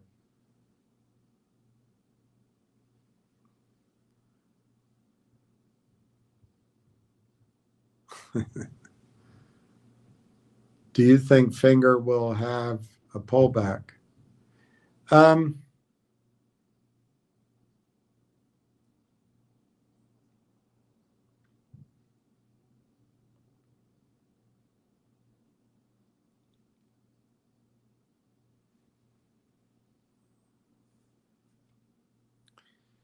Look, if what Ham said earlier is correct, and we have to assume that we don't know for sure, but if it's correct that Monday Fidelity is going to start potentially, the way he interpreted it, I don't think that's exactly what he said, but Fidelity may start buying in failed to deliver positions in Finger. You could have a short squeeze in Finger, or at least a rally that is quite exciting.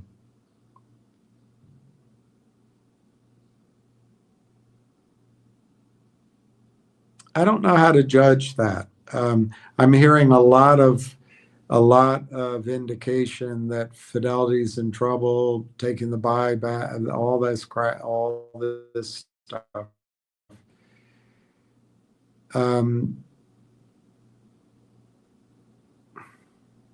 These are signals that there's pressure in the system, at least at Fidelity, if they're true.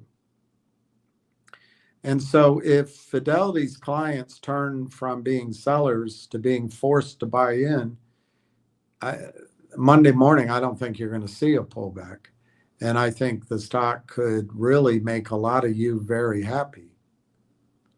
But I was telling somebody this morning, I probably, at least with a good portion of my money, I might be trading out a Finger right here. Calls. I don't know if I had the stock, I don't think I would, but I'm talking about calls. Because that was the easy part of the trade, going from 104 to $3. That's the easy part. It's much trickier now.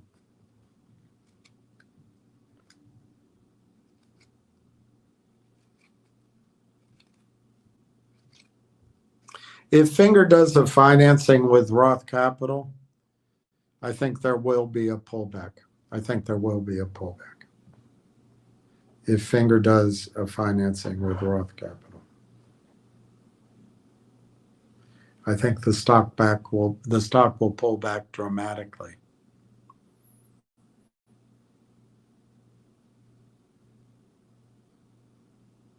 It's a short-term thing. It depends on what the financing is, how much money, what's its purposes.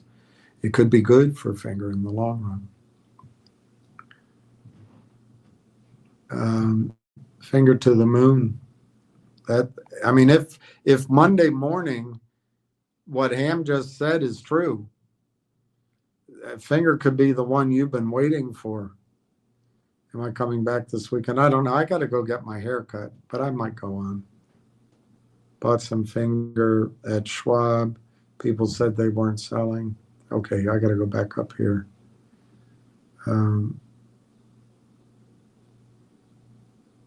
You've been with me for 4 years. All right, okay. All right, CC Ryder. Eddie Eagle. Ham has much more big money rolling in on Monday morning than Finger. I don't want to. Well, then I shouldn't, I guess. All I can say is fair. I'll just say fair enough. G-Bucks was draining. All right, let's look at other prices. G-Bucks. Well, NIXX is 183. That's certainly. GME is down 2. RLAIF looks like it closed at 29. I don't know what the bid and the ask are.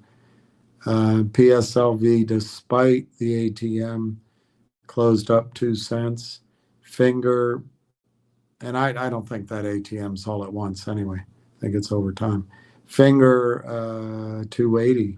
It's pretty strong on Finger's case. Let me see about G-Bucks.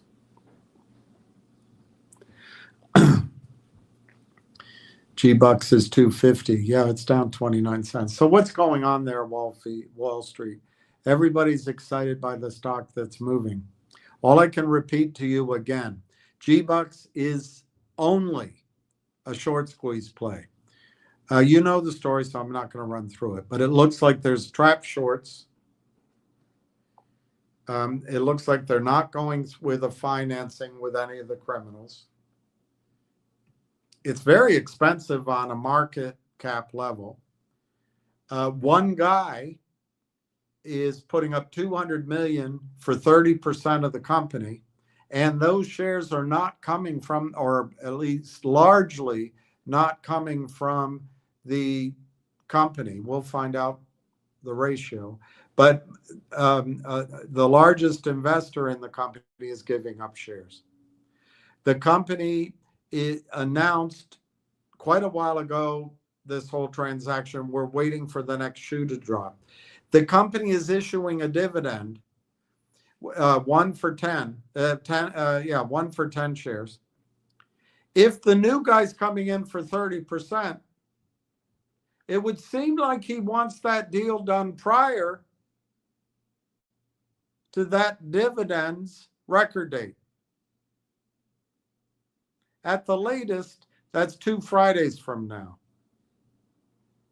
So you can worry about G-Bucks being down in one day. Then don't get in the stock. It's insane how spoiled everyone is. Insane. But people are selling that because they want to be in Finger. They might be selling that because they want to be in NIXX. They might be selling it because they're sick of it. But you know who else is selling? No, I don't understand what happens. Where is the selling come from?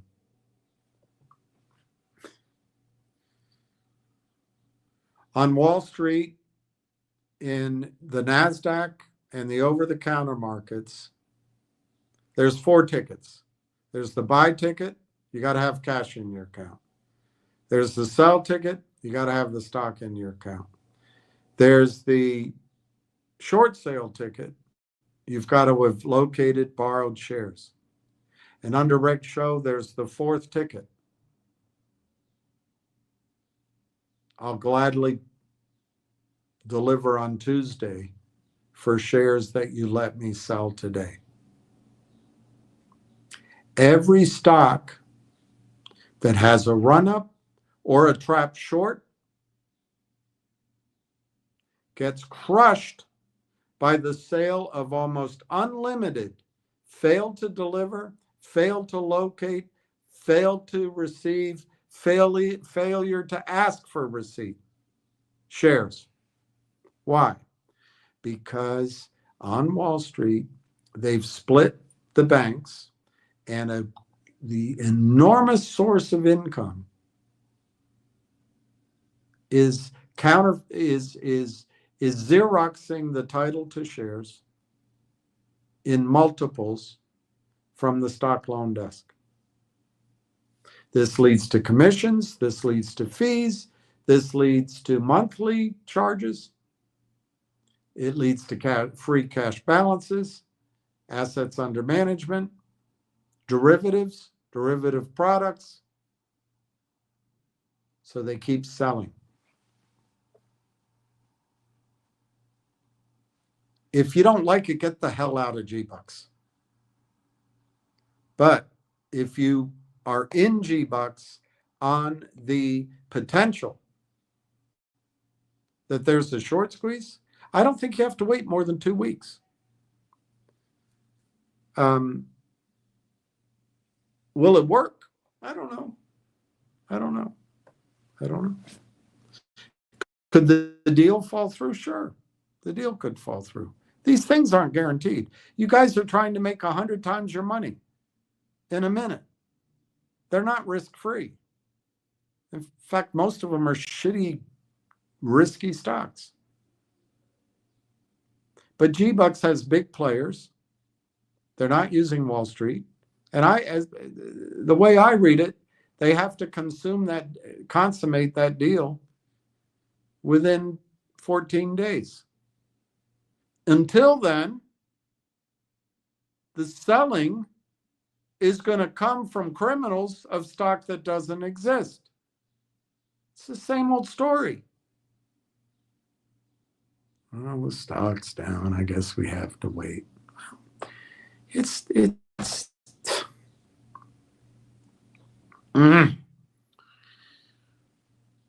we could get to 3 pre-market. They wouldn't let it go above 275.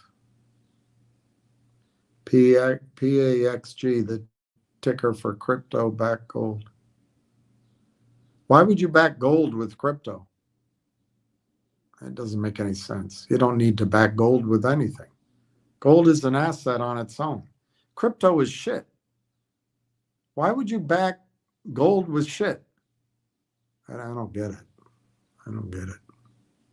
Max Payne. Crypto backed by gold. So it's just a typo. Crypto backed by gold is very interesting. Why? Everything's crypto. Everything's blockchain.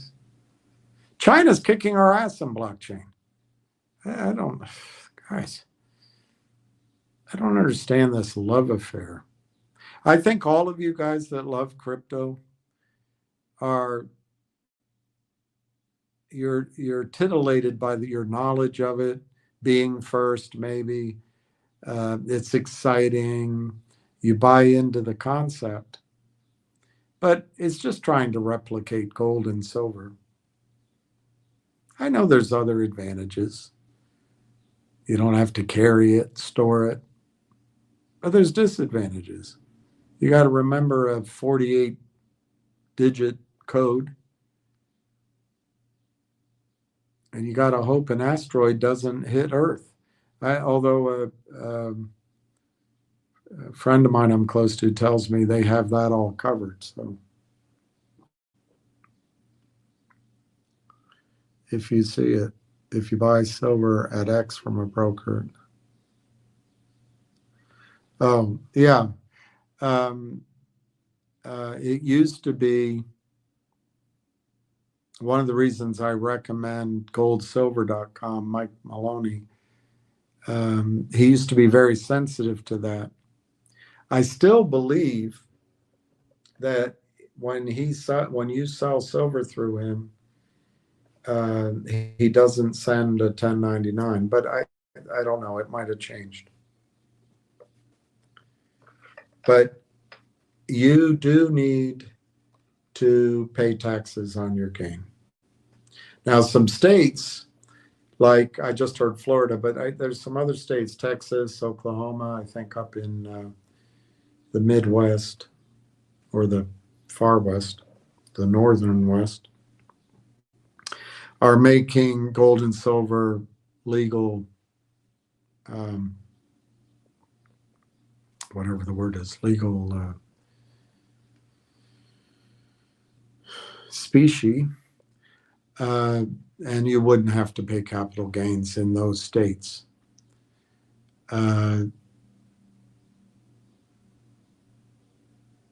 Obviously, if you buy it in IRA, you delay, but yes, you do have to pay capital gains. There is an argument, there used to be an argument, that if you buy the Silver Eagle, it's $1. If you buy the what is it, the gold $5 piece, and so any gains you make, you don't have to report. But no, I think even in crypto, you have to pay taxes. So you have to pay your taxes. I think news hit from Fidelity. Yeah, Finger keeps coming back. It closed very well. Finger right now is trading 274. Still not over 1 million shares.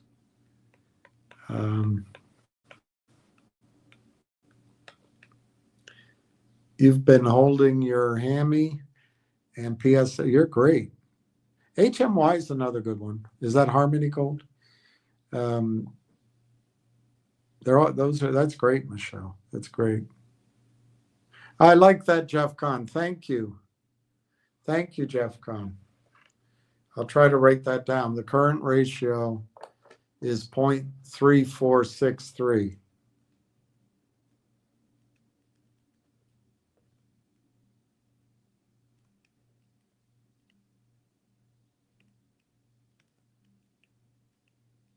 Thank you.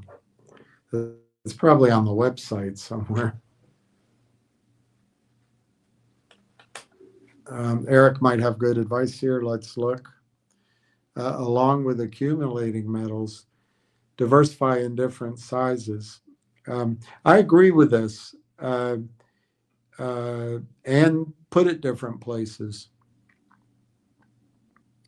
I also think, believe it or not, that you should keep paper currency somewhere in small denominations, and coins, just regular coins, too, because you don't know if ATMs go out, if banks go down. There will be commerce. People need food, they need diapers, they need medicines, they need a beer, they need coffee, they need a little, something on the side. And people recognize those dollars, and they may trade. The coins are different than the dollars because they're not Federal Reserve notes. But at the core of it is what Eric's saying. If you buy 100 ounces of silver in one bar, that'd be very heavy, but just for the example, 100 ounces of silver in one bar, and that's what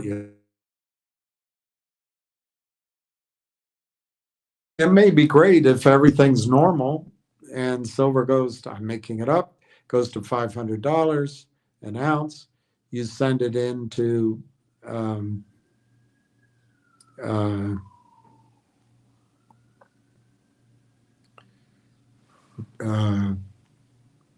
wherever you bought it, and they give you the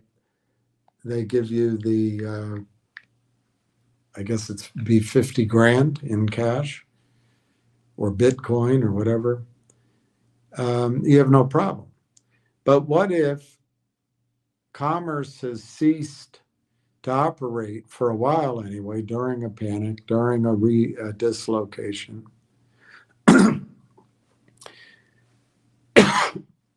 You have your truck, you have your dog, you have your cooler, your iPad, and keys to your cabin, and your tank is half full, and you drive 125 miles, and you got to pull in a gas station to reload your gas, but the trucks haven't been running, the computers aren't really working, so there's a line. Number one, the guy is raising prices because he doesn't know when he's going to get his next load. Maybe gasoline, which is probably going to be already higher anyway, but maybe gasoline's trading for $100 a gallon, and you need 20 gallons. It's going to cost you $2,000 to fill up your truck and make sure you get to safety and to your life. Well, you don't want to pay it, but you have $50,000 worth of silver sitting behind the seat. So you figure, all right, I'll do it. 2,000. I'll still have 48,000 left. I still have my silver, and I'll be safe. Well, if you give that 100-ounce bar to that dealer in gasoline, he's going to say, I can't make change for it. I don't know what it's worth. I mean, I got other customers here. I don't know when I'm getting my next gasoline. I got to know what I'm taking is good for me. So then you're going to be faced with, I can sit here at this gas station, or I can try to find another, but they might be out of gasoline. It's getting dark. I don't feel safe. Believe it or not, under certain conditions, at that moment, you might give him that whole bar. You might pay $50,000 for 20 gallons of gasoline. The answer is what Eric is saying. You can buy gold in these little bendable pieces. You can buy silver in junk silver. John likes to call it constitutional silver. Or you just buy 1 ounce coins, half ounce coins, etc. So Eric's got a good point. Breakthrough 279 takes it through, let's see where it is. Well, it's 280 on the ask, 280 on the last trade. It's just not a lot of volume, but you might be right. I can't remember what my chart says. Takes it to 315. What is finger hitting 9? I think it can, look, I think you have to know that finger, in all likelihood, is going to raise cash. So in that context, you always have to be aware that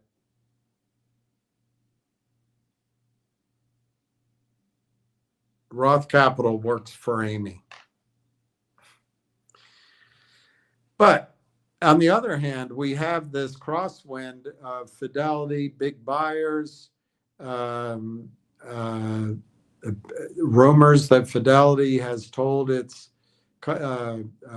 hedge fund clients that if you don't bring the capital in, you're going to be bought in on Monday. I'm paraphrasing. I don't know. I didn't hear any. I just heard what Ham said. That might be an exaggeration of what's happened at Fidelity. I don't know. But if let me just show you, Susan, my chart. It's not as good as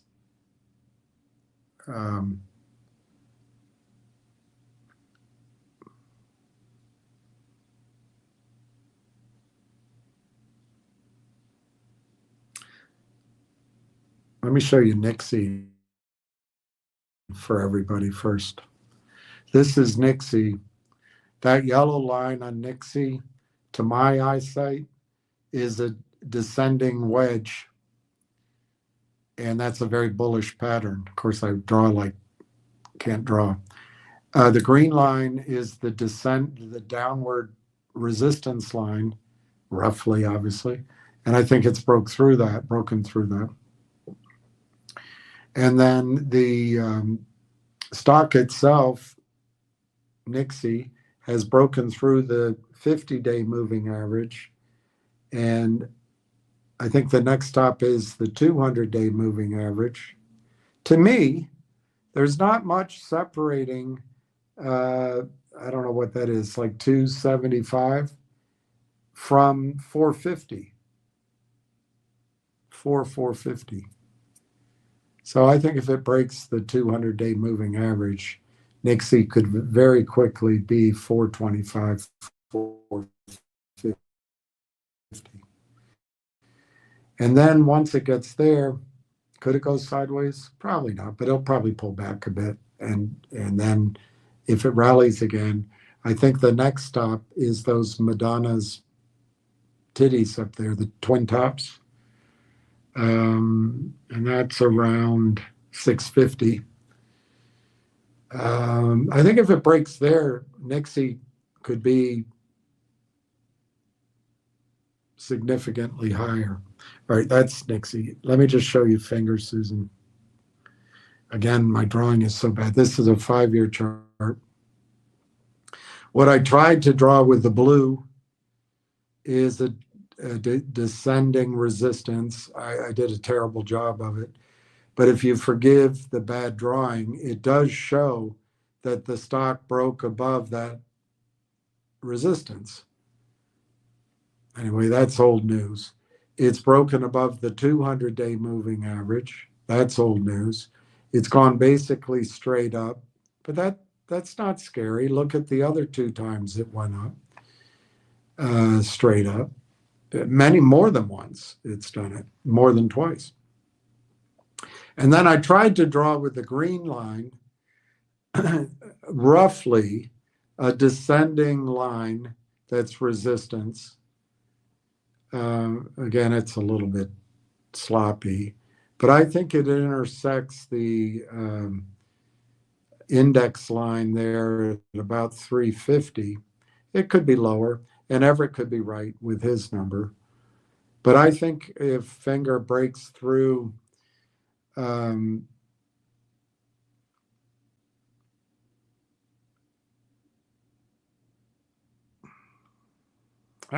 let's just say 350. I can't be more exact than that, roughly 350. I think it will have broken that long downward trend, and it'll bust through it, maybe.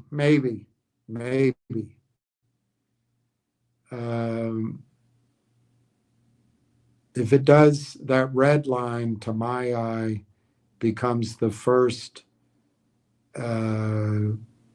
strong resistance, and it might be $9.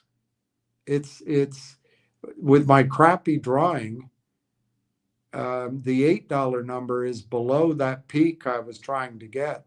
So yes, it could go to $9.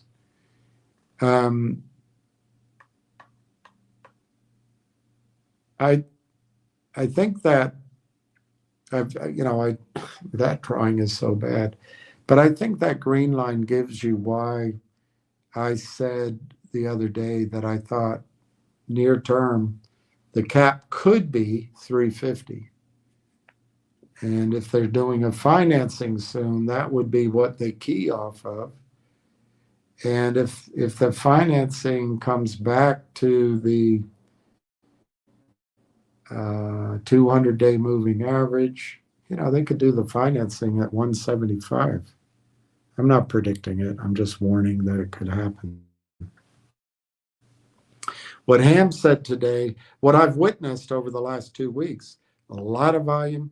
I've heard a lot about Fidelity and Vanguard, and what Ham just said, it is entirely possible that there's going to be buy-ins on Monday. I'm not predicting it. There's no way to know. They got a weekend to sort it.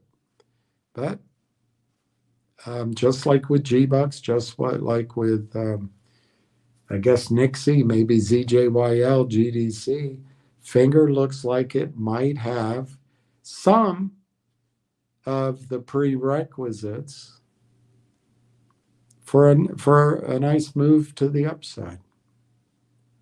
I'm not going to go into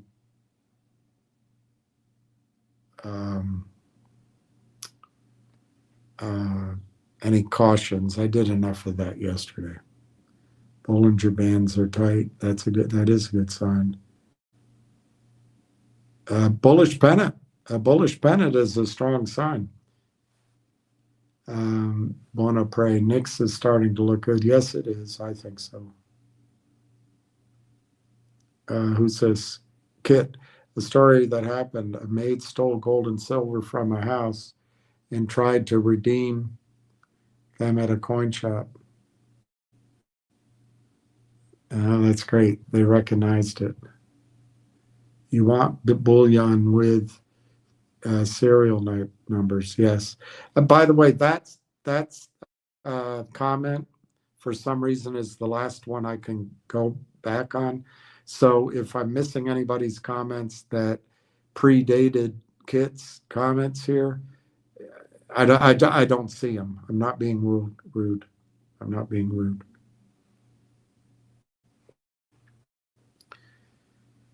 Your Jack Waltz impersonation is terrific.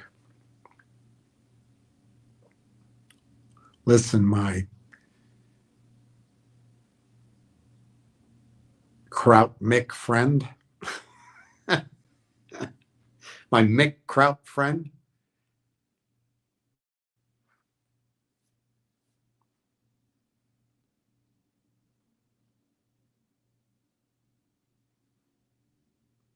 you're going to be on your back nine. Yeah, but I don't know if what that means, the back nine. You're going to live to 118, maybe. But I'm no spring chicken. And that's why I think health, good food. I love what RFK is doing. Oh, but he's associated with Trump, so he's not. He's a conspiracy theorist. RFK is taking the chemicals out of our food. Yeah, but he's with Trump. Oh God, I don't know the thinking. Anyway, health is going to be important, but in the future, there might not be the hospitals or the nursing homes that you're counting on. Not you personally, but so I think it's still important to get prepared. I'm not telling you this because I'm trying to sell you something.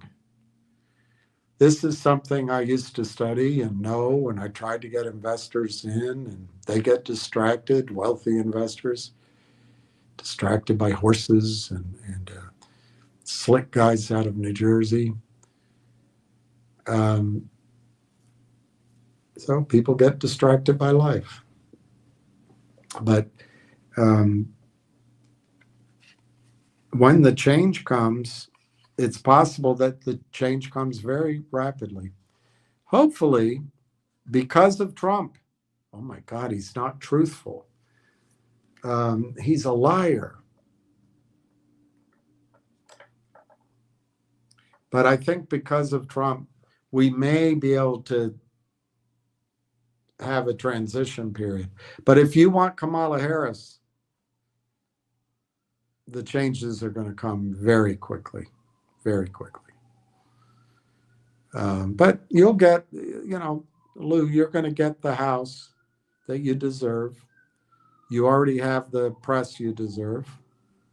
And they'll start endless investigations. But those will be truthful, like the J16 committee that destroyed all evidence. because it was so truthful. Cheney's daughter was truthful. And proof of it was they destroyed all the evidence. Bravo. So glad to be in a truthful party instead of being associated with Donald Trump, because truth and Trump don't mix. But I'll tell you what, I think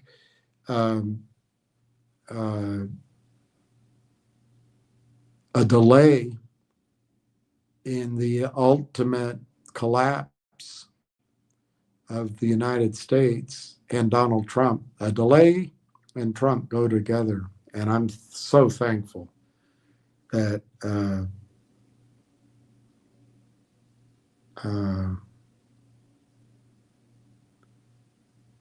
that absolute drunk idiot Kamala Harris is not in office.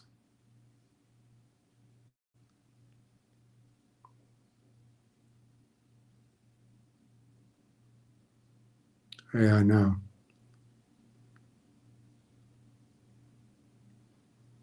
I know, that's great. Yeah, that's the thing. People aren't here for triples. The people aren't here for triples. I like a triple. I like a double. I like 50%.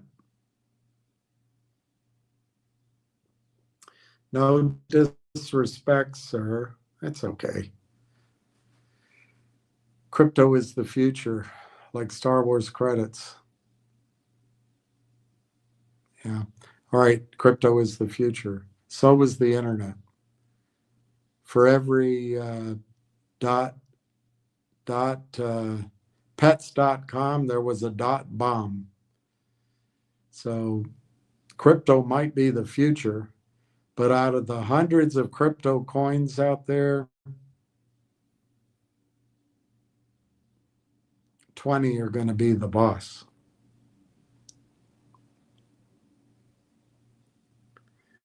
Imagine the blackout and all your money is crypto. Yeah, well, that's a friend of mine answered that question. They say they have answers to that. I don't know the answers.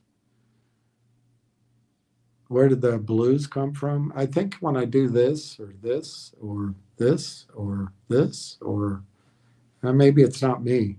Somebody does it. You're still rocking and rolling.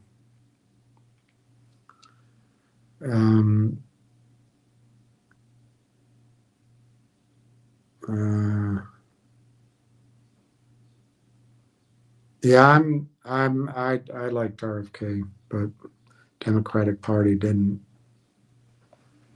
The Democratic Party didn't back him. Let me just see if there's any news. It's 5 o'clock. I think, again, I haven't eaten all day. So I think I had the weirdest thing. I had an apple fritter for breakfast.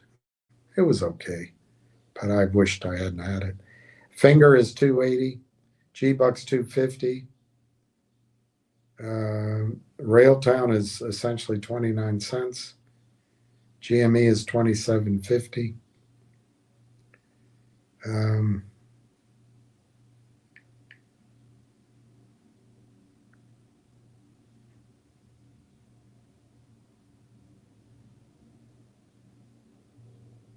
Poor Harry.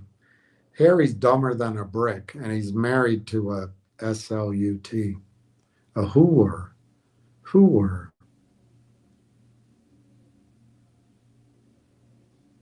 Poor guy. He lost everything.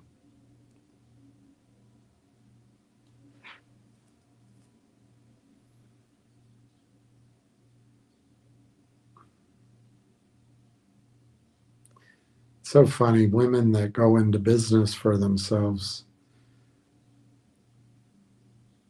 end up on various internet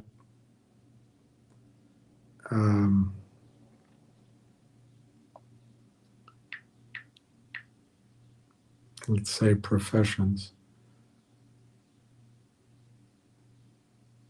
The S&P's longest win streak in 21 years erases all losses. Big tech and Bitcoin lead the game. Who told you first?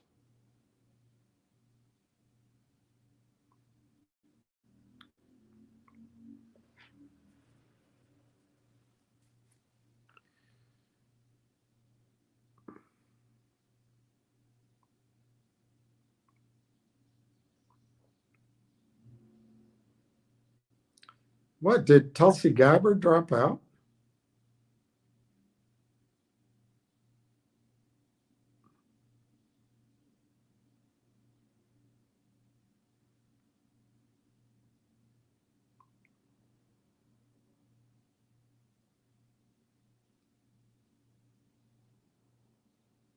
So I guess you're not going to be able to hear NPR anymore.